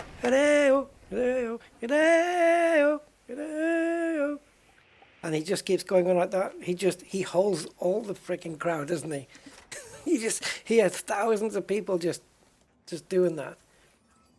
Man, Freddie could really do it. And the movie they made was great with what's the guy's name? Mr. Robot guy, the one who played Freddie Mercury in the movie recently. He was really good. I mean, he really studied for that one. And I don't know if you guys have heard of Mark Marcel as well, who sings Queen songs like Freddie, and he sounds like Freddie. First partial sample. They even used his voice in the movie.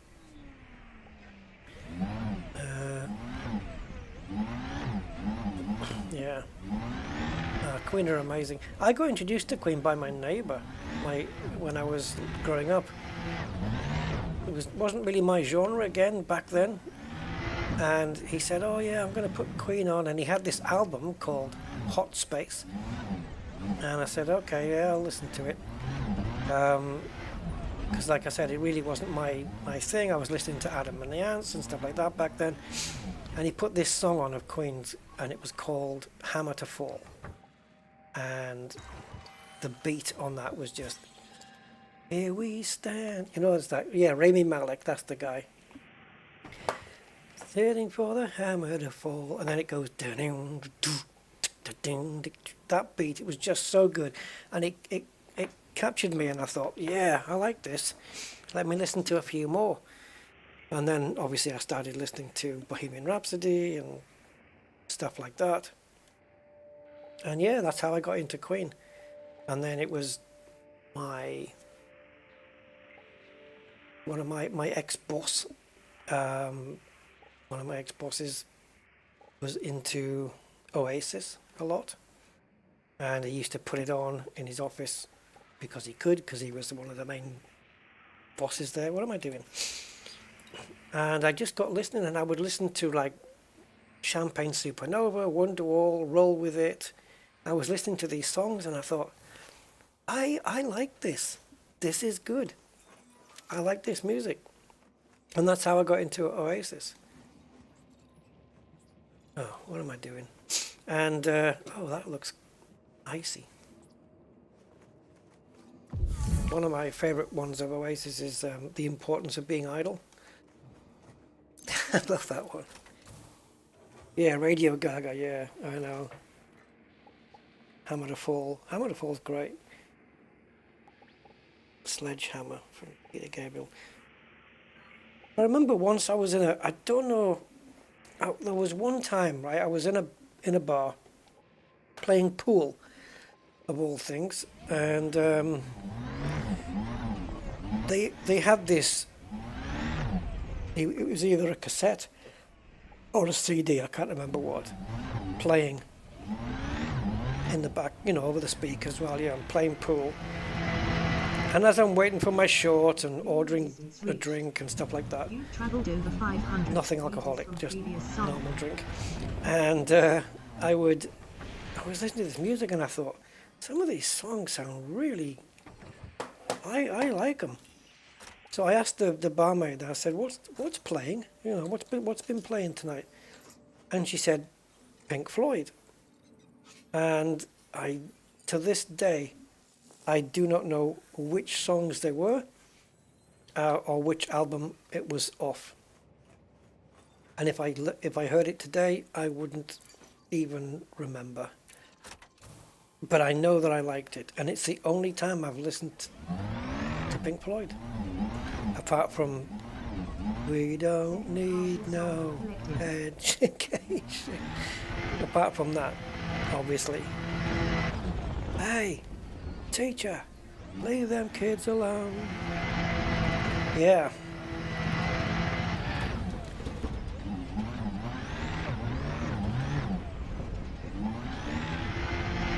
Okay, here's a question for you guys. Which solo male artist has sold more albums than Michael Jackson? Actually, there might be more than one answer to that. I don't know. Distance reached. You've traveled over 500 meters from previous. But last I heard, this guy was the one who sold the most albums for a male artist. And it's not Elvis. And I like Elvis as well, by the way.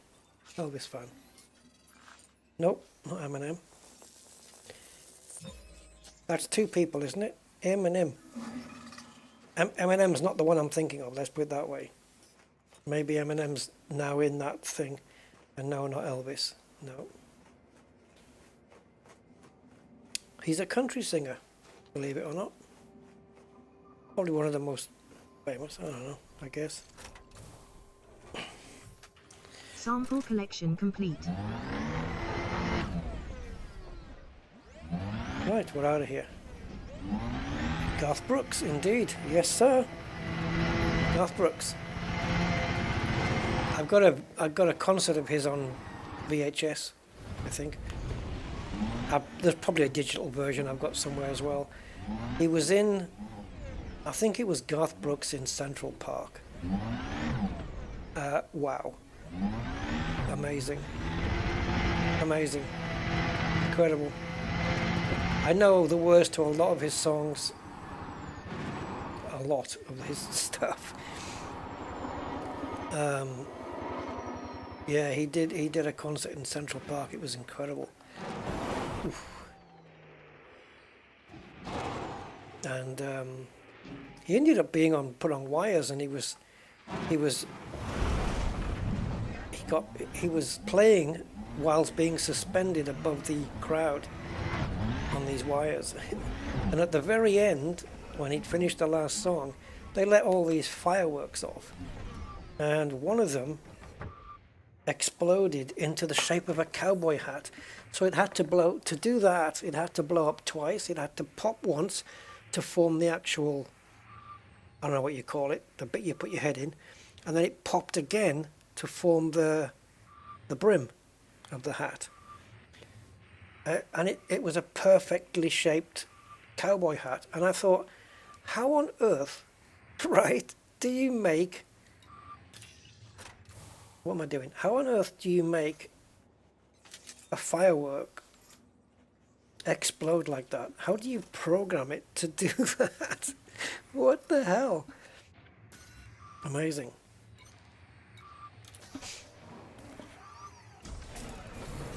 My other country favourite is Don Williams, old school. See, I can listen to an album of Don Williams and then I'll just switch over to Marilyn Manson. So yeah, whoever asked me half an hour ago what's my taste in music, there's your answer. Oh, that was a longer answer than what was needed, but there you go. Robbie Williams. Yeah, I've learned, I know, you know, obviously the Angels and the other one, Millennium.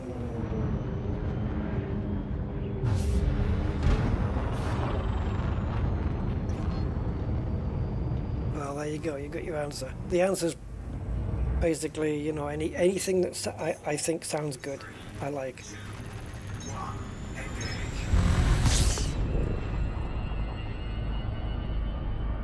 There's only very few I've actually bought an album and just liked every song on the album. You know, that's happened recently with like Freya Ridings, Billie Eilish as well, with the first album she brought out, and the second one as well, I think. They can just like sing anything and it just sounds good anyway. You know, and I think Queen, the same. Oasis for the most part. I don't know if I like all of Oasis, but all the famous ones, all the famous songs I do. I like them all. Lila.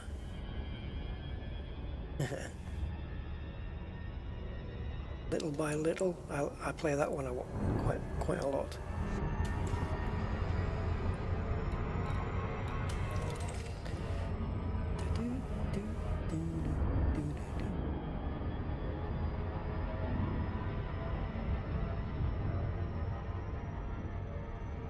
Which is the Oasis song, guys, that goes, is it my imagination? What's that one? Oh, it's Cigarettes and Alcohol. There you go. I've just played the lyrics in my head. Cigarettes and Alcohol. It's a crazy situation. I love the way they're pronouncing that. Yeah. Suspicious Minds. Oh, you know what I like is a little less conversation, a lot more action. That one, that's awesome. Yeah.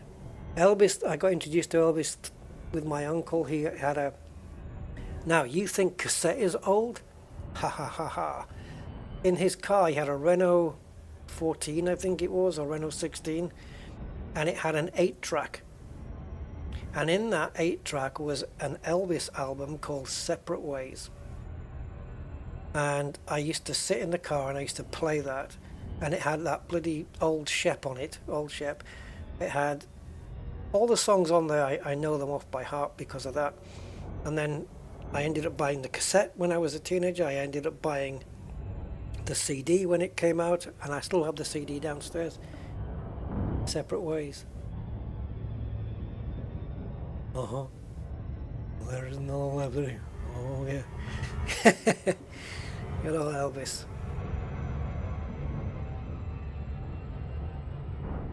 Yeah, I've got a karaoke version of me singing, you know, the one that goes, wise men say, that one, got that one. Only fools, what is it, version? I can't help falling in love, that one. Yeah, I've got a version of me singing that one, and no, you can't hear it.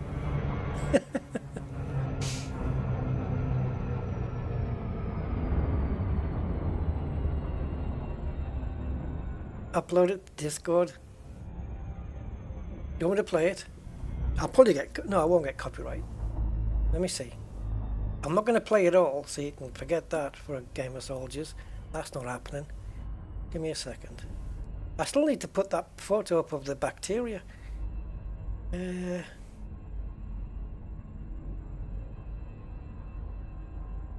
I have done a couple of karaoke songs, which these are from years ago though. But hold on.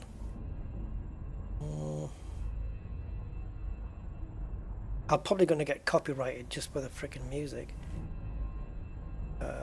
What are we looking for? Oh yeah.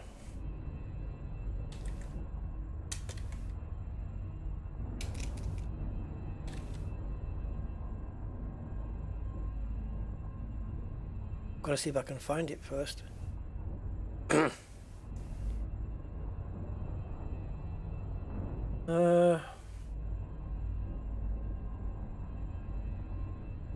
Nope.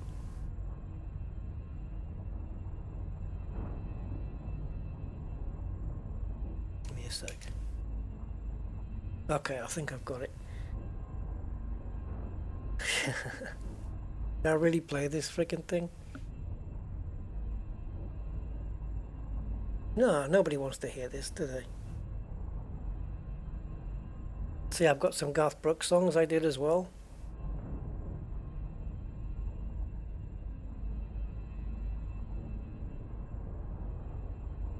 Yeah, I know you do, Meta, but that doesn't count as a demand, like a demand to hear it. Okay. All right, here we go. Copyright. Years ago I did this. Wise men say 2016. only fools rush in, but I can't help falling in love with you. That's all you're getting. I don't do it as a profession, I just do it for fun. If you want to hear a multi-track I did,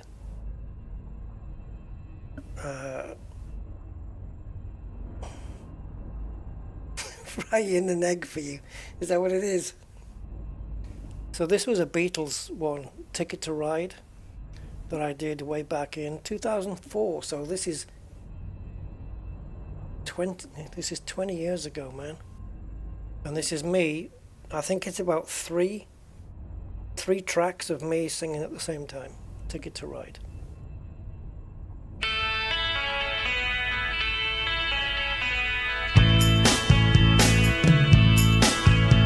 I think I'm gonna be sad.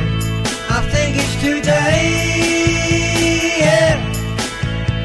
The girl that's driving me mad is going away. She's got a ticket to ride. Okay, so that's that. And then right at the end, you know when it goes really high pitched? Well, I can get there as well. Hold on, let's see if it's there. My baby don't care. There you go. My baby don't care. I don't have any problem getting up to that pitch, and I don't even need a pair of pliers clamped clamped in that. Nope, don't even need that. I can get that high. I don't know if you've ever heard Sam Smith's Writing on the Wall, the James Bond theme, which it gets really high when he says, "How do I live? How do I breathe?" Well, I can reach that. I can reach that. Now, if you listen, Meta, it's not that. Yeah. If you hear it solo, without like the multi-track and stuff, there's no voice correction or anything on there. It's just that's how it is. But I multi-track it, so and then if you multi-track it though, you've got to sing it 3 times, and then you've got to get the timing's got to be spot on as well. But yeah, I just do it for a bit of fun. And it's nice, it's good to sing. I like it. But I have to find something that fits my range. But yeah, I've done a lot of Garth Brooks ones. The River, the Thunder Rolls and all that stuff. Surface scanned by 50%. Mapping complete. No more bodies to map. Like the guy from Mr. Budman, like the guy from oh my god, what's it called? Home. What's that country? A cappella. It's an a cappella group. They do country stuff. Well, some country stuff. They did Man of Constant Sorrow. Home Free. Thank you. Yeah, Tim Faust on there. Yeah. Tim Faust. And if you want to hear another deep voice guy, you have to listen to, in fact, this is a great production as well. It's, oh my god, I don't even know what it's called. Is it Voice Play? They did like a Christmassy, well, it was a Christmas song. The Oogie Boogie Man, it's called anyway. It's called The Oogie Boogie Man by a group called Voice Play. I think it's called Voice Play. It's on the internet and it's on YouTube. And that guy's got a really deep voice, but the whole production of that song is really, really good. The video, it's really good. And that guy gets low. But between him and Tim Faust, I think Tim Faust gets a little bit lower, the Home Free guy. I think he can go a bit lower because they were testing an amplifier once and Tim Faust was doing his deep voice into the amplifier, broke the amp. Or let's just say the amp broke at the same time. So you make your own judgment. My extended warranty license. Yeah. I don't think Fair Play's going to crack it for that one because they'll probably say, YouTube will probably argue, no, that doesn't work, sir, because it wasn't fair you played that.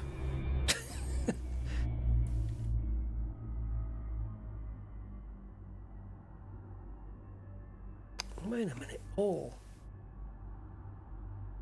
This, right, we've got, look here, we've got bacteria here and fonticular here. So this all, is this a map where it just overlays one on top of the other, doesn't it? It doesn't guarantee you're going to find both in that one place, right? Bacteria. Right, so what we're looking at right now is a massive area of where bacteria is going to be. So, see where the white dot is on the reticle? That's where we should be heading. It's a bit low. Yeah.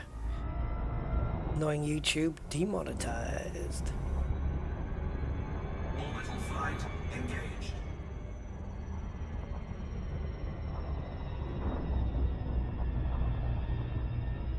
And if they demonetize it, well, I think I'm gonna be sad.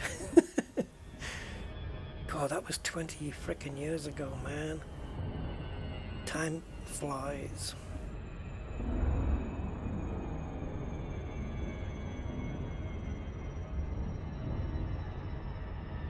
She Loves You, yeah. Beatles are brilliant, man. They did some really good stuff. See, that's another one. I could play like the Beatles, a Beatles album, and just, if it's all of their like greatest hits, I'll know all the words, like all the songs, you know. There's only a couple of Beatles songs I wasn't too struck on. Like Eleanor Rigby wasn't one of my favourites. It didn't sound like it was in tune.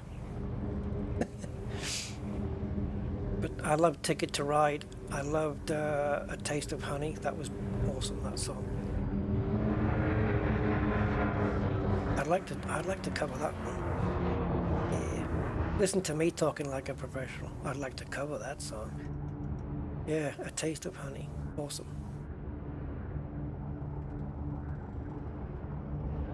Hello. Monty. And the bacteria. There we go. let's land it here. And that reminded me about that photo with the splodges.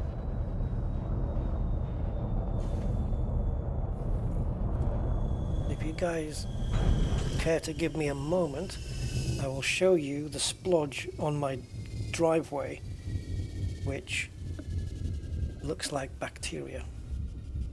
I've got to switch my phone on then because it was off.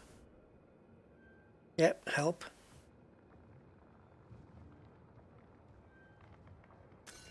I need somebody.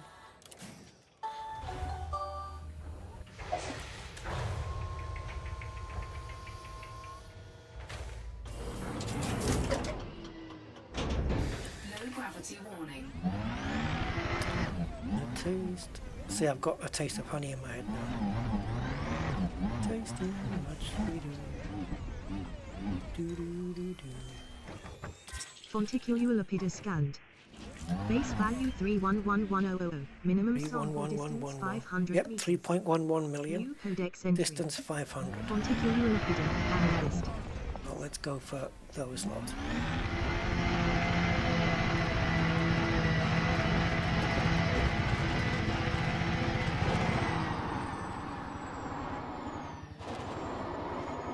Yeah, we've done all the brain trees already, haven't we? This account did it before Rusty, and Rusty hasn't even finished doing it on that account. When he did a couple, or one or two, can't remember. Come on, control yourself. Right, I see some to the left of me, some to the right of me, so I'm going to pick a direction and triangulate the next two. Look at that forest in the background. Whoa! That's massive.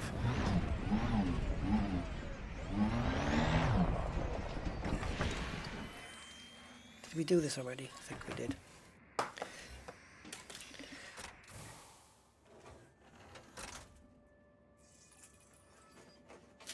So meta parcel, was it worth it? Was it worth the wait?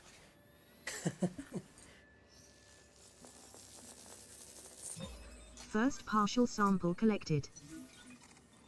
What do you mean first? Did I miss one again? That's not a problem. The third one then we'll do by the ship. So, monogenetic, hey, 07. How you doing?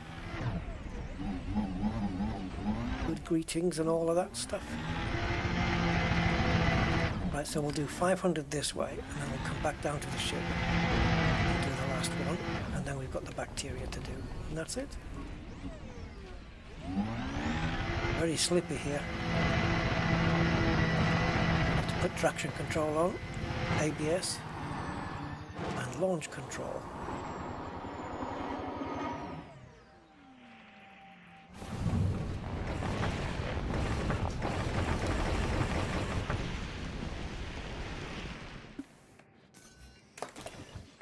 Hopefully that's enough. It is. Minimum distance reached. You're too late Traveled telling over me this. 500 meters from previous sample. You're supposed to Second tell me that partial as I'm sample moving. Collected. Talk about minimum distance, 800 meters I let it go to.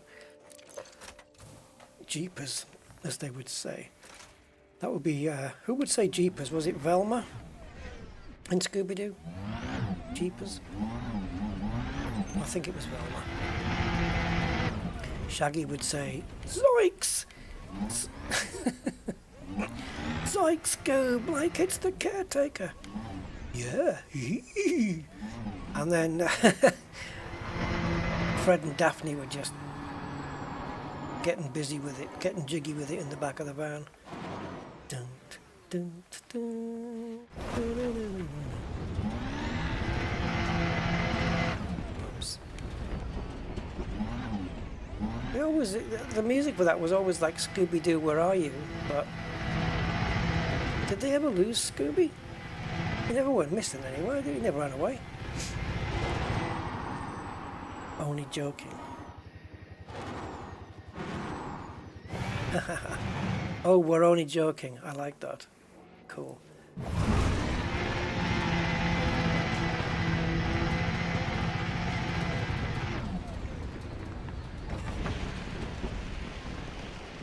Minimum Right, distance so we should be able to do 2 reached. scans here. Traveled over 500 meters from previous sample.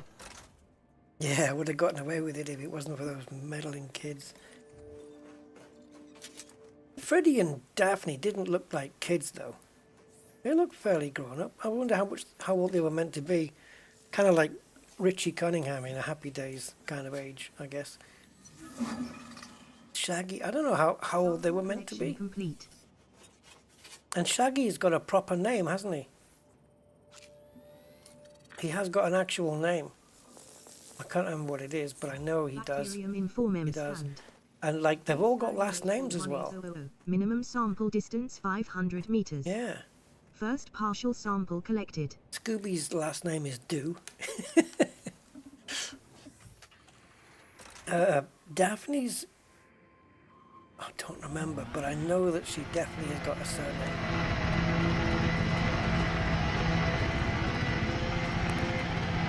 With a little hairband going on.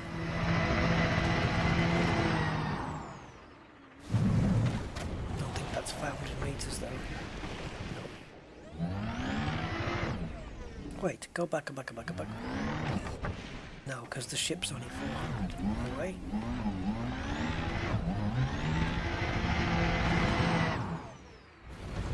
Norville Rogers, yeah, that's it, something like that, yeah. Norville Rogers, think of that. No wonder they called him frickin' Shaggy with a name like that. Norville. I know Norvell is a middle name Minimum distance reached. for 500 Oliver Hardy previous sample. in real life and in the films. Oliver Norville Hardy. But that was with an E. And I'm Stanley Laurel.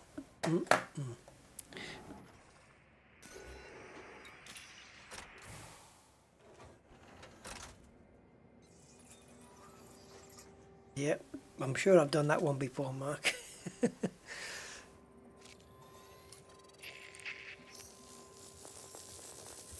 Oh, yeah, photo. Partial Hold sample on. collected. Enter pin. And as we discussed on a previous stream, it's not pin number, it's pin. Right, so camera and bacteria on my drive, and oh, done that the wrong way around, haven't I? Discord. Go into my admin channel. Click plus, go to camera. No, not the camera. The files on my camera. Oh, you poxy, stupid phone. No, forget those. What are you doing? Thank you. That. Done. Upload. And now I go to Discord on the PC.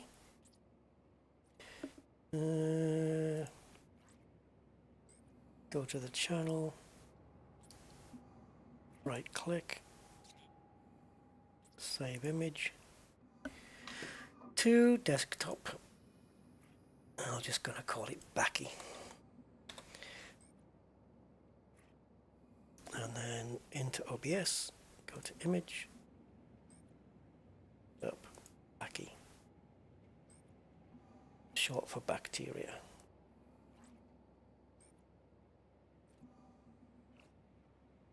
Go. Right, here we go. That's my driveway and that's the stuff that's on it. I don't know what the hell it is. I think it might be bird poo now I'm looking at it. But yeah, doesn't that look like the bacteria?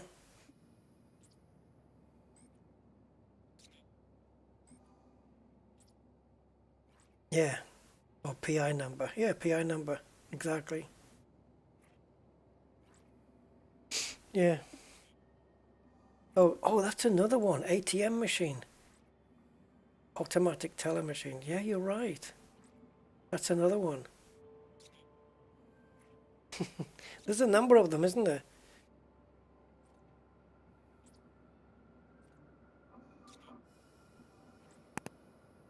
Yeah, ICC Centre. That's a place in Gibraltar. The International Commercial Centre. But people used to call it the ICC Centre. And I used to correct them. No, you either say IC Centre or ICC. You can't have both. And then you guys started pointing out ones that I never even thought of. PIN. Didn't even occur to me. ATM as well, yeah. Didn't even think of that one. Yeah. Wow.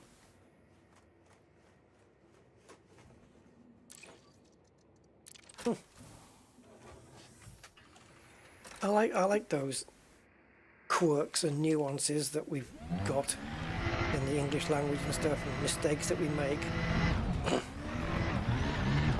Like, you know how I go on about, well, I don't know if I go on about it, but what was it now? Oh, the proof is in the pudding, right? When I go on about that, because it's not the right saying. The right saying is the proof of the pudding is in the eating. And there's actually a couple more of those, and I discovered them on the reaction channel I watch, Mandy Kane Lane. She was talking about them as well, and saying that there was a prop, like the phrase "blood's thicker than water." That's not the correct phrase. It's something else. I don't remember the exact words now what it was. And she pointed another one out as well, which I can't remember what it was, that we don't say it properly. I'll have to go back and watch the video. But yeah, blood's thicker than water. So she taught me that one, and it was another one, which I forget at this very moment. But yeah.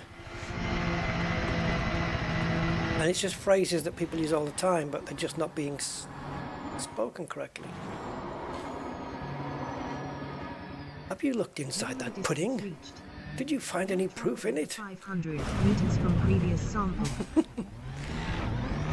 The proof of how good that it's like putting a pudding in front of somebody and saying, that's a really good, tasty pudding.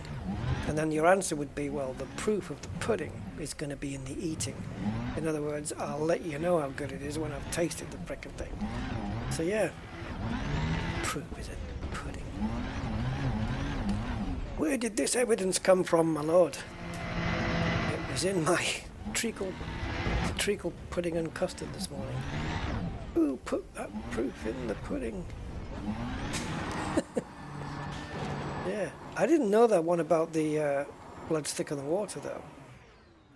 If anyone can dig up what the actual phrase is and remind me. But yeah. So it's good, you learn things. That's the one, Frank. The blood of the covenant is thicker than the water of the womb. And as Mandy pointed out quite correctly, that saying is the exact opposite of what blood is thicker than water means. Because blood's thicker than water is kind of saying family's more important than friends. But the blood of the covenant is thicker than the water of the womb is the opposite way around. Like the blood of the covenant is more important than the family, the water of the womb.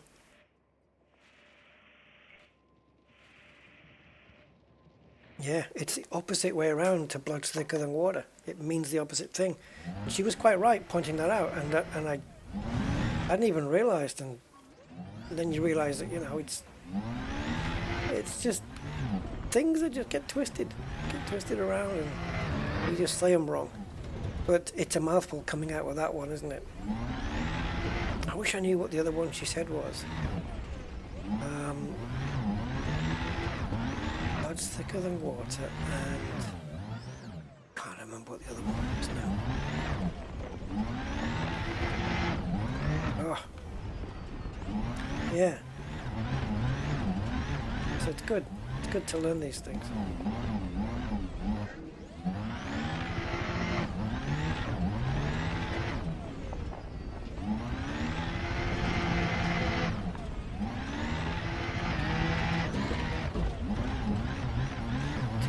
cooks.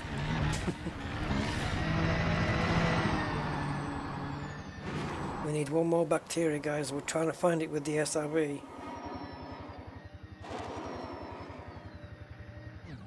I think let's not. Let's get back into the ship.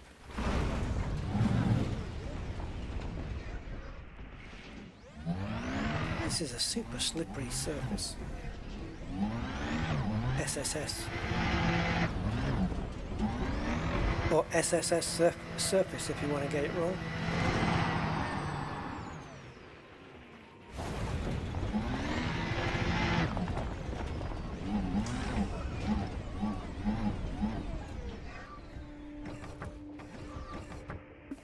Okay. Yeah, the blood of the covenant is thicker than the water of the road. Wow.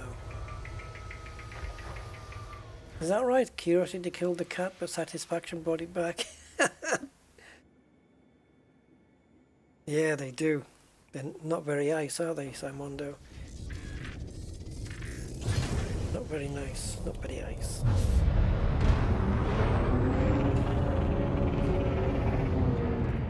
Satisfaction brought it back. Wow, I didn't know that one.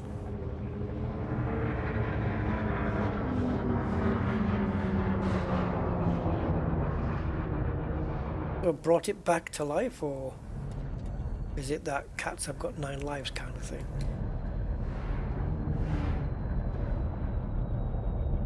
Right, we're looking for a green splodge.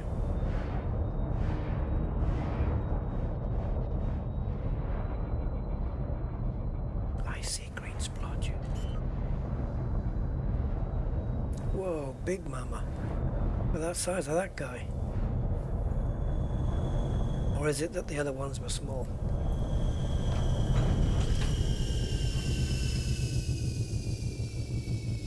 FSS scanner is correct. Is it? Okay.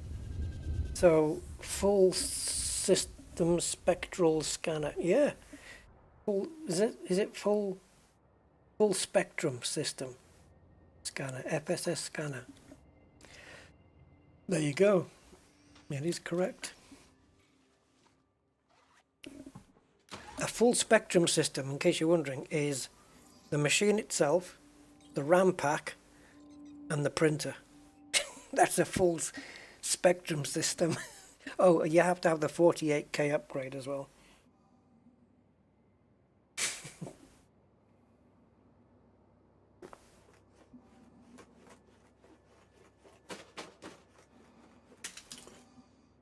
Big bacteria.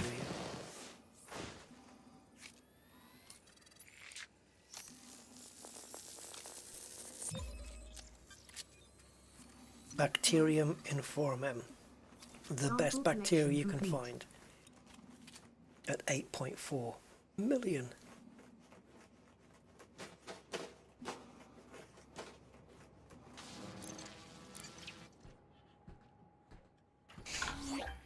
FFS scanner, yeah. Oh, there's a few of those, isn't there, in Elite. Scanning, not finding anything, and it's FFS comes up more than FSS. Yeah, that's true, Frank. That's another one. Yeah, did a complete 360. Right, so in other words, you think the exact same thing. I think the opposite. Well, that's not a 360, that's a 180. It's true. That's why it's better to stick to the phrase U-turn, did a U-turn.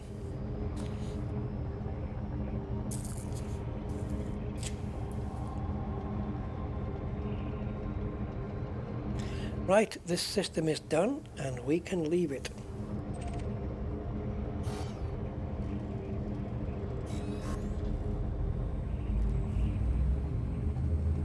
Exactly, Budman, exactly. Oh, don't, the amount of times I've corrected people with loser and looser. My God. He was losing, and then he won. Oh.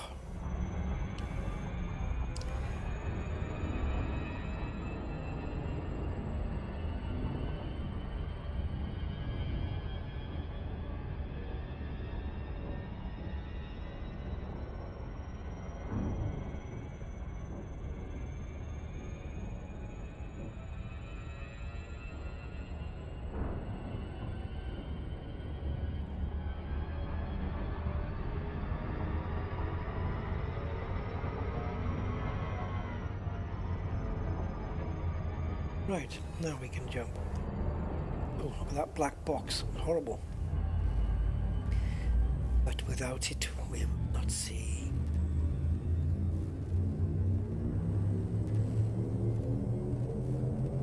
Ready to engage. Hanging in your cube? What? 4, 3, 2,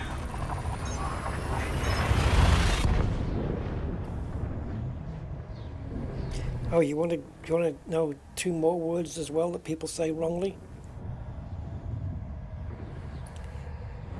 They use a B at the end instead of a D when they say undoubtedly and supposedly. There's no B. There's no B. Undoubtedly. I think they're getting it confused with indubitably, dear Watson. And undoubtedly. Supposedly. That's another one. We need to brush up on our English.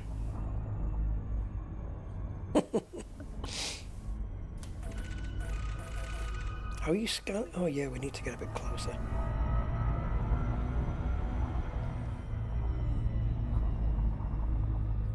You know who does that? Undoubtedly and supposedly? Simon Cowell does that. I've heard him do that a few times. In yeah, when he was talking on those talent shows.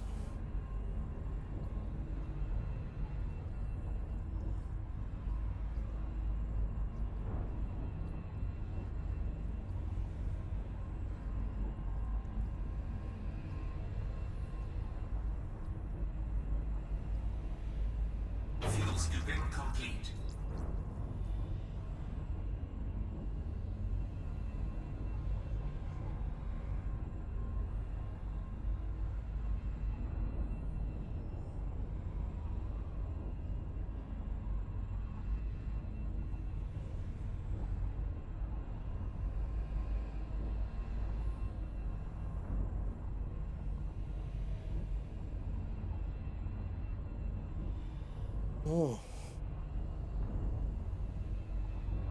Let's go.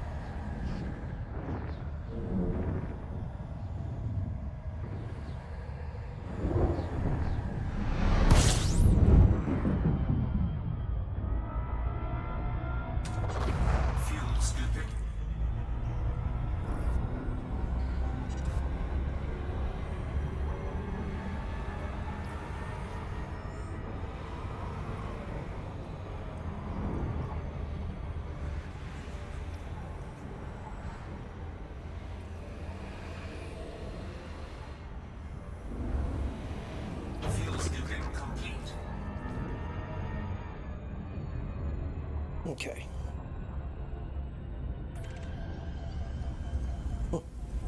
There, and there. Where? You, yep.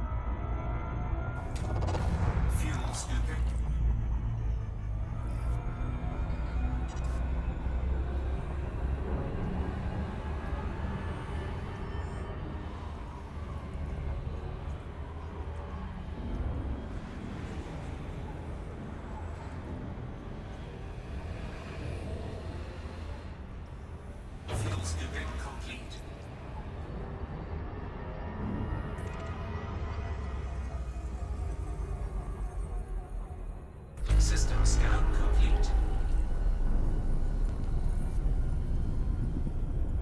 Damn, we're going to get a lot of these, aren't we? Systems complete.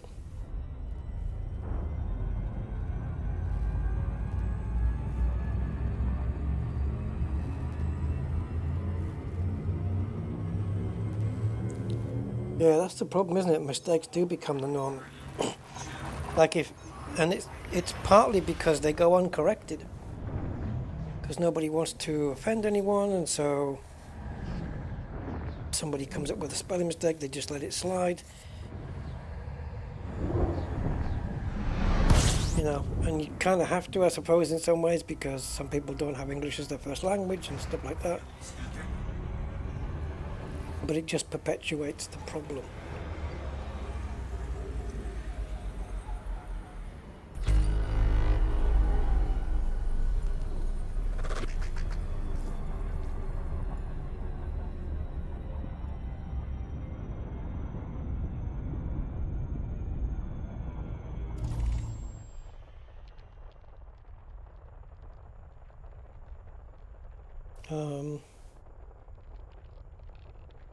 Let's have a look.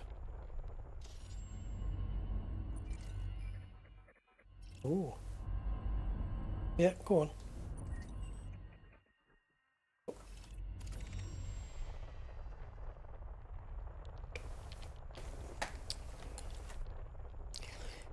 Body's 1 of 10. Ah, why am I using my controller? That's not going to work.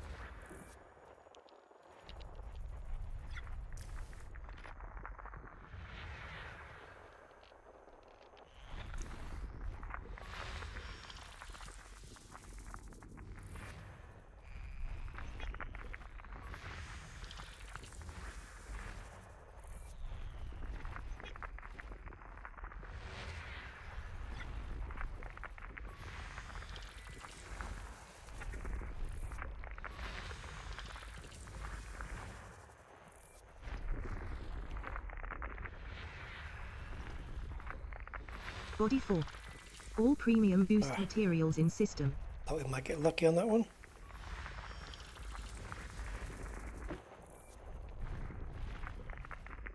System scan complete.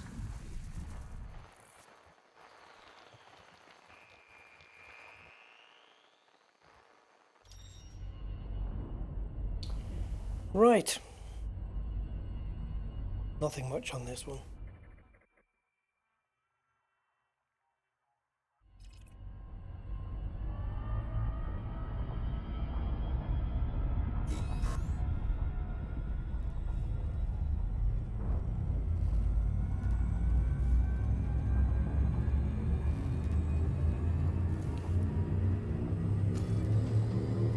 Wow, 29 jumps now. 3, 2, Can you rush back and cash in? Do the sponge.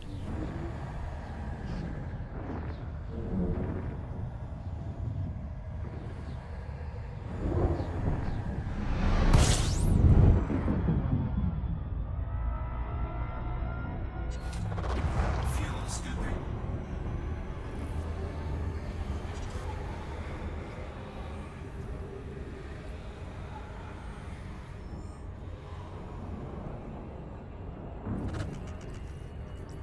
What we got?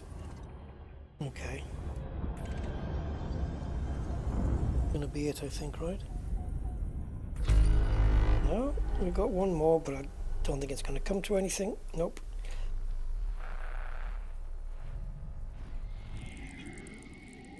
System scan complete. On we go.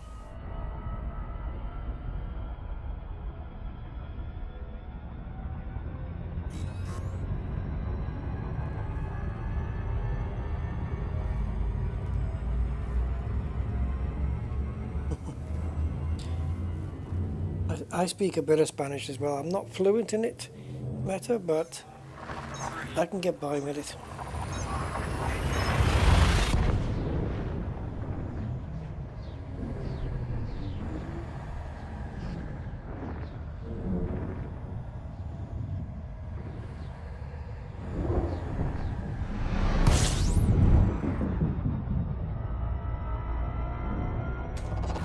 Fuel scooping.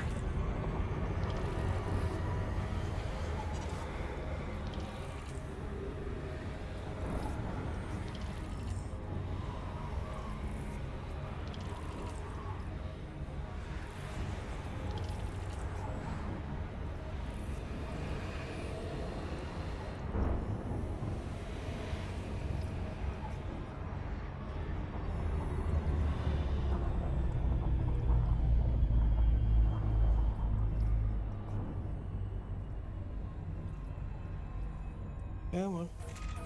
Oh, let's have a look here. Yep.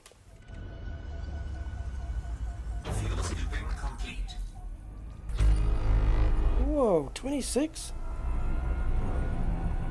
Just from that line? There must be another shelf underneath. We'll find out in a minute. Oh, Mark, nice one. Evans04 got the gift. Thank you. Thank you, Mark. I appreciate that.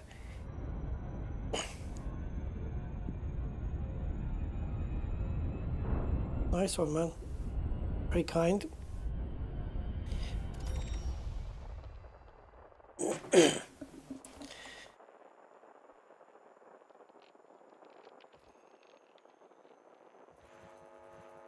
Okay.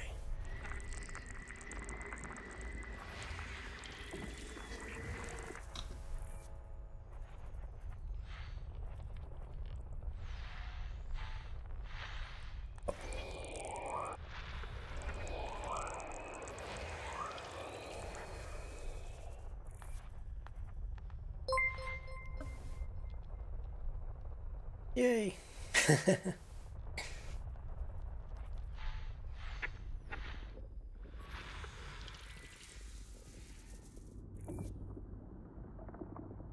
Welcome to the club, Evans04.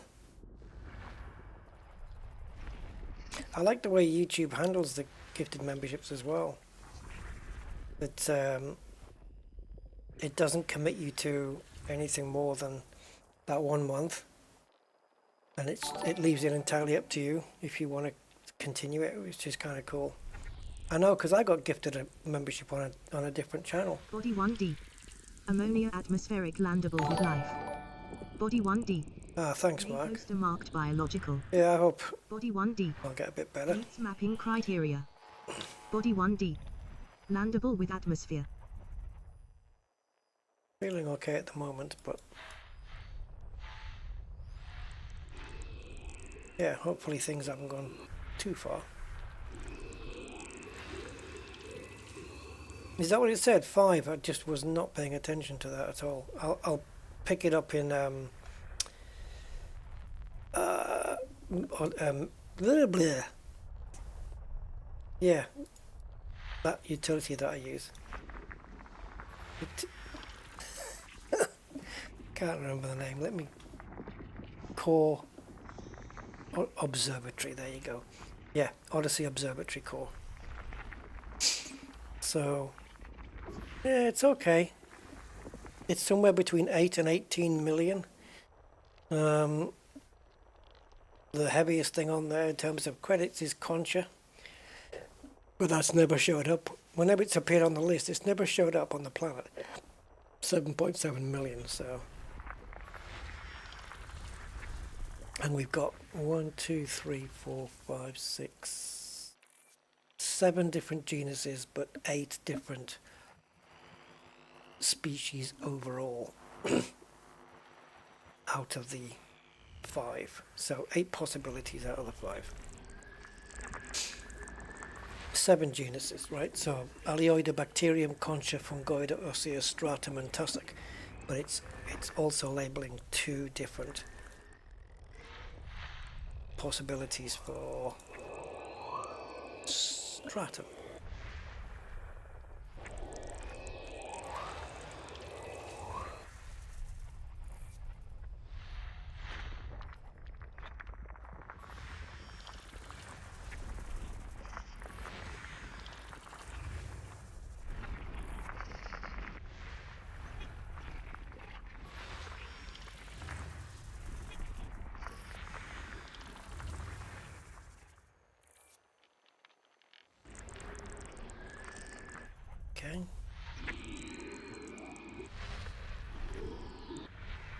cool that we're still finding totally undiscovered systems. I mean, we are getting closer to the bubble. Geos, plenty of geos there. Whoa.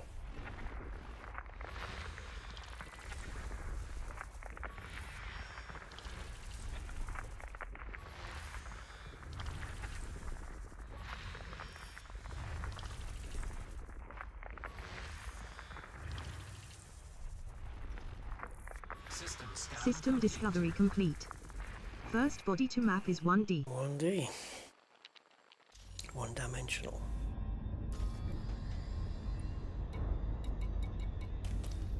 Right, so I guess we'll go and check what is and isn't there then.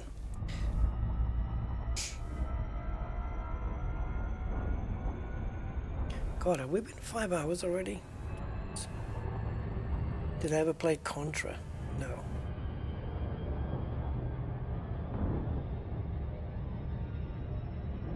$700 channels? Yikes, Frank. Did I? Did I got a gifted one on Eclectics as well? Wow. I didn't receive notification. It's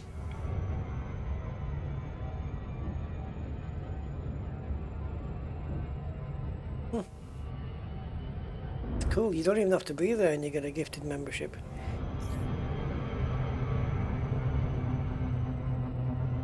Ah, cool, Mark, yeah. Thanks. And also thanks for the 3 months as well. Awesome.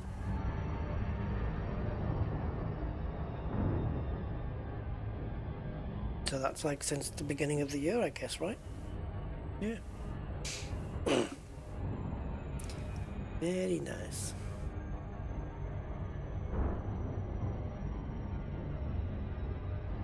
Speed this up a little.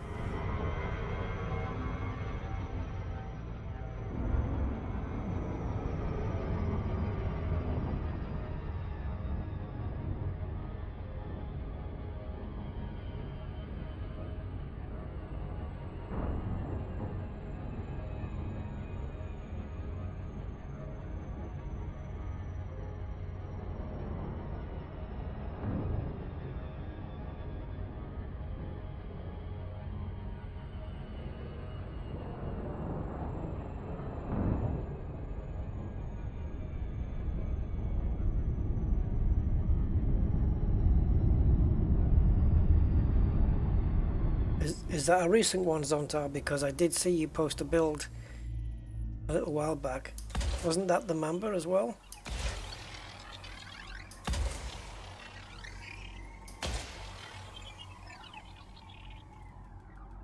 Oh, the FDL. Okay. Oh, okay, I'll check it out. Surface scanned by 50%. Yeah. Amazing, Mark, yeah. Mapping complete. Surface scan No more complete. bodies to map. Body 1D. May host a marked Well, wouldn't biological. you know? We're getting the two most lucrative are not here. No surprises there, eh? And the Stratum, we don't know which one it is, but it's going to be between 8.8 and 10.2 million. So, and I just want to confirm that that is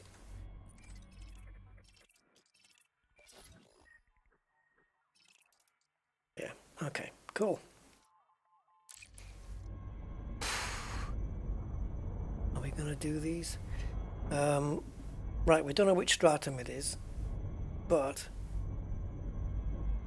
we've got Tussock cultro, Osseous spiralis, Ongoides cetices again, cetices, Bacterium. Okay, so we've done this before, but the only difference is the stratum. So let's target stratum first, and then we'll know exactly where we are with the value of this planet.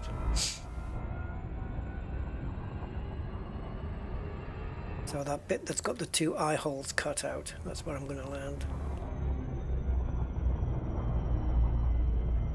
Looks Looks like a, I don't know, looks like a scraggy old cat. My brain sees it. Orbital flight engaged. Do slow down, do slow down.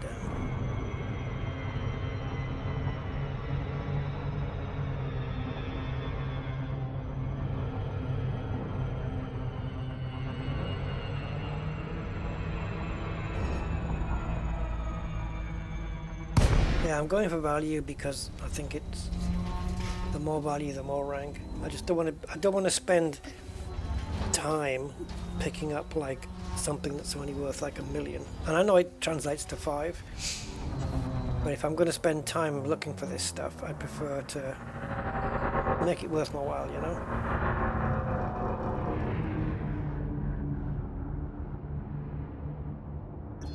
Oh. These headphones on my head and just not seating right.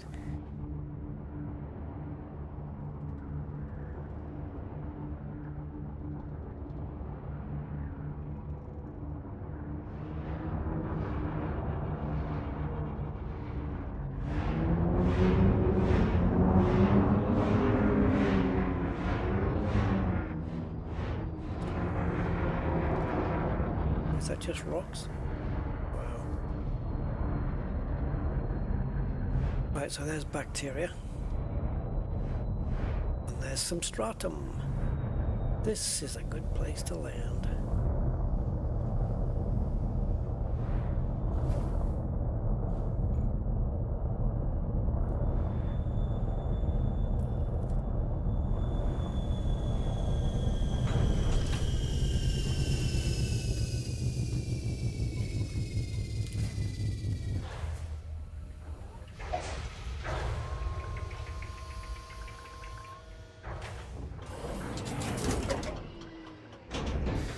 Gravity warning.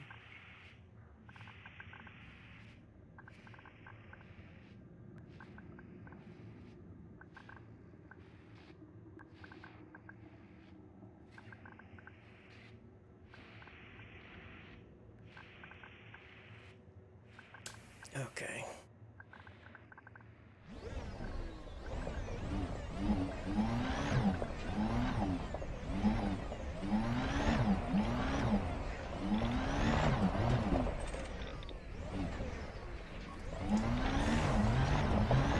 So, 2 choices here, I guess.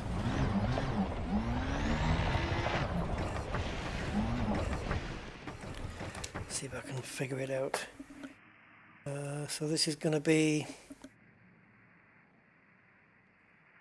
Laminamus or Paleus.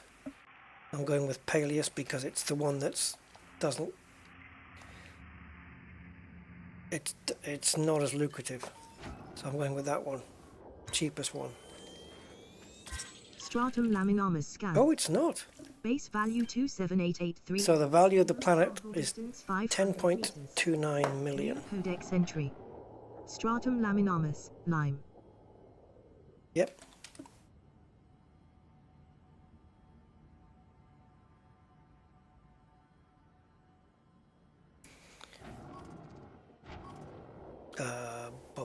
Bum.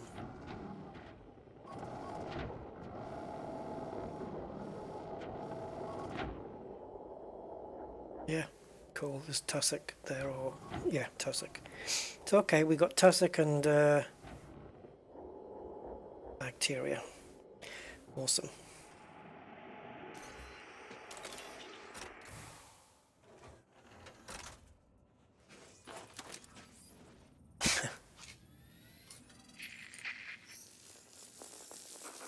I like the way that one is buried in the you know, the way it just goes under the ground like that. That's kind of cool. Nice little transition. So this is, it hasn't come up yet, but I can tell you it is 500 meters. Easy to find. Sample collected.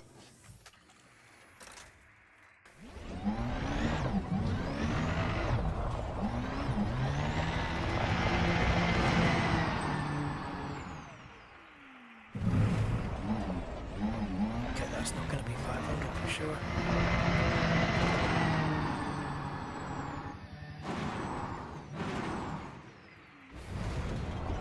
Minimum distance reached. You've traveled over 500 meters from previous sample. Let's get out. It does add up, yeah, you're right. No, you're right. Especially if you're getting bonuses on it as well, right?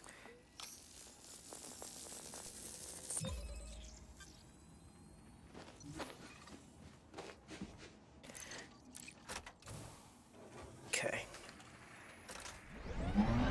Just keep going in this direction.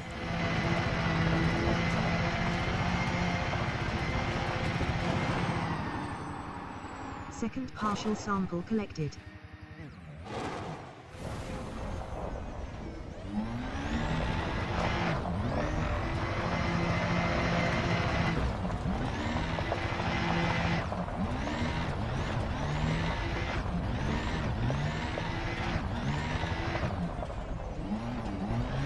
Minimum distance reached. You've traveled over 500 meters from previous sample.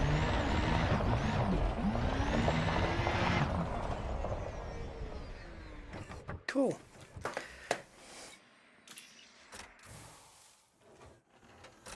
We haven't travelled far enough for the ship to take off, and just looking,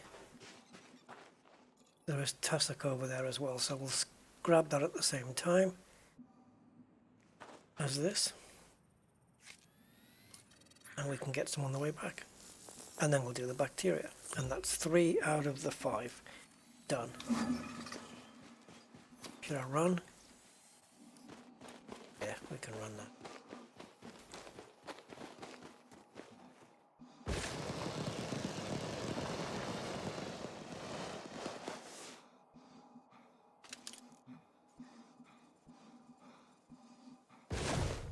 Sample collection complete. Gosh, it's really laggy, eh? Tussock Cultro scanned. Cultro. Base value 17. Oh, 200 meters. Oh, this should be easier Sample then. distance 200 meters. First partial sample collected. So I'm sure we'll have that complete by the time we get back to the ship.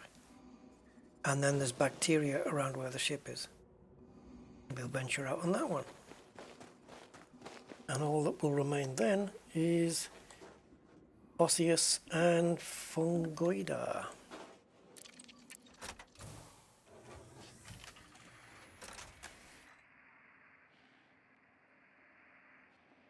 I was wondering about that, Mark, because I got a message when I got a gifted membership once on YouTube. They did send a message saying, you know, that it wouldn't be renewed and that unless you actually took action yourself. But yeah, worth keeping a track of. Are we 200 meters already? Nah.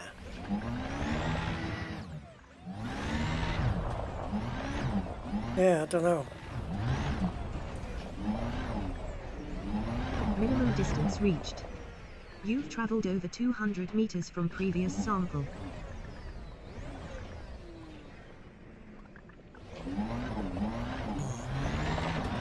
Okay.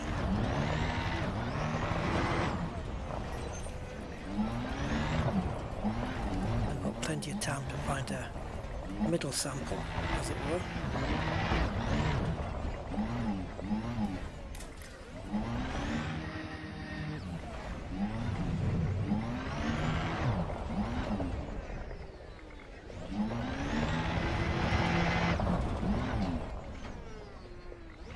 See if there's any hanging around near this strata.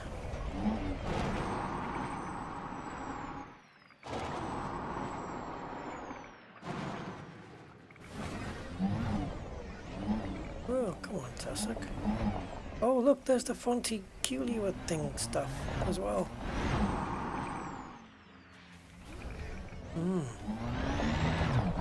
Interesting that that's here.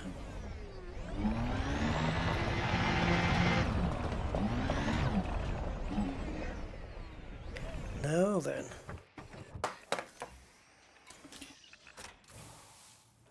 Oh, osseous, yeah. You know me, I get mixed up. Second partial sample collected. I don't know. I don't know, Zonta. I had to keep going to... Any idea of what other distribution centers? Yeah. You mean the name of the systems? I don't remember. But any distribution center, I think, will have traffic on it.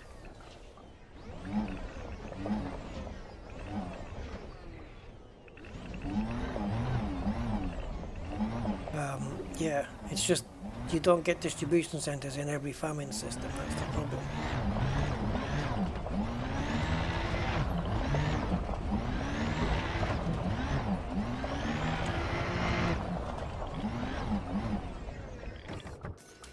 But when you find one, you should be good to go. The distribution center, it's basically where ships are coming in and leaving, either dropping off, I guess, or picking up food parcels. Over 200 meters And if you just sit there, there's 3 of them come in, 3 of them go out, or maybe 4, and then sample collection complete. you can scan their high wakes. And that's what it's for, just wake scanning. It's the quickest way to get data mined wake exceptions. So 300, 200, 100, and 20. And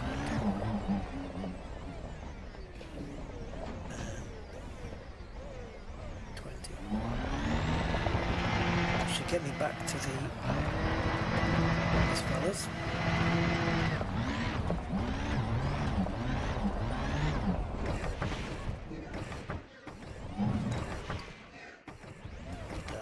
Do it in turret mode.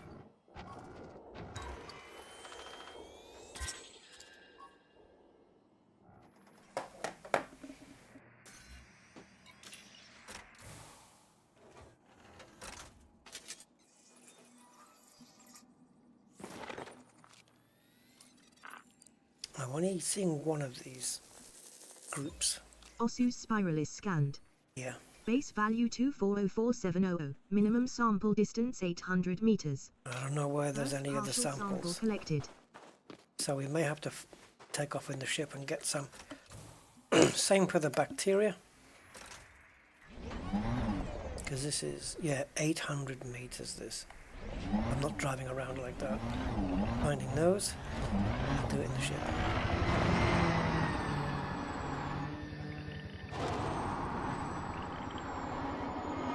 Same for the bacteria.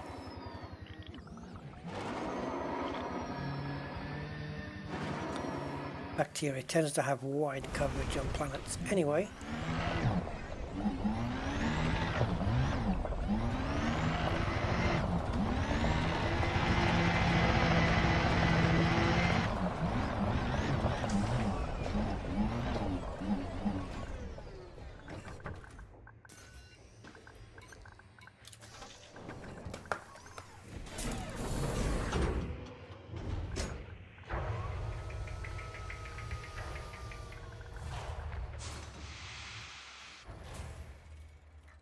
Okay.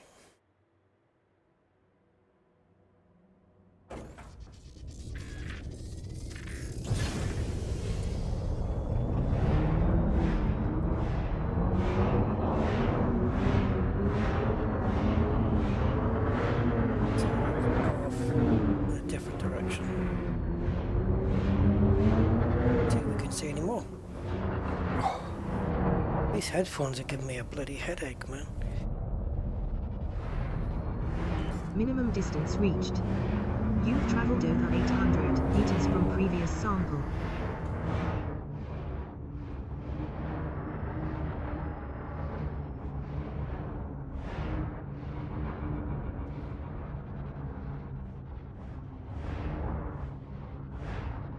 I don't even know if we're in osseous territory and whether that one was just a fluke.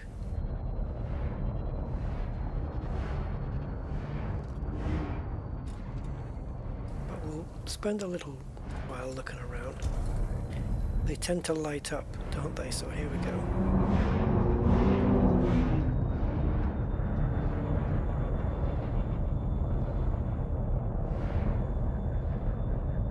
they do illuminate pretty well.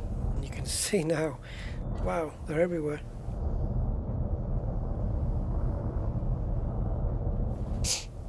On the map you won't see it. You'll have to jump into the famine system and then you'll look it up here. It'll be in the list here, distribution center. You won't see it on the map or anything.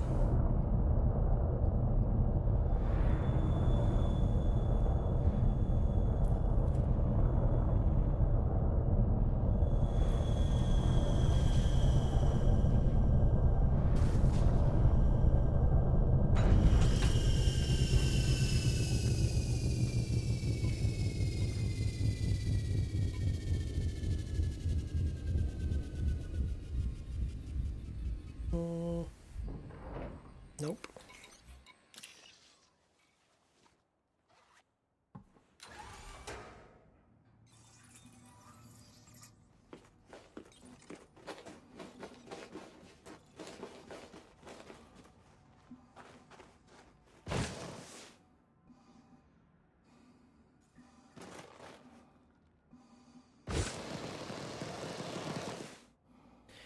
Yeah, the stratum's everywhere, isn't it, as well?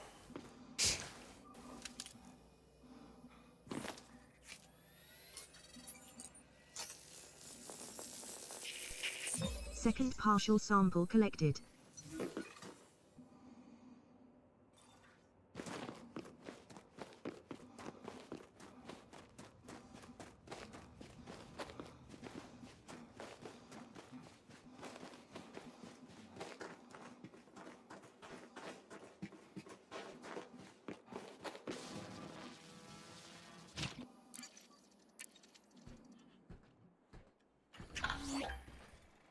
Okay, let's get the final one.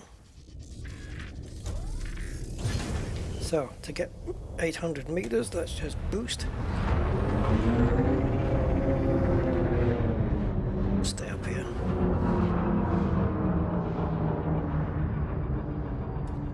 That should be enough. Because clearly we're boosting more than 800 meters.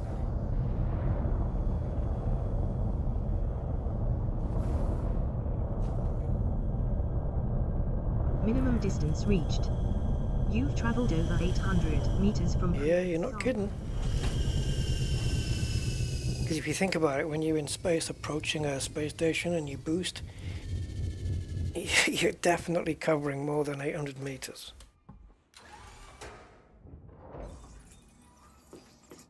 Oh, right here.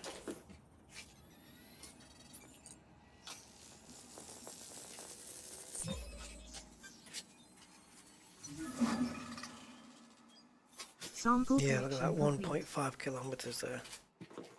Okay, so that's that done. Now bacteria.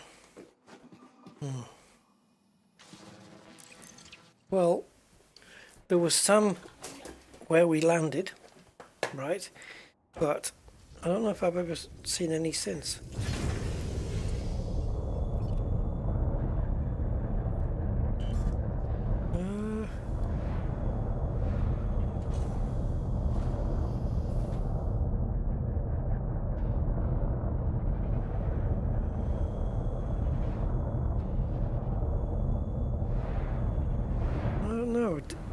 I don't even know if we're in the zone for bacteria, but I think we'd be pretty unlucky if we're not, because that does tend to go everywhere.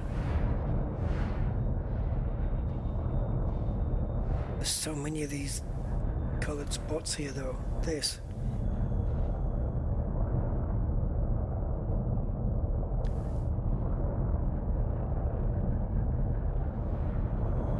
But we've already seen what they look like, the kind of dark green splodges.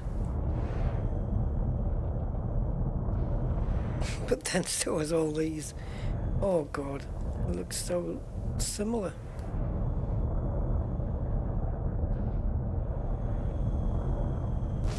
Yeah, it's not one of them.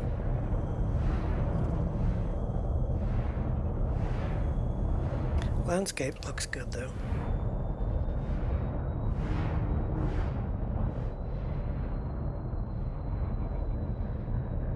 That's what a bacteria looks like.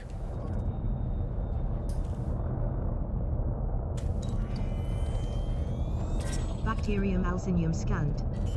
Base value 165850. Minimum sample distance 500 So meters. 2 more of those.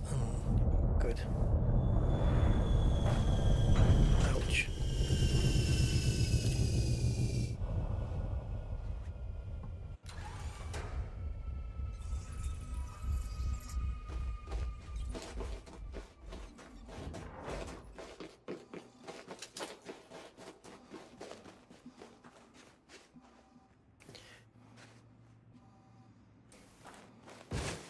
There you are. Yes, splodge of cement. Yeah. It's a weird looking thing, isn't it? As you would see it through a microscope, maybe. Oops.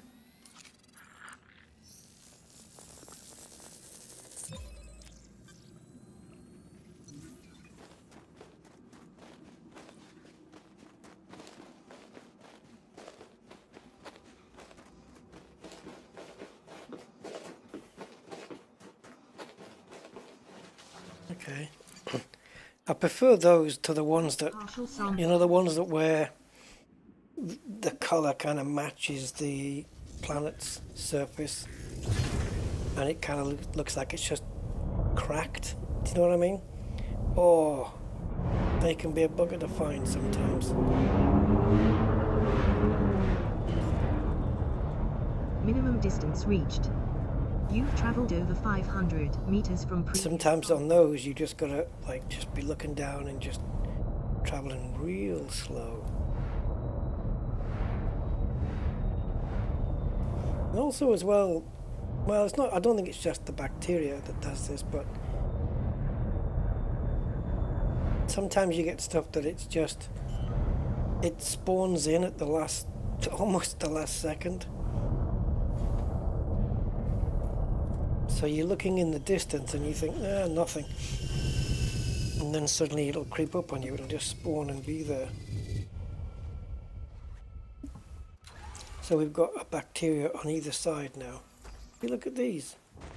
I mean, looking at this distance, yeah, they don't look like bacteria, but... Baby back. Fungoida. Yeah, do they do that as well? Oh.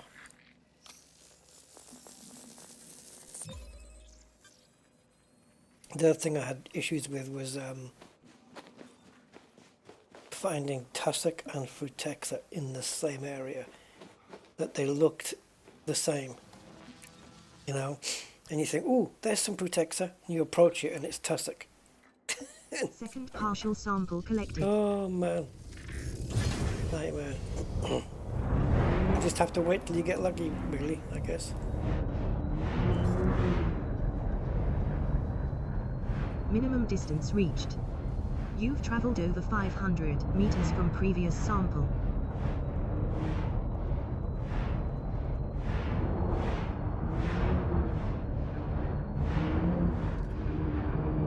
Should slow down a little, just in case it does late spawn in. Just need the one more. And then I hope that the final 2 are using the same mapping. Not in my luck, they won't be, but let's see.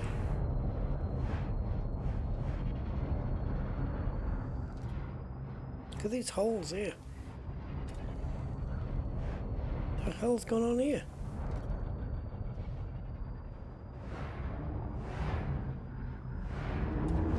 All the rocks scattered around, looks like there's been a meteor strike or something.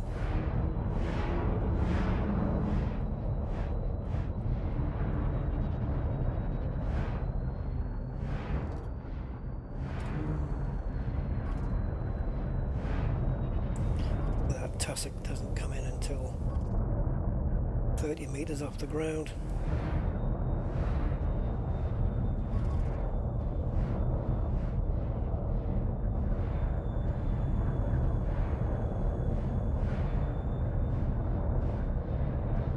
Yeah, the terrain looks good. It's just, it kind of gets, it's spoiled when it seems to be spawning in as you move. It seems to happen quite close to you as well, which is where the illusion's shattered, I guess. But when you're still, the terrain looks very good.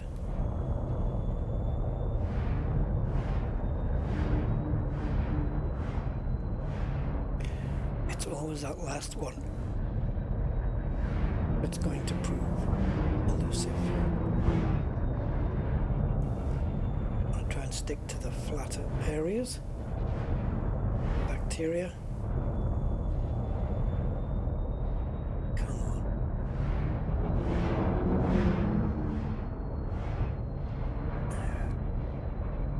It's the old 2 out of 3 routine. And you find loads of them together.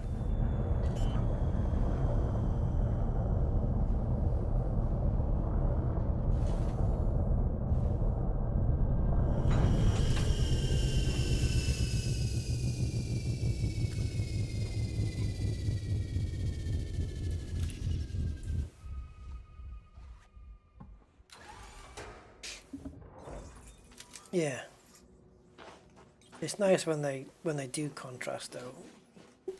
Sometimes the bacteria, it's like super green, super easy to spot, and that's all well and good, you know. Some of them are just a bit of a pain. This one's not too bad. It's just a question of finding one. When you find one, it's easily seen. Especially on like a browny reddish surface like this. You've got the green there, it's fine. Oh, that one. Okay, so remaining, what do we have? Fungoida.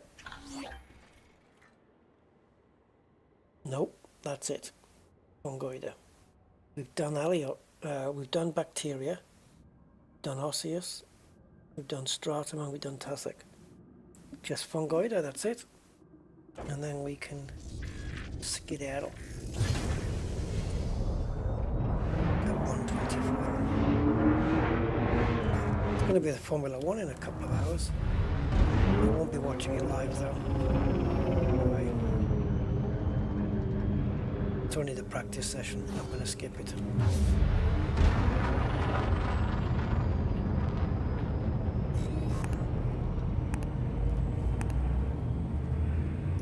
Japan. 3, 2, 1, engage. Actually, to be fair, I might still be awake for the practice 1 session, but I will not for practice 2. No chance.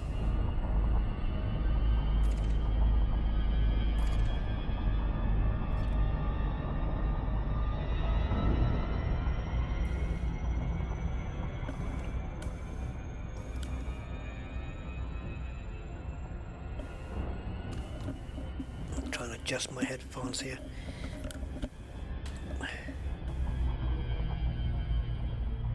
Right, so what are we looking for? Fungoida.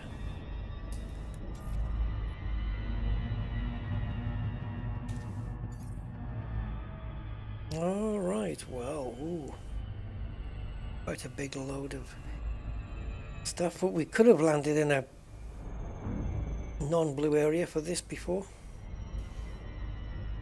Well, we should go in a smaller area. Fungoida is 300 meters. I wonder if we should go into this smaller area.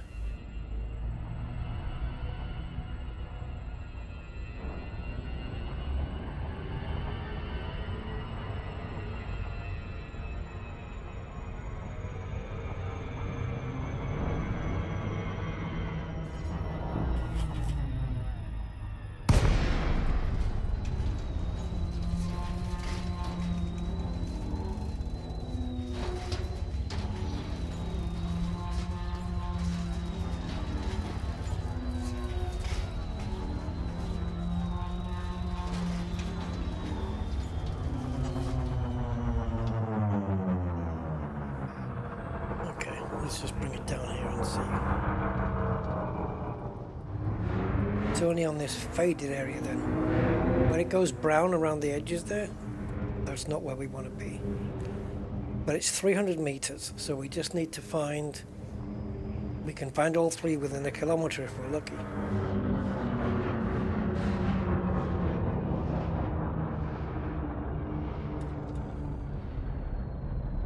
Right. Just want to be reminded of what the hell I'm looking for here.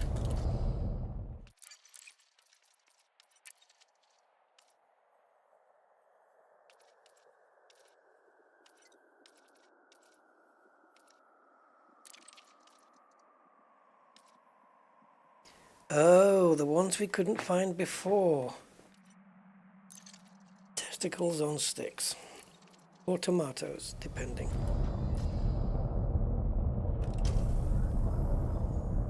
Yeah, those which we found in the mountainy regions last time. Ugh.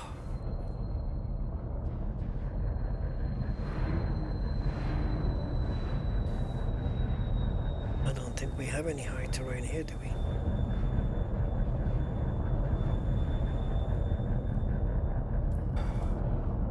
But why would they have... Why would they have a blue area here then? It actually wasn't here.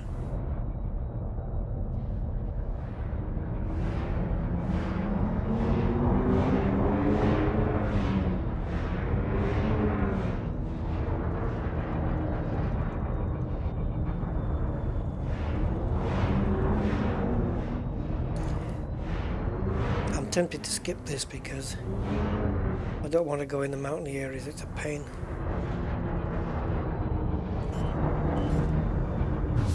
Skip it.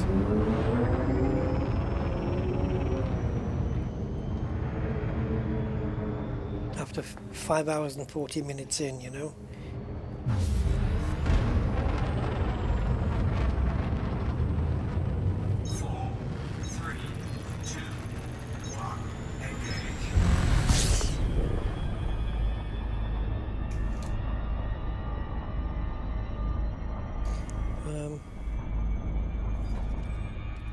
Just want to see where we are. 1,700 light years. It's not so bad, is it? No, I've got water here though.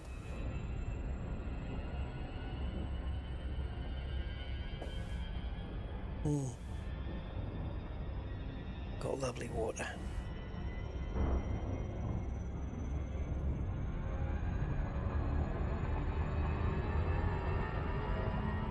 I should have drunk more by now, but there you go. Right, so we'll just look for a place to land, I guess. Hopefully in the next system. And then I guess the next time we visit Oliver, we can get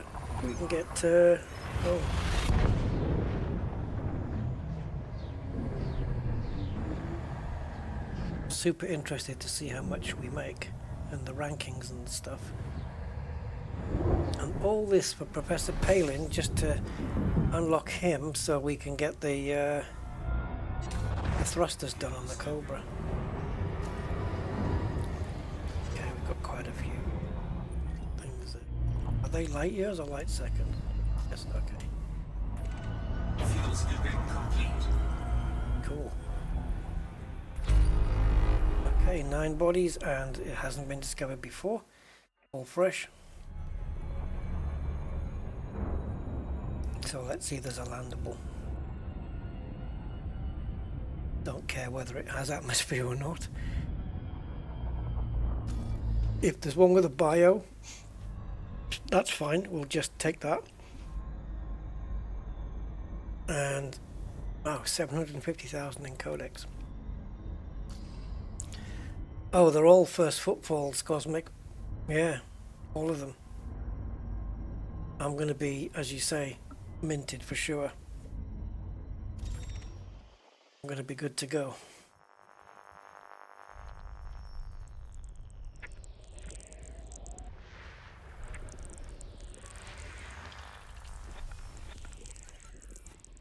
Body 1. Carbon dioxide rich atmospheric landable. Body 1. Meets mapping criteria. Whatever Body that 1. means. Landable with atmosphere. What is the mapping criteria? Landable with atmosphere, but nothing on it, but okay.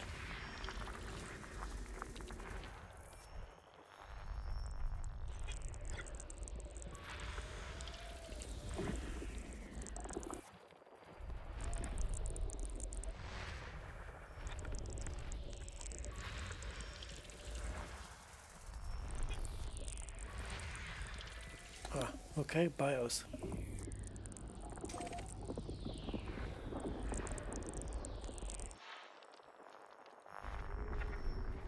Delay on this system. Scan complete.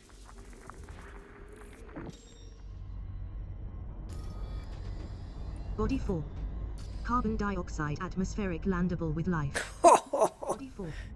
Has high biological value. You bastard. Body 4. Meets mapping criteria. Body 4. Landable with atmosphere. System discovery complete. First body to map is 1. Yeah, I'm not going to one. So, yeah, 2 things here. 20 million. Bacterium orasus and stratum tectonicus.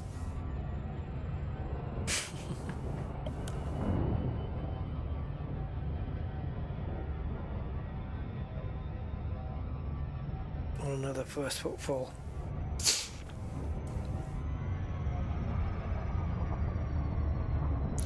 So we'll get the stratum done. In fact, I'll try and do both, but otherwise, if not, I'll just do the stratum and then do the bacteria next time.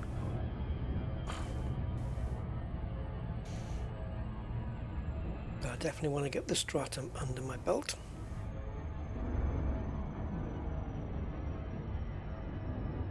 And I need footfall for that.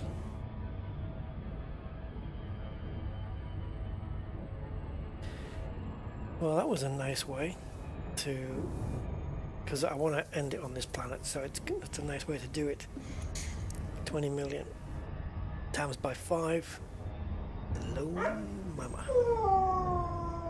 Third world victim, you've been lied to. Wow. Thanks for the sub.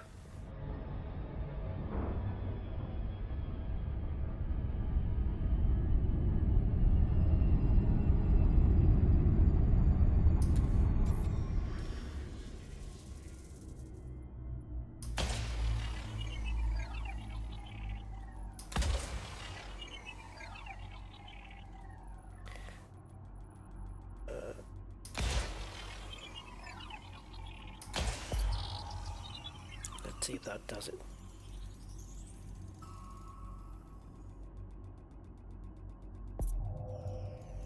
Surface scanned by 50%. Mapping complete. Surface scan Next complete. body to map is 1. Yep, Body 4. same pattern. Has high biological value.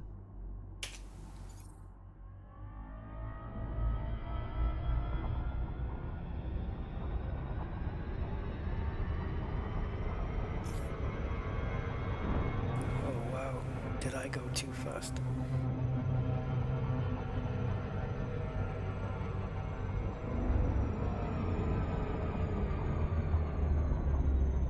Okay, I'm looking for a patch of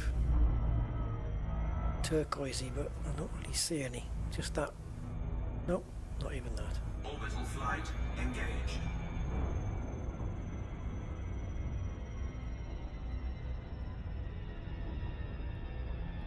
So it looks like it might be a little bit.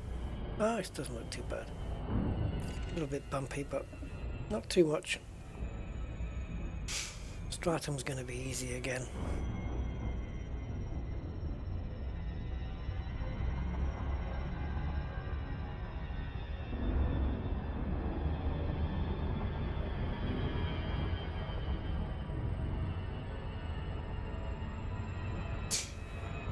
Yeah, so if you think for every stratum tectonicus you get nearly 100 million, and I said I was going to get 500 million, I think I'm going to get more than that. I might even hit the billion the way we've been going. Imagine that, going from 90 million to a billion. I reckon it'll be near it's got to be somewhere near a million, right? Because how many Tectonicas have we done? I don't know. Even if it was 5, that's 500,000 right there, and that's not counting any other scans.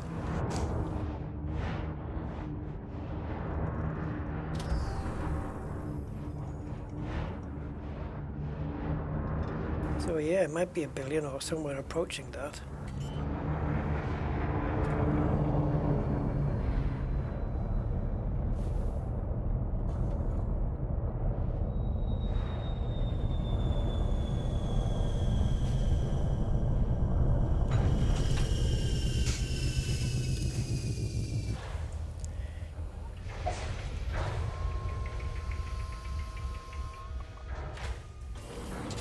New one? Low gravity warning. Okay, what's there?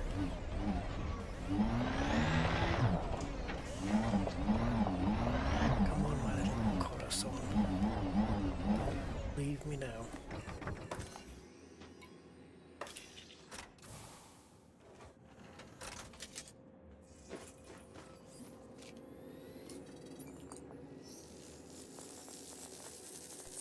Stratum Tectonicas scanned.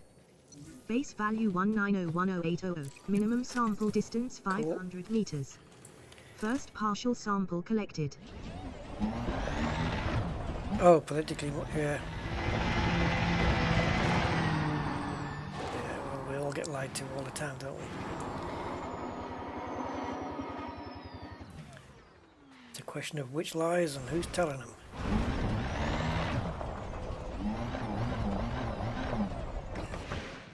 Can I still do this one? With this scan? Uh-oh. Okay, let's do a different one.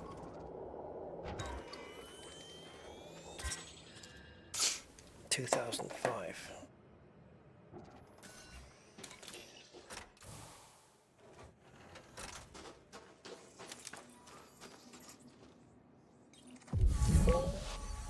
Wow, on the limit. The other one must have been like just bang on the Second partial 500. sample collected. 507. And this one is 4995, so yeah. Eek. Minimum distance reached. You've traveled over 500 meters from previous sample. So the bacteria is worth only 1 million. And I haven't seen any thus far.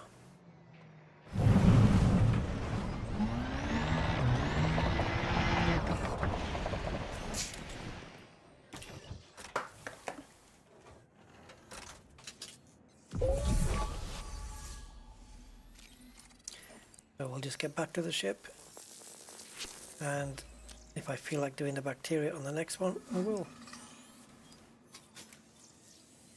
Orasis. Isn't that the one that blends in?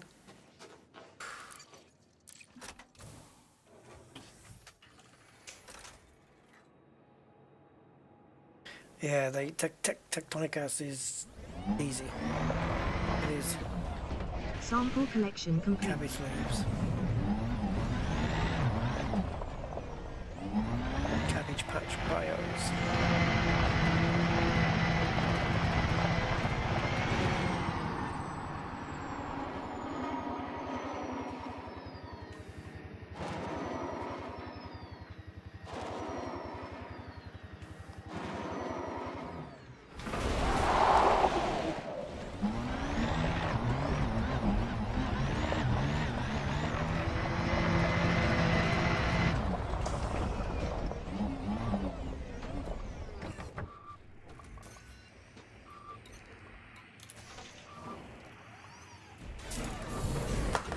Right, so we've got bacteria still to do. Alright, well there we go. That's left us 26 jumps away. So I think we were, what, 47 or something at the beginning? Something along those lines. So we're definitely closer in that we are at the blue one. Yep. Nearly getting back into Goidy territory there as well. Spanch would be there. I don't know, it wouldn't take long, would it? We're here right now. I wonder how many jumps Spanch would take. Let's have a look. Spanch, and we want the galaxy plotter. Actually, yeah, well, no. The problem is I need my ship details for that. Click on that button, and we go to... Oh, actually, I don't need to save it again, do I? Diamondback, Diamondback. I must have it saved already for sure. Oliver Hardy DBX. There we go. There we go. Export. Galaxy plotter. Source system is PRUA. Let's see if it's in this directory. Database. Drua DO-MC9-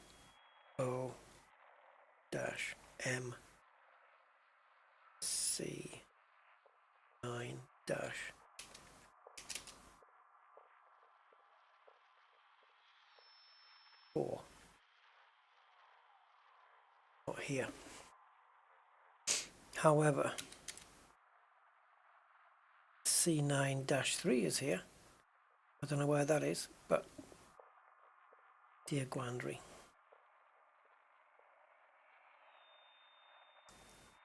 Ship build. Oh, okay.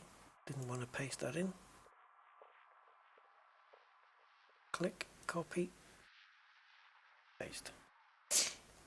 Okay, use supercharges, yes, go.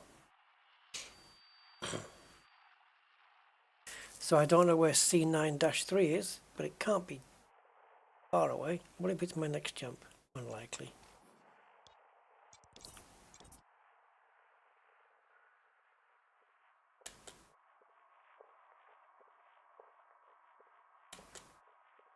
Oh, great. Bomb.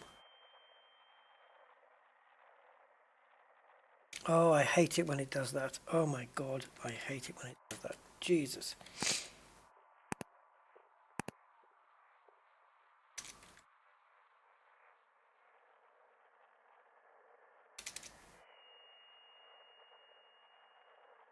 How far? Jump. Okay. So if we jump to here, then Spanch would do... It's still working on it. Hopefully the build on my ship is correct. See if I can find the jump.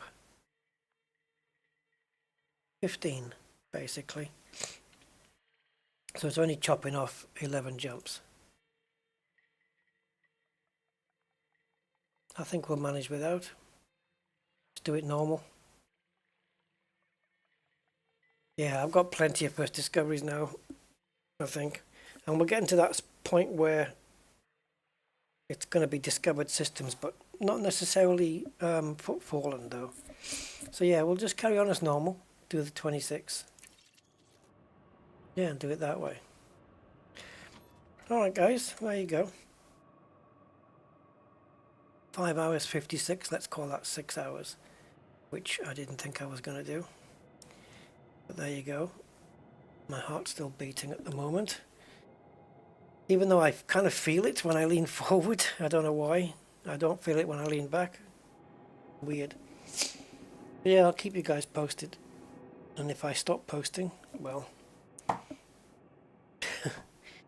Take care guys. Thank you for being here and supporting me and keeping me company and everything and help distracting me.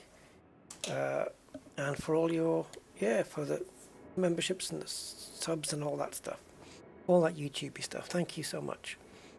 So thank you guys, thank you Mr. Goatman and Meta and Mark and Mr. Budman and Cosmic and Frank. Now I've started that, I don't want to miss anybody out. Zontaz, Mondo, Cosmic. Yes, everybody, thank you so much for being here. We'll get this ship home and we'll be good. Until then, take care, guys. Have a good one, and I'll catch you next time. Until then, bye for now.